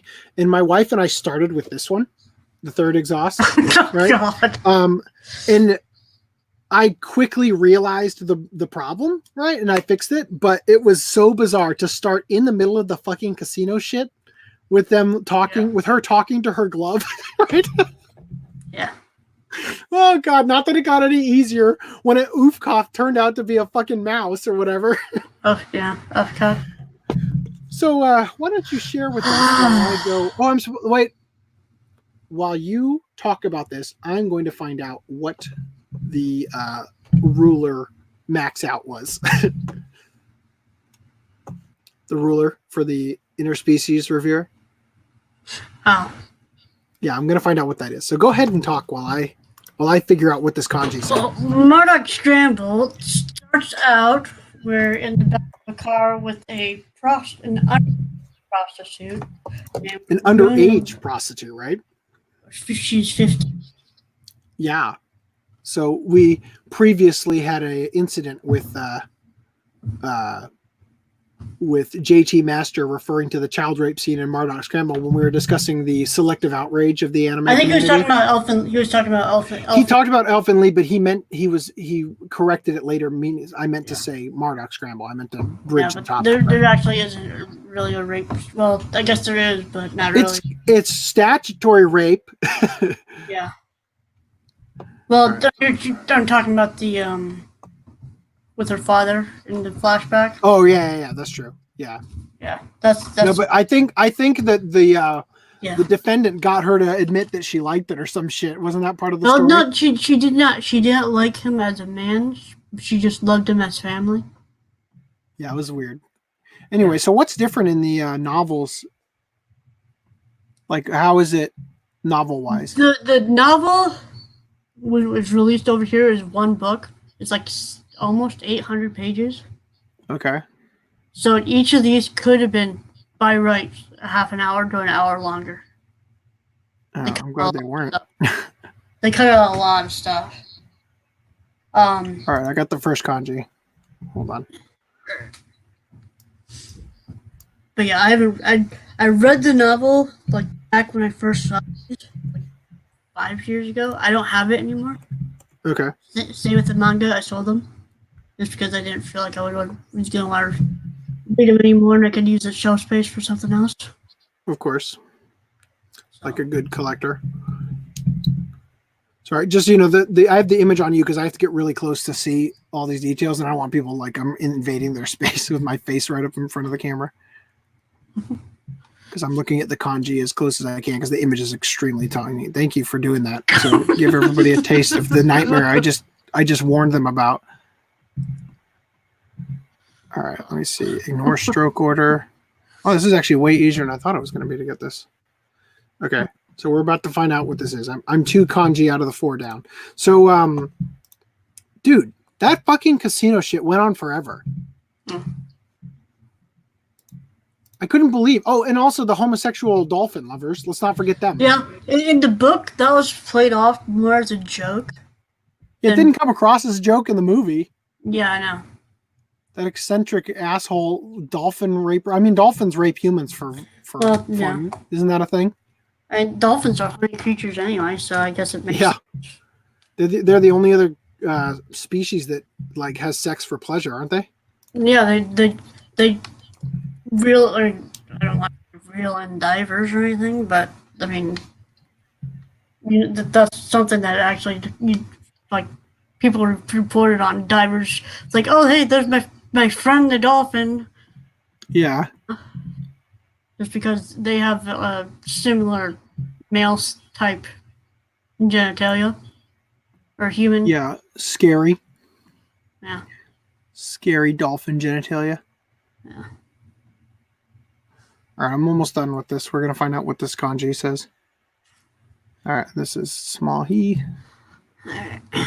I remember the radicals. I remember them. Okay, anyway, let me just... What the fuck? That's not it. Hold on. I'm on the last one. Just give me a second. Excuse me. I think I need to start this one over. It didn't give me what I needed. Clear everything. Let me try this again. Is that 2 strokes? So I got a Yeti tumbler for Christmas for my brother-in-law. Oh yeah. This thing keeps your drink cold. It keeps this like I've been down to ice cubes for like the last hour, and I have barely gotten any water out of it. I have those as well. I have one as well. Let me guess, you put Dr. Pepper in it, huh? Yeah. Yep. That's exactly what I used it for. Exactly what I had with my lunch. Yep. And it's great. It like, keeps it really cold. Like I like have water like at night, and it's still ice in the cup when I wake up in the morning. And it's wild. Yeah. No, they're great. Like I personally, I would never buy one just because of what Yeti. They're kind of expensive. What? No, well, no, not just because of what Yeti has done behind the scenes of alienating any association with the NRA, even though all their stuff is sold in sporting goods stores. Oh yeah. So it's like I would never give them money myself, but they make a good product. But they make. So I can't find this last kanji. Let me just see what these ones translate to. We can maybe figure it out. All right. Let's do it together. Here you go. These are the three I have. Unmeasurable. What? No. That's all it's going to say. Is that the lowest of the lowest? It's this one right here. That's the kanji I needed. Unmeasurable. That's the one that's like, hold on. That's what this face is. Unmeasurable. That's all it says. Oh, that's the end of the spectrum. Okay. Yeah. That's all, I guess. I wonder if anybody who went to this event actually has a dick that long. Anyway, so that was kind of a letdown. You want to have your life goal to get to the point where you don't even need a ruler. Yeah, because your dick is literally exactly 12 inches. Is that what you're getting at? All right, so yeah. But anyway, this is very weird. I gotta bring up the tweet. I told YouTube that I would because I need them to not demonetize. We're probably about the. I also want to bring up Discord. FDNM had some. Oh, did he? He wanted to make sure that we brought up his thoughts on the Watch Club. I will read through them in my best FDM voice. All right. Okay, hold on. I need to go to my. He's got those in the Watch Club section on the Discord. Yeah. I'm just trying to get Twitter up real quick so I can just get this out of the way. It's unfortunate he's not here because I'm sure he had a nip count. And I was very interested in what number he came up with. All right, here we go. This is the one I want to show.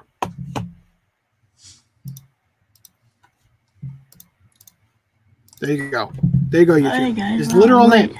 I'm Welldone the Pussyhand. That's literally his name. Yep. And yeah, there's like mincemeat the wink, flesh the pike, medium the fingernail, rare the hair, like all like different levels of cooking meat and stuff. Oh yeah, okay, I got it. Well done, medium, rare. I got you. Boiled. Boiled. But he wasn't technically part of their group. Okay, but that was still naming convention wise. Yeah, has a name. All right, let me pull up the Discord and let me not be looking at the. Oh wow, there's a lot of discussion after that point. Oh yeah, FDM shared the multi-titted creature from. Yeah, does this thing count towards the nip count?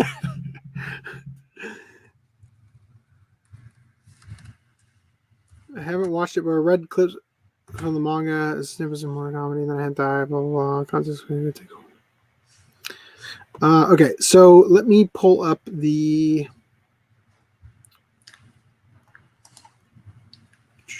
Watch club discussion. Okay. So he said, so the mouse is immortal, but apparently if he gets fat, he'll die under his own weight. Okay. If he gets too fat, he will die from being crushed to death, but being shot in half and blown into oblivion is nothing. It feels at this point like they are just throwing everything they can out there for shock value. Now we got Futurama head. Yep. After the gay dolphin lovers. Yep. Dolphin lover guy just approaches this psychopath casually and then gets his arms cut off. Yep. Looks cocky, and a bunch of cyborg sharks eat up the guy. Yep. Yeah. The thing about Oathcock being crushed by his own weight, he's a dimensional being, and he's pulling all these items from other dimensions and like infinite possibilities, right? Yeah. So that all that weight is what's going to crush him eventually, like a black hole. How do they even explain this bullshit in the novel? Like, how do they explain? They didn't really. That, and then the mouse, the glowing mouse, became her clothing. I don't know. Just partner, not sexual partner or anything. Just partner. You don't know that. You don't know. I mean, it's pretty much as close as you can get to be somebody's glove. No. Penetration all around. Yeah, I guess he could become just a dildo for her. Sentient dildo. That's sentient dildo. It vibrates on. There's a new podcast shirt for the naughty bit section. I like the little mouse that like all the stuff he creates himself into. It has a mouse, like the actual computer mouse. With his face. That's what that was. Like a Ditto, where like it still has the Ditto face when it transforms, or like Poir in Dragon Ball. The little choker thing with the little. I did like her earrings with the spade and clubs and heart and diamonds. Whatever, I actually had those wrong. I think it was spade and diamonds, heart and clubs, or whatever, or clubs and hearts, like that. Something like that. Anyway, I did think that there was a neat design there, but yeah, this was probably something we haven't done actually. We totally, completely, and utterly forgot to do the year in review on the last podcast for the podcast past year. We should probably wait until Augie and FDM. Until at least FDM is back, because Augie missed a bunch of them anyway. You know. Yeah. But I don't know. I just feel like it would be weird for you and I although I'm sure you've watched. Oh, hey, Augie's here. Yeah, I see him. But we forgot to do it, and we should definitely make sure to do it. But we should wrap up our thoughts on this, unfortunately, because I have to go to the parent-teacher meeting. I don't want to answer that question. Are you painting them by splattering them on the side of it? Yeah, see, it depends on how hard you throw them, of course. Great joke. All right, so do you have anything else you want to say? Like, what moved you to buy and read the novel? I liked it. I liked them. I enjoyed the character. I mean, I liked the style of it. Like again, I watched these back when they came. Yeah. 5-6 years ago. Yeah. Young and dumb. And full of cum. When I was young and dumb, anyway. I guess. All right. So the thing about this is that sorry, go ahead. So I don't like sci-fi usually. And this is the exact kind of sci-fi I don't like. Sci-fi that isn't grounded in reality, right?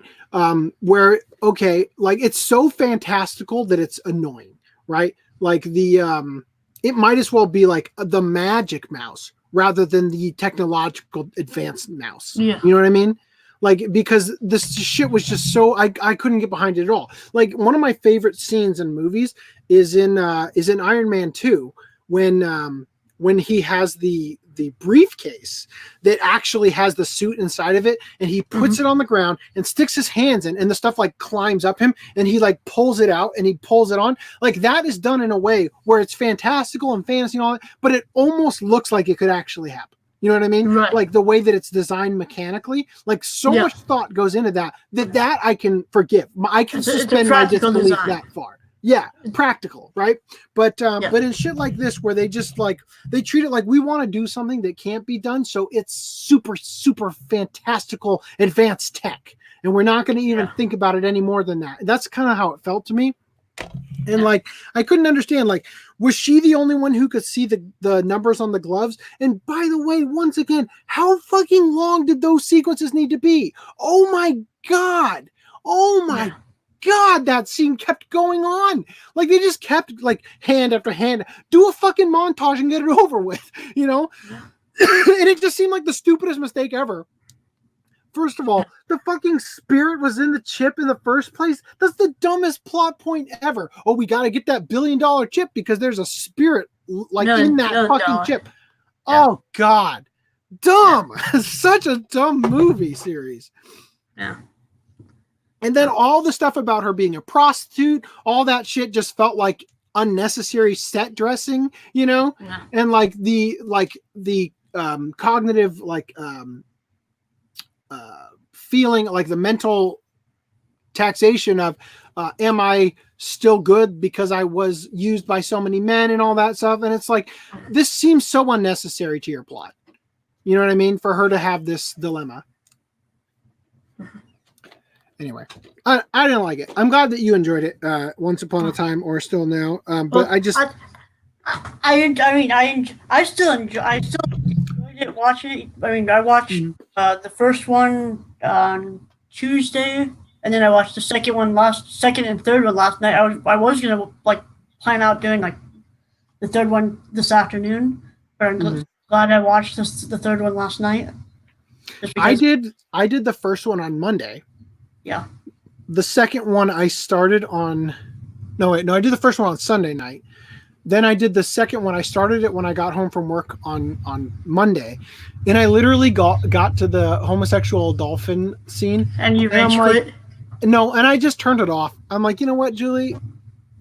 I'm just gonna go to bed. Let's watch this tomorrow. I can't handle this right now. After getting up at 4:30 in the morning, and you don't have time for this. Like starting to watch, I'm like, you don't have time for gay. You don't have time for gay dolphins. I don't need that. So anyway, I turned that off. Chapter Master Dante says, I've only eaten steaks well done, but I hear medium rare is the best. Rare is great. Like if I would try it medium rare. Medium rare is the best. Yeah, it probably is the best, just because there's a health risk to going all the way rare. Okay. That's a statement from Rhys once again. I need to change my fucking YouTube name to the Anime Collector / probably actually Rhys if it's in a comment. And that's my whole name, I mean, it's just handy having the StreamYard thing there. I know. Otherwise, I'll have to go open YouTube in another chat. Stick it. How about the chat? Bring up another window, and the window's usually buried underneath something. So it's just a hassle to go do that. I was hoping that things would have been wrapped up by now with my work and have full-time employment and all that shit. And I'm not scheduled at all for Sunday this week. You can just completely kick me out of this. No, not even like that. But I wanted things to go back to normal, and this has just been such hell. Anyway, so before I forget, I gotta grab it. Okay, next watch club. I'm on Saga. While you're over there, see if you can find an Aria. Yeah. Thank you. I will. I'm pretty sure the one you got is the last one.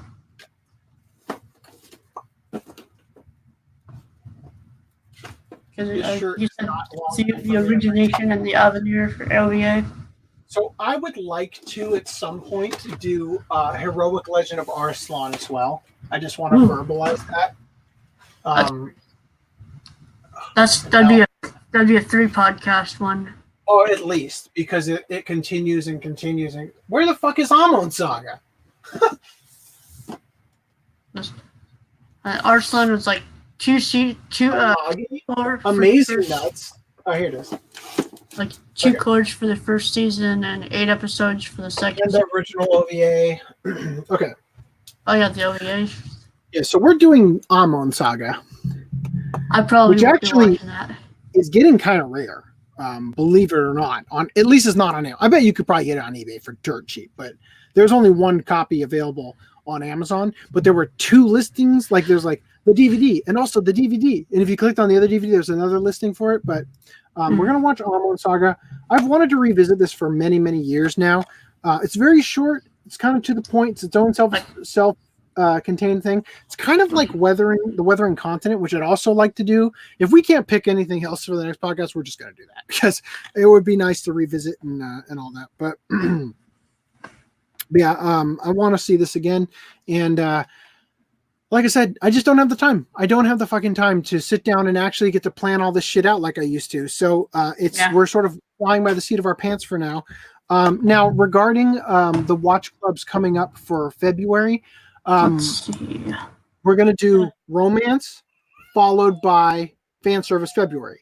Now, Yeah. my wife, because I need an answer, and I'm just gonna from now on, I'm pretty much just gonna give whoever answers the question first with a yes or like a confirmation. That's what we're gonna do. So I asked my wife, "Do you want to watch Inu X Boku?" And she said, "Oh, I would love to." Right. So that's gonna be one, the probably either both the two podcasts in the beginning, or that'll at least be the one on actual Valentine's Day, like kind of timeline. How long is it? Like 12 or 16 episodes at most. Okay. And then Duo had suggested Kiss X Sis for the fan source February, and I just feel like it would be kind of poetic to go from Eno X Boku to Kiss X Sis. Is right? Kiss Exist even licensed over here? I don't know. I kind of I don't think it it is. I don't think we got a physical release for that. Well, that makes this a little bit more difficult. So we gotta find something for that. I did pick up Cat Planet Cutie, Cat Planet Cuties. So we could do that. We also have Hentai Prince and the Stony Cat. I don't know if that is that fan servicey? I don't know. Okay, well that would be something that would be worth doing. But I have to go right now. It's 2 minutes to when I have to leave to go to my son's parent teacher conference. So Rhys, if you would, Aria, let's do Aria real quick and then we'll go. Oh. But if you would like to continue talking about Mardock Scramble or talking to the chat, you are welcome to. But I understand if it's awkward to be the only one here with dead air, as I was constantly throughout this podcast, and it felt very weird all of a sudden. So I have this much space left for maybe. Yeah, actually, I think you're right. So I keep stuffing the shit back in. Right. So part 1, part 2, would this just go in the end then? I guess. I assume. Huzzah. All right. So there you go. Mystery solved. Although this fucker is like way not put in right. Anyway, so I'm going to leave this here. I have to go. I'm so sorry. It sounds like my son is screaming. All right. And I gotta deal with that bullshit. So thank you guys for watching once again. So next week, or is it next week, or when are we doing the next podcast? Next week, probably on Tuesday. Because I fucked up royally by having us move to Thursday because I thought FTM was going to be with us and it didn't work out. And my wife couldn't be here because of the fact that her mother didn't come down here and watch our kids for us. So but that's all right. 21st, we'll be doing Amon Saga. Amon Saga. And then we just Gotta come up with something for the last week of our January. So give us a movie. Yeah, give us something. I'd like to do Weathering Continent if we can, just because it's another short thing like Amon Saga. It would be just a kind of a nice nostalgic thing to jump in there with. But I don't know. I got to see how next week's going to be work-wise because I'm not scheduled at all except for Sunday. And that's a 12-hour. I'm guaranteed 20 hours a month for the part-time position. So this is already looking really bad for me going forward. I might have to get another job or figure something out. So anyway, I'll talk to you guys later. Thank you again for watching. Rhys, do you have anything else you want to say? Not really. I'm going to be leaving here about an hour and a half. Go get pizza and go see Weathering with you. Hey man, enjoy it. I hope you do. I'll talk to you guys later. All right. Bye. Bye. End broadcast.